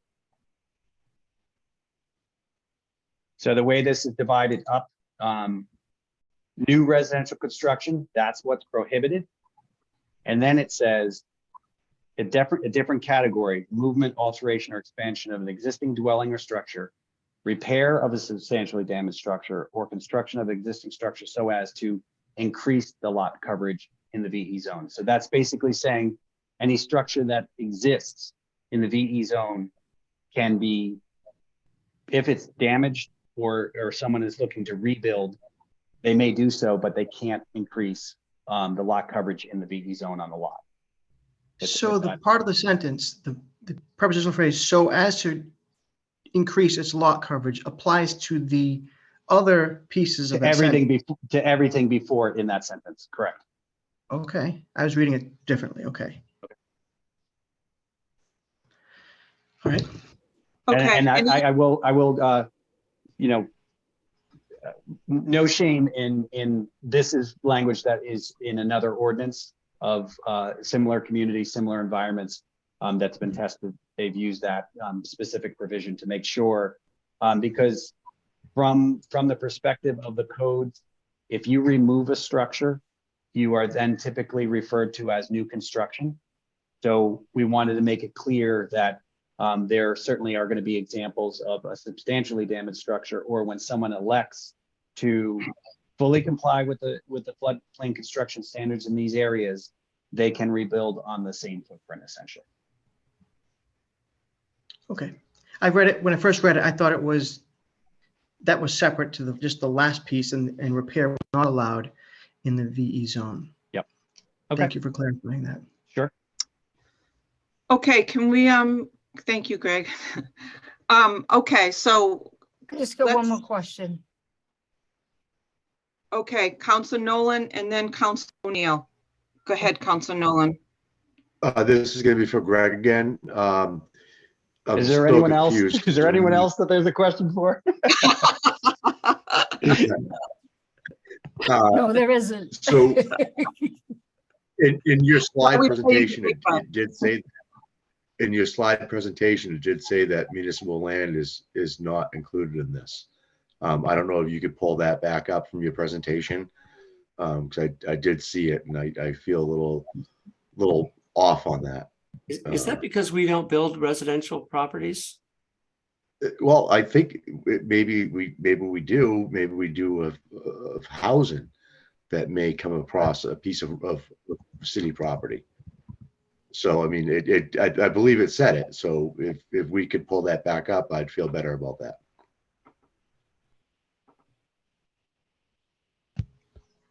So where are you thinking that you saw this? I'm stumped. Let's look at your slide. Sorry, I was muted. In one of your beginning slide in the presentation, I believe I saw that there.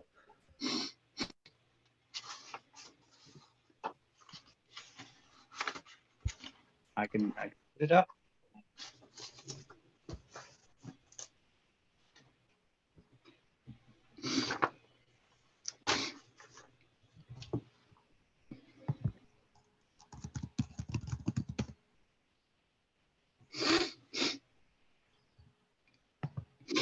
You tell me where you thought you saw it. I'm trying.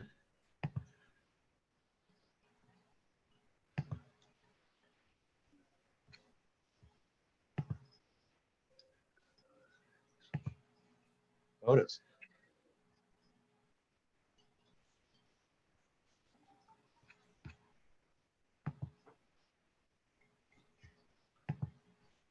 Stop here.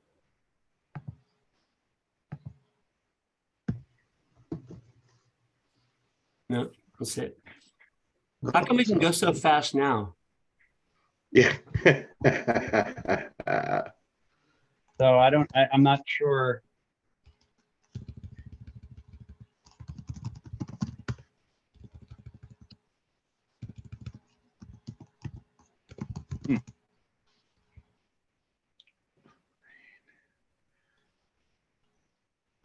Well, why don't you guys discuss and I'll go back and just double check and do a quick search. If you could, I'd appreciate Yep. that. Council O'Hara, you haven't had any questions. Do you have any questions to ask Greg? No. Okay. Anybody else that has not had the floor for questions? Okay, let's pause for a second and let's go ahead, Council O'Neill. This is for Greg, so I don't know if he can. Multitask. Right. I'm thinking, how would all of this pertain to the Magnolia Pier? It's not a residential use.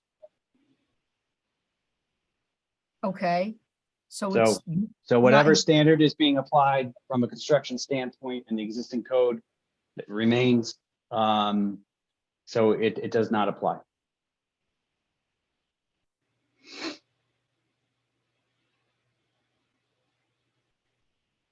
Councilors, I'm prepared to close the public hearing, but I just want to make sure that without objection that that you're comfortable with that at this point. And then we can decide what the next step is. Is that so? On that? Council Worthley, go ahead, a question. Yeah, so I wonder if we were to eventually vote to continue, because I think this is an important change. If we close the public hearing, then any questions we develop between now and the next meeting, we wouldn't have a chance to, we would just be at discussion point. And so I wonder if it makes sense if we could continue, not to delay just for delay's purpose, but I think this is something it's heavy and there's a lot to it. And I'll say I've been paying a lot of attention. I've seen your presentation a couple of times, Greg, and I don't feel prepared. And I don't mean this disrespectfully. I just don't know this ordinance as well as anybody else does here. And I'd like to ask a few more questions, and I don't want to be, I mean, if everyone feels like they know this ordinance really well and feel comfortable with it, then I don't want to be a cog in the wheel. But if we get to a point where we continue, I'd rather do it before we close the hearing. Madam President? Go ahead, Council Grow. Given that it's 10:15, we have another public hearing. I would be amenable to continuing the public hearing to the next meeting. It would also allow us to have a full complement of counselors at that meeting, hopefully, and would maybe serve the interest of getting the next public hearing moving forward. Is there a motion to second Council Grow's recommendation? I'll move to Second. Who said that? I don't know. I didn't hear who said the second. Council Nolan. Okay, Council Grow has requested that we continue it to the next meeting. And Council Nolan had seconded it. Is there a discussion? Joanne?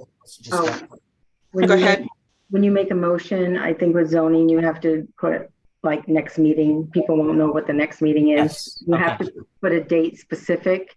So the next city council meeting would be March 14th. March 14th. Wow. Okay. Wait. Well, Wait. I'm No, sorry, February 28th. February 28th. there you go. Yes. Then February- I move that we continue this public hearing until February 28th. Second, I think, okay, I'll give it to Council O'Neill this time because we changed it. So sorry, Council Nolan. So is there any further discussion on that? No, I just hope this allows some time for clarification and questions that concern people. We can get those answered and finish the discussion. Okay, and Council Gross, you have your hand raised on the motion. Just a process question. Do we, people have already spoken, they've already spoken, correct? That's correct. Yeah.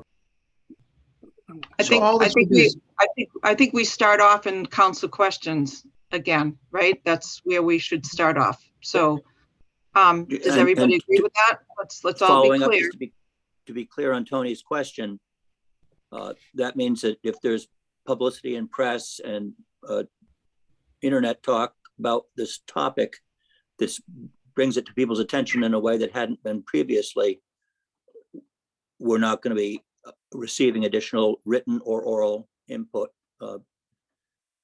Well, I think anybody can send messages to us at any point, Counselor, right? And I think if we're going to continue questions, if we have questions that come out of it, we can continue there. Right? So but the formality of getting the letters and counting it 72 hours in advance of the date will not be there. But if people send us letters, and we can also look at them, they're just not part of the official public hearing. But we I agree. I just wanted to be clear. Thank you. Okay. Yeah. Councilor Grow on the motion. Yeah, just to bolster the point here, that if somebody in the public would like to have a question asked, there's nothing wrong with asking one of your counselors to ask it. So. Exactly. Yes. Good point. Yep, absolutely. Okay, so we know what the motion is. It's to continue the public hearing until February 28th. We have a second from Councilor O'Neill. Councilor Grow made the motion. Let's do a roll call vote. Councilor O'Neill. Yes. Councilor Worthley. Definitely yes. Thank you. Councilor Gilman. Yes. Councilor Gross. Yes. Councilor Grow. Yes. Councilor Majota. Oh, I'm sorry, absent. Councilor Memard. Yes. Councilor Nolan. Yes, thank you. Councilor O'Hara. Yes. 8 in favor, 1 absent. So thank you all. And Greg, thank you so much for your patience and for sacrificing Valentine's Day to be with your favorite city councilors. Appreciate it. Have a good night. Thank you. Okay, next order of business, Madam Clerk. Okay, I want to apologize for the incorrect date. That was wishful thinking on my part. So the next public hearing is public hearing 2023-005, Special City Council Permit 2023-001, Main Street number 108, map 7, lot 51, Gloucester zoning ordinance sections 1.10, miscellaneous special permits, 3.1.6B, building heights in excess of 35 feet, and 3.2.6 footnote A, dimensional requirements for hotels, motels, and motor inns and their accessory uses, parentheses, other than signs, minimum lot area per 2 guest unit square feet to convert second and third floors to a hotel with approximately 12 rooms and a lobby. Excuse me. And before I open the public hearing, I just want to disclose that I've filled out a Gloucester Code of, Mass General Law, Chapter 268A, Section 23B, Section 3. My stepsister-in-law is a current owner of the property, but she intends to sell this property to the applicant. And I just wanted to be clear that as an elected official, I have no financial gain or benefit if this special council permit transaction is approved or not. And if anybody wants to see my disclosure, they can certainly ask the city clerk's office. So I'm going to open up the public hearing and ask. The word, Councilor Gilman. Go ahead, Councilor O'Hara. Yep. Yes. Not to question what you just stated. Has that been reviewed by the State Ethics Commission? It's a disclosure that I make to the city clerk's office by the law. It's on form. I understand. So it has not been reviewed. You Madam don't Clerk, have to have it reviewed. You just have to. It's not reviewed. It's basically for a commission or elected municipal employee file with the city clerk or the town clerk, which I have done. And I'm telling everybody that they can read it. And you know, if you feel a need for me to read through what this says, I'm happy to do that because I want. I understand what you just read. Okay. It's just that there's a close relationship. Okay. Do I need to cover this, councilors? Councilor Grow? I think that you've made the disclosure, you've made the filing with the clerk and through that the state. If anyone has an objection to your vote at the end of this, however which way it goes, they can file a complaint. But you've done your duty as a city councilor to declare a potential or any appearance of a conflict. I don't see any problem with you moving forward. And if someone has a problem with it after the fact, they can file a complaint with the state and they can investigate it.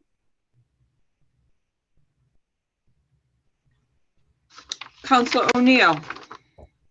Would it be too much to ask you to recuse yourself because you are related? No, I'm not. I'm not going to recuse myself because I've filed this. It's a step sister-in-law. Have not talked to her about this. I'm sure she'd be flattered to think that she had that influence over you. Haven't seen her since the sidewalk bazaar.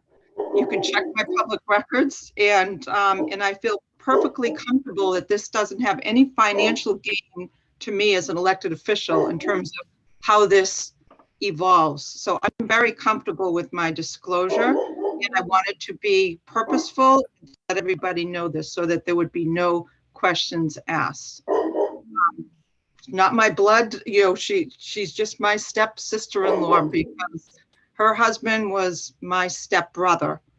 And I don't think that this is a big deal. And I just want to disclose it in fairness to all of you, that there is no financial gain for me as Val Gilman as an elected official on this.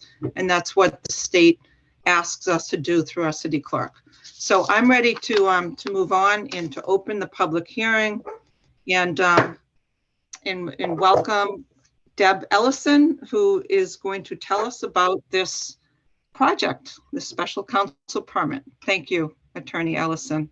Thank you, Madam Chair. For the record, Deborah Ellison, Ellison Law Office, 63 Middle Street, Gloucester. The applicant is Eric Sullivan. He is purchasing the property and he is here tonight. Christopher Vance is the architect and he is also on the call tonight in case there are any questions. May I share my screen? You sure may. Thank you.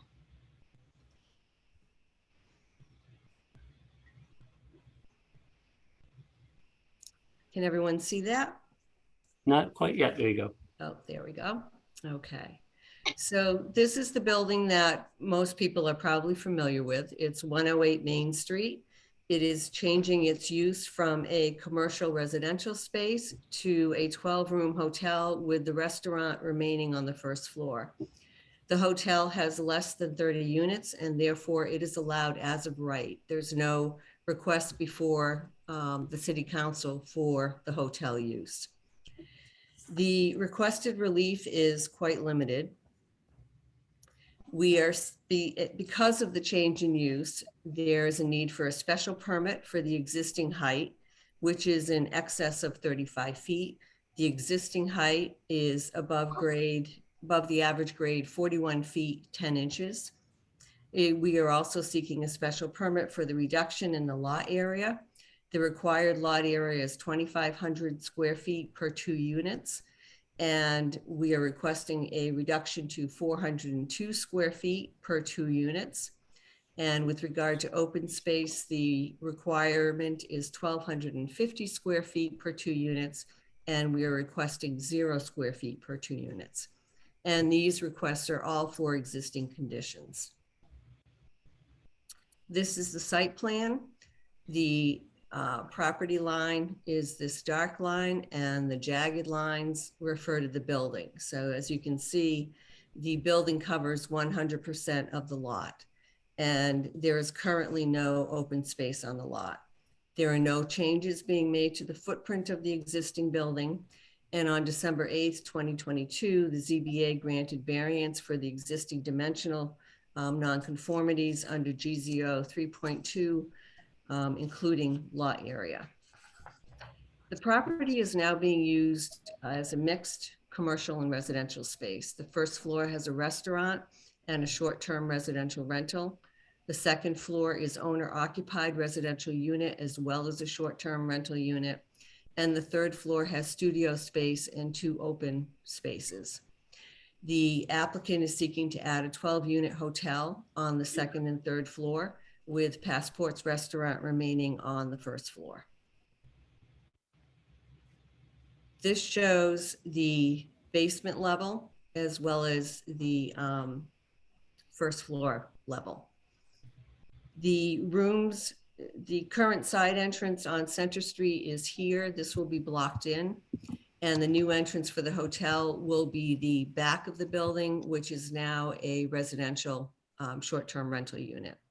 There will be an elevator added to the building. The second and third floor is where the rooms will be. They range in size from 164 square feet to 307 square feet. And each room has its own bathroom. And this is just the roof, which will not change. This is the left-hand side of the building. This is the entryway that will be blocked in, and it will be done with the same brick that's there now. This will be the new entrance for the hotel. It will be on Center Street, not Main Street. This is the right side of the building. There will be 3 new windows added at the top of the building for the 3rd floor.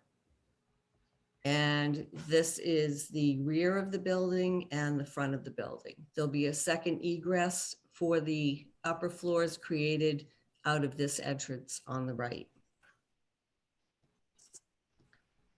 The applicant, let's see.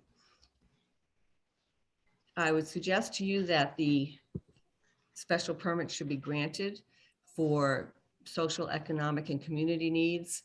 The building is currently underutilized. The 2nd and 3rd floors with a hotel will create a more useful space in keeping with the downtown area.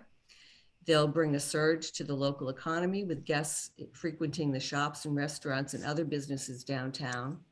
It'll provide additional tax revenue to the city, increase value in the building from rooms tax. It'll create a greater need for consumer goods and services in the downtown area, with the building once again being fully utilized.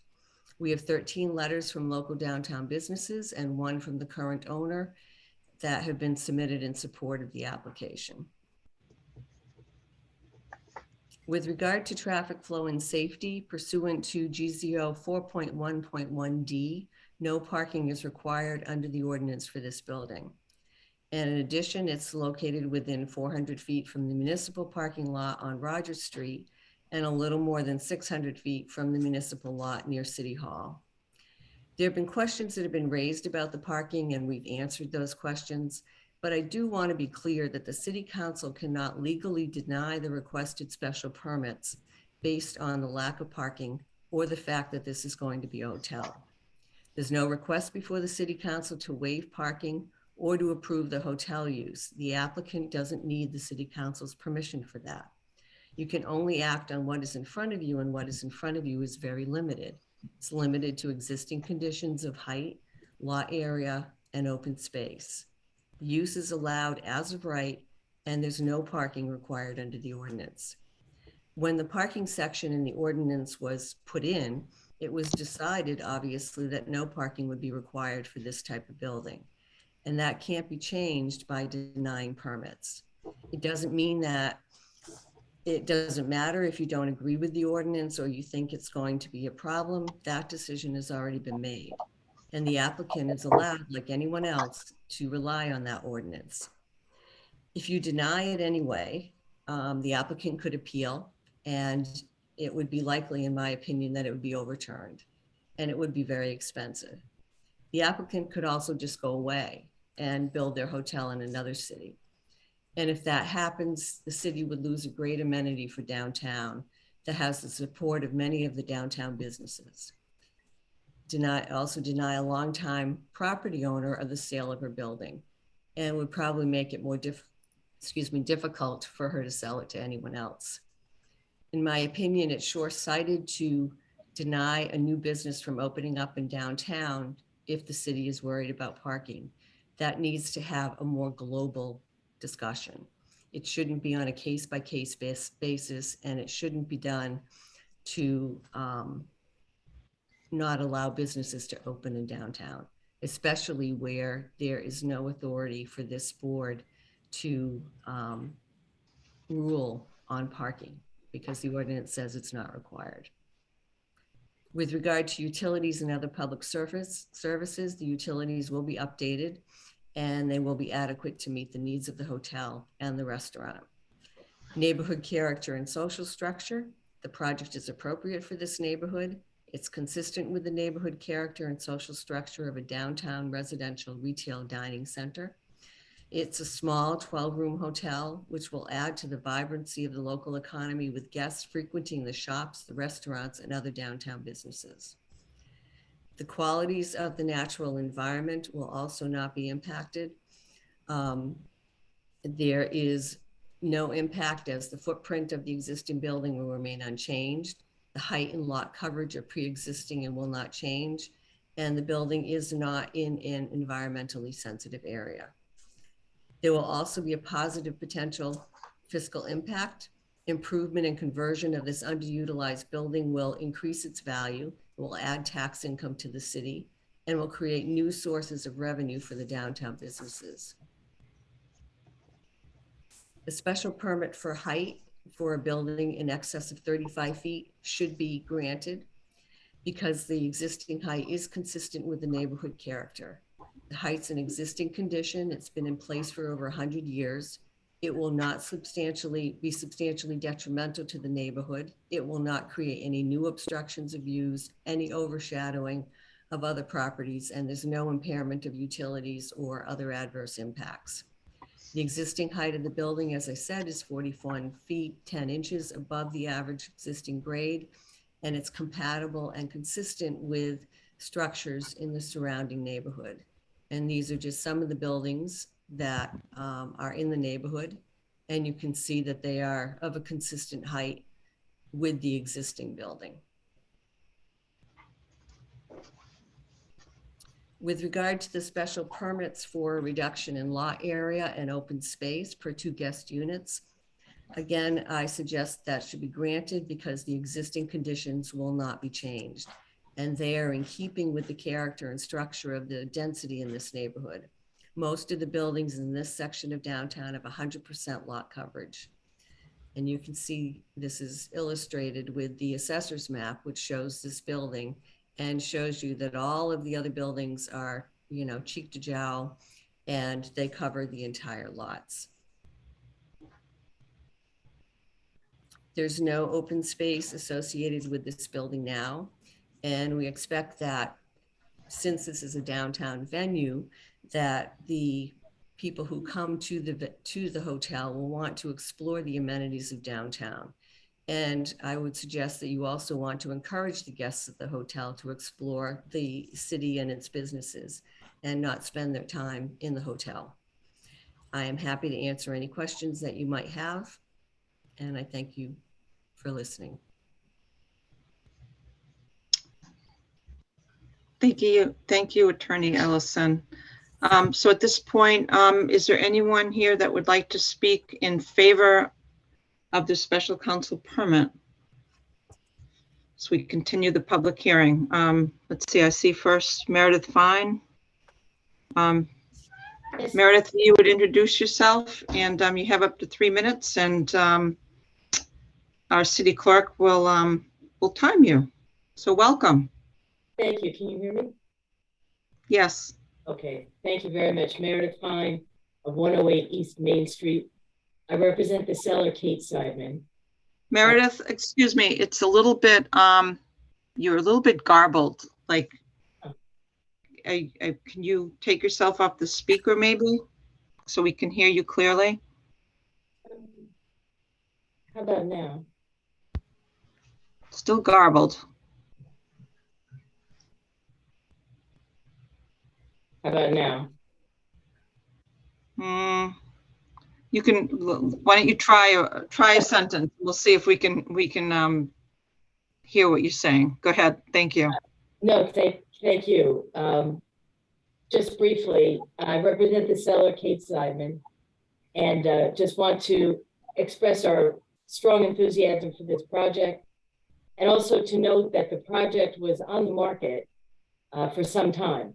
And this was by far the best offer that we got, by far. And so I hope that the council will support it tonight as the ZBA did. Thank you. Thank you, Meredith. Let's see, we have Claudia Schweitzer and Joanne Chirico. Joanne, would you introduce yourself? You have 3 minutes, and thank you, Madam Clerk, for doing the timing. Introduce yourself and your address. Hi, I'm Joanne Chirico. Can you hear me? We can, very well. Okay, Thank you.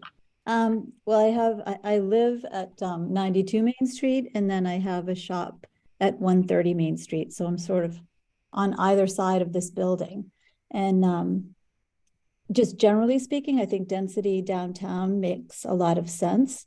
In this specific case, I think it's great that someone's going to take a building that probably needs some repairs, et cetera, and take care of it and turn it into something that as a merchant is a good thing for downtown. So I just wanted to, put my 2 cents in and say, I think it's a good thing all around. I can't see a downside to it. And one other thing is that I do have to park downtown, and excuse me, I appreciate that sometimes that's a challenge, but I don't think that should ever come into play in something like this. That's it. Thank you, Joanne. Yeah. Thank you for staying on so late. We have a hand raised from Claudia Schweitzer. Welcome, Claudia. Your name and address, and you have up to 3 minutes to chat with us. Thank you. Okay, Claudia Schweitzer, 25 High Street. I wrote a letter to the city councilors. I'm just gonna briefly read it. Writing in support of the proposed boutique hotel on Main Street. We've often had family visiting and have had difficulty finding lodging for them. Although the Beauport Hotel is a wonderful addition, it's expensive and often fully booked. This new boutique hotel is in keeping with the style of Main Street. The fact that the wonderful Passport restaurant will be able to stay only makes it more special. It's one of the only places that's open for lunch, by the way. So please, I'm asking the city council to vote to approve this project. Thank you. Thank you, Claudia. Now we have Adam Farber. Adam, welcome. Your name and address, and you have 3 minutes to chat with us. Thank you. Thank you so much. Adam Farber here. I'm the owner of Mark Adrian Shoes at 103 Main Street, directly across the street. My father, Mark Adrian Farber, couldn't be with us for the length of the meeting, so I'm speaking on his behalf as well. He's the owner of our building. We are both strongly in favor of this hotel. I apologize. At this hour, I'm not going to be as eloquent as I might have been a couple hours ago, but I'm doing my best here. It's a great thing for retail, for restaurants, for the whole downtown. This type of boutique hotel really breathes a lively energy into a neighborhood. And from my experience in other similar sized cities, this type of hotel is the future of where short-term rental can be. It's a lot better managed than Airbnbs. It's a lot easier to collect taxes from, et cetera. And I think it's a much better solution than Airbnbs throughout the entire city. Having 12 well-managed rooms under one roof is a real asset. We saw a significant bump in business from the Beauport Hotel, and I think a hotel like this stands to be just as beneficial, if not maybe even more, with its location. I'm assuming and hoping that it'll be open year-round. It'll be an affordable option for a lot of people, and I strongly encourage the City Council to vote in favor. So thank you for your time. Thank you, Adam. Anyone else like to speak in favor? Beverly Palmacci. Beverly, would you introduce yourself and your address? And you have 3 minutes to chat with us. Thank you. Okay, Beverly Palmacci, 8 Commonwealth Avenue. I'm intrigued by the idea of a hotel, but I didn't understand at the very beginning what Ms. Eliason said regarding the parking. Parking is not required. Why? Because it is a hotel? Okay, Beverly, we will address that in the questions. So counselors take note of that question so we make sure that we answer that in the question. Thank you. Okay. Thank you so much. Okay. Anyone else like to speak in either in favor or opposition?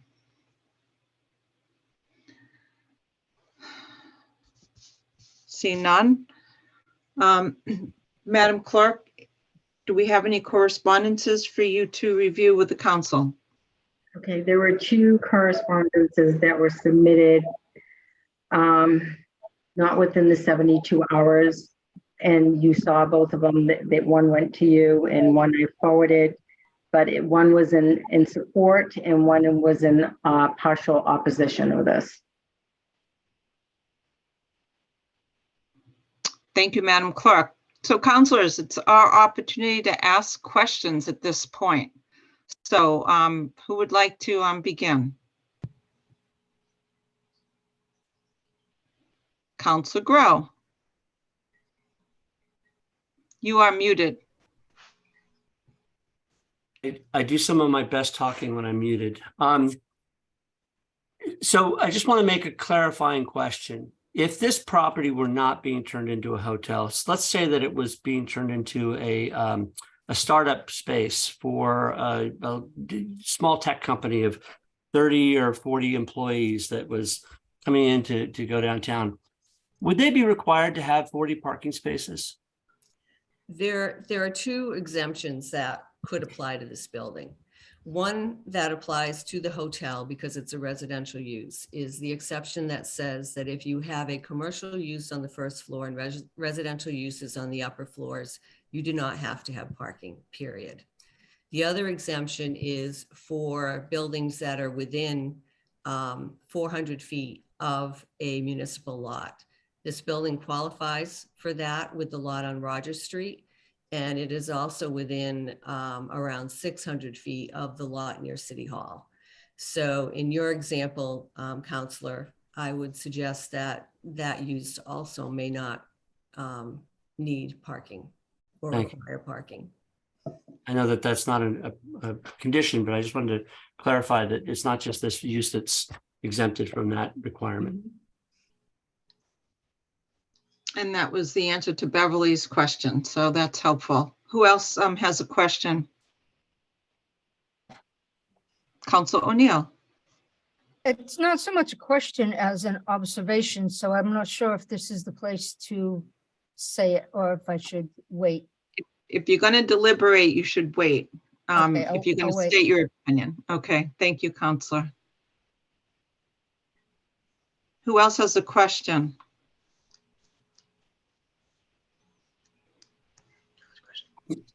Okay, I have, okay, Councilor Worthley.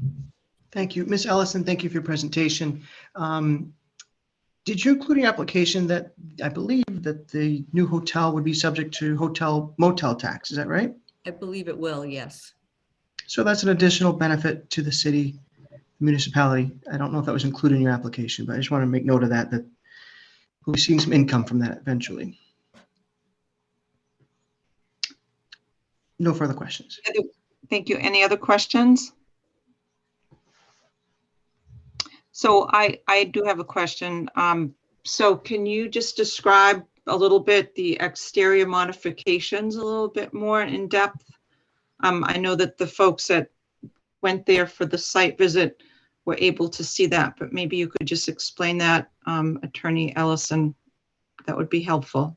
Would you like me to pull up the elevations again so we can talk about them that way, or? No, I think you can just talk through it. That would be helpful. So on Center Street, there is currently an entrance. There are two entrances. One goes into what used to be a retail store and is now an Airbnb. That is going to become the lobby for the hotel, and that will be how the guests will enter and reach the elevator. The other entrance is going to be blocked and bricked over. On the right-hand side of the building, there will be 3 windows added to the 3rd floor. And then in the front of the building, there won't be any real visible changes, but there will be interior a second egress for the upper floors that will be created on the right-hand side of that building. And there won't be any other changes to the building exterior-wise.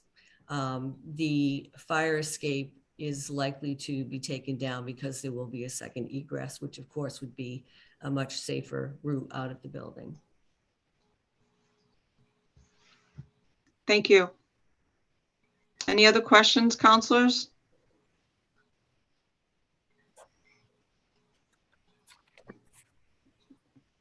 Seeing none, I'd like to close the public hearing and ask for the committee report.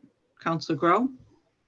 Very good. Thank you, Madam President. On a motion of Councilor Grow, seconded by Councilor O'Neill, Planning and Development voted 2 in favor, 1 opposed, O'Neill, to recommend that the City Council grant to Eric Sullivan a special council permit 2023-001 for the property located at Main Street, number 108, Assessor's Map, number 7, Lot 51 in the Central Business District pursuant to Gloucester zoning ordinance sections, and get ready for the numbers, 1.10.1A1 and 3.1.6B, building heights in excess of 35 feet for a building height of 41 feet 10 inches, and section 1.10.1A2, section 3.26 footnote A, dimensional requirements for hotels, motels, and motor inns and their accessory uses other than signs, for a reduction in the required lot area and open space.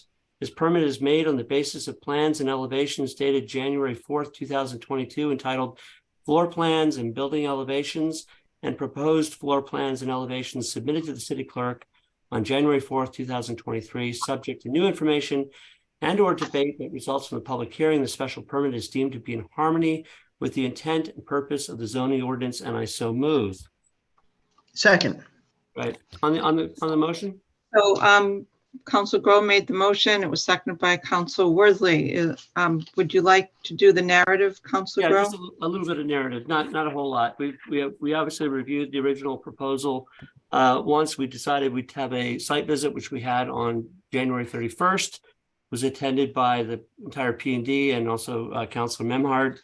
We were able to see the exterior of the site, the existing building as it is, and the expected changes that will be in place moving forward. And that's where we are today. The application clearly cites all the requirements of section 1.8.3 of a special council permit.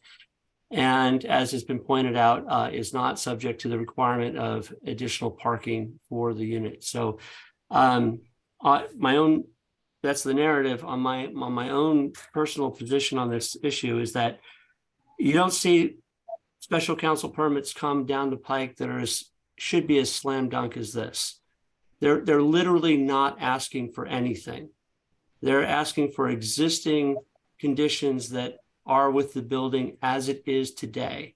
They're not asking to raise the height. The height is already there. They're not asking for more to deal with open space because the open space doesn't exist. Every one of us that I can remember during our campaigns talked about the need to promote economic development downtown. Now we have something here that is literally promoting economic development downtown. It's gonna impact Main Street. It's going to impact the businesses. It's going to impact the restaurants. It's going to impact the tourist economy.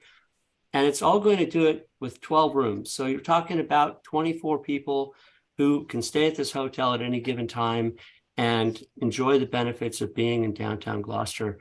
And all we have to do is allow them to pave over one entrance and put a couple windows in the building and take care of the interior modifications. That is about as little we could possibly ask to get the most benefit out of this that I think that we can possibly get. As I mentioned, you could turn that building into any number of things. You want to put a startup down there and put 30 employees? That would be great too, but that would be 30 cars, not 12.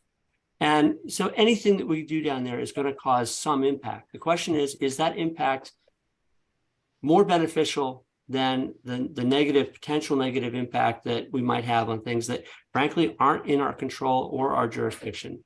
And I would say that in this particular case, the benefit far outweighs any problems that might arise out of nominal parking issues, which again, aren't part of our purview.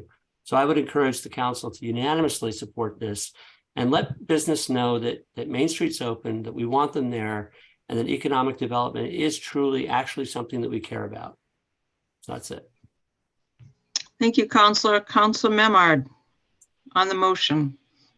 On the motion, I will be supporting this. I think that Councillor Grove's summary could not have been more eloquent or appropriate. I think it's worth observing and noting that as part of the application before us, there were letters of recommendation and commendation from, I'm not sure how many, 12, 15 plus local businesses and property 14. owners on Main Street, 14. Mhm. Unanimously in support of people that I know and respect who have been in business a long time on Main Street, and all who view this as being a positive addition to the community. It's a beautiful building. It started as the Gloucester Times at one point, and back in the presses were up on the 3rd floor. It has a historical context, and I think this is its next life, and it'll be a good addition. Thank you, Councillor. Councillor O'Hara. Thank you. I will be supporting this tonight. I wish Mr. Sullivan the best of luck. He's going to be investing a huge sum of money into the building, elevator, changes, 12 units. He's going to be working very hard to make it happen. I know the building well. As a child, 2nd floor was my dentist, so that building has been around a long time, and again, I wish Mr. Sullivan the best in his endeavors to make it happen on Main Street. Thank you. Thank you, Councillor. Councillor Worthley. Yes, first, thank you for this presentation. I'll be supporting this.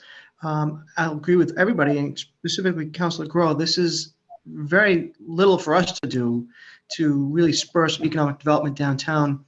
Ms. Alice Eliason, thank you for doing a great job once again on a presentation. The fact that you get 14 business owners to agree on the same thing is no small feat. So credit to you there too. I wish the owners well, and hopefully it's a very robust hotel. And by the way, Councilor Groh, it may not even be 12 parking spaces, because they could come by boat, they could come by train, they could come by Uber.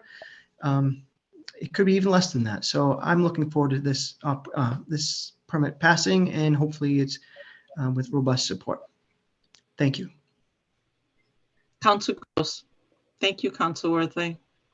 Yeah, I really applaud this. I think this is a key piece to the revitalization of downtown, which we all hope for so much.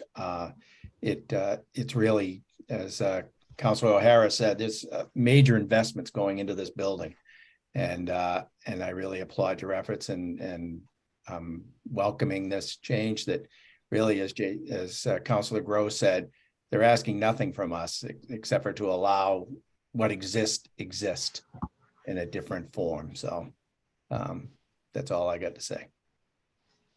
Thank you, Councillor. Anyone else like to speak on the motion? Councillor O'Neill.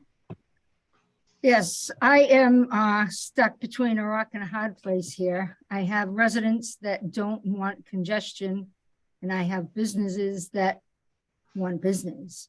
Attorney Ellison, you have done a wonderful job convincing me. And I realize parking is not an issue. I mean, it's not on the table.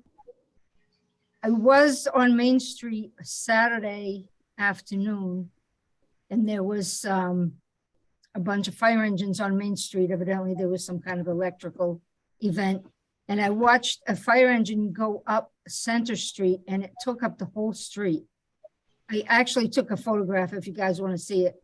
So that would be my only concern, is the unloading of luggage on Center Street. I foresee that as a big problem, but that's my only objection, and I can't see how that can stop me from voting for this. I think the benefits outweigh the negatives, so kudos. Good job. Thank you, Councillor. Anyone else that hasn't spoken on this? I'm just going to wrap it up by making sure that I, again, cover a couple of the highlights of 1.8.3. doesn't apply to the height, but it certainly applies for the other part of our permitting. So in terms of the social, economic, and community needs served by the project, the applicant intends just to convert the second and third floors of the building at 108 Main Street to approximately 12 rooms, a small lobby. It's also noted that there will be an elevator, so that's awesome for people that might be handicap accessible. It makes it handicap accessible.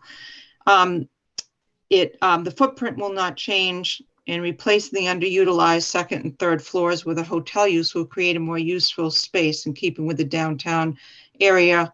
And it's highly supported by the abutting businesses. In terms of utilities and other public services, the utilities will be updated as necessary. The neighborhood character and social structure is appropriate. And to a comment that I believe Council Worthley made, the potential fiscal impact, it adds tax income to the city as well as hotel tax, which is an extra part of that equation. And in the whole building, the exterior will remain unchanged. So anyway, so those are the things that I felt compelled to discuss, and I will be supporting this as well. So is there anyone else that wants to participate in the discussion? Seeing none, it's time for a roll call vote. So let me get my roll call list. Okay, Council O'Neill. Yes. Council Worthley. Yes. Council Gilman, yes. Council Gross. Yes. Council Grow. Yes. Council Majota absent. Council Memard. Yes, and best of luck. Council Nolan. Yes, and good luck. Council O'Hara. Yes. The yeses have it, 8 in favor, 1 absent. Excellent. Thank you, Deb Ellison. Council O'Neill, you have your hand raised? Do we need to vote to continue the meeting past 11? Yes. So moved. Yes, thank you. Good call. So let's just say goodbye to everyone that wants to leave. So thank you all for being on the call. And it's been a long night, and we appreciate your hard work. So counselors, let's move to continue the meeting after 11 o'clock per our rules of procedure. Council O'Neill put that motion in. I think it was seconded by Council Worthley, correct? Yes. Thank you, everyone. Okay. Thank you. You're welcome. And so we have a motion and a second on the extension of the meeting. Council O'Neill. Yes. Council Worthley. Yes. Council Gilman, yes. Council Gross. Yes. Council Grow. Yes. Council Majota is absent. Council Memard. Yes. Council Nolan. Yes. Council O'Hara. Yes. The yeses have it, 8 in favor, 1 absent, to continue the meeting after 11 o'clock. Next order of business, Madam Clerk. The next order of business is for council vote. City Council Order number 2022-037 Worthley to amend Gloucester zoning ordinance section 5.22 commercial land-based wind energy conversion of facilities, section 5.2214 monitoring and maintenance.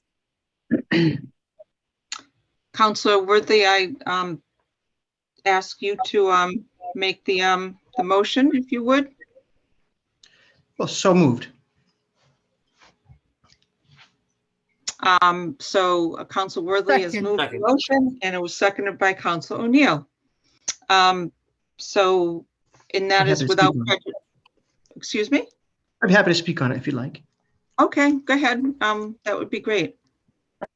So I had submitted, I intended to submit something to regulate the monitoring of wind turbines. And it turns out it should be in the code of ordinances, not the zoning code. And Suzanne Egan and Joanne Sinos and we all were working on it. I'll I'll take responsibility for sending to planning and development. There is a new one coming specifically on ordinance administration because it's regulating something that's already in use, much like we do for pilings. So that should be coming forward. This is just, it doesn't need to be in the zoning code. So that's why we're withdrawing it. Okay, thank you. So on the motion to withdraw without prejudice, roll call vote, Counsel O'Neill, Yes. Counsel Worthley, Yes. Counsel Gilman, yes, Counsel Gross, Yes. Counsel Grow, Yes. Marjota is absent, Counsel Memard, Yes. Counsel Nolan, Yes.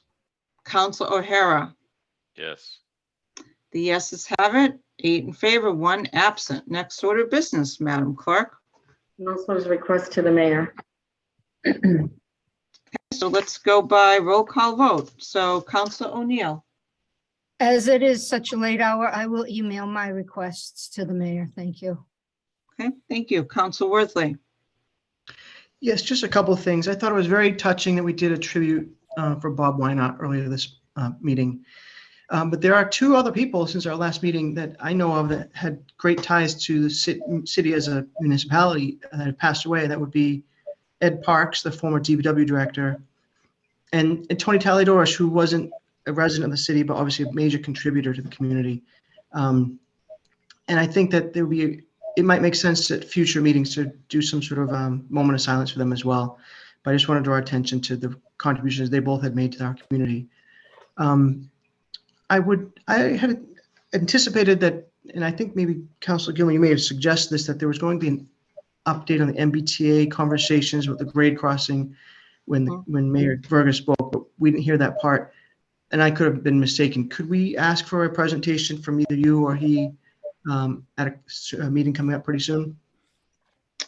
so I think the beginning would be to make sure that the notes of that last meeting, which were very specific to the conversations that we had on the last 4 or 5 incidents that occurred, is very clear. We should make sure that that is in the next packet. And I know the councils have received it. We want the public to see that as well. And there was also the letter to Steve Aiello, which was a response on the questions that he submitted back in September. And we have that as well. So we'll make sure that that is in the packet. And I can check with Mayor Verga if he wants to summarize that as well. I mean, I certainly am able to do that, but I think that, in my opinion, it's better coming from the mayor or Senator Tar. But basically, I think the answers are all in those documents. And, let's keep telling people to, when there are incidents, we know what they need to do. So, but I will check with Mayor Verga on that. So thank you. Okay, that's it for me. Okay. Thank you, everybody. Thank you. Councilor Gross, I'm good. Councilor Grow, I'm good too. Councilor Memard. 3 quick items. First, I apologize. It had been our plan to have Kenny help summarize the presentation that was made in Budget and Finance on Thursday afternoon, which was a meeting of the whole. Councilor Gilman was able to attend. It's important. Our legal obligations under OPEB, in addition to the city pension liability, are just some big financial chunks that we all need to chew on. And so I would request respectfully that our summary presentation of that be continued until our next meeting in 2 weeks, when, as part of the Budget and Finance Committee report, we can ask Kenny Costa to help address that, and many other members of the Budget and Finance Committee would like to contribute to the conversation. That would be welcome.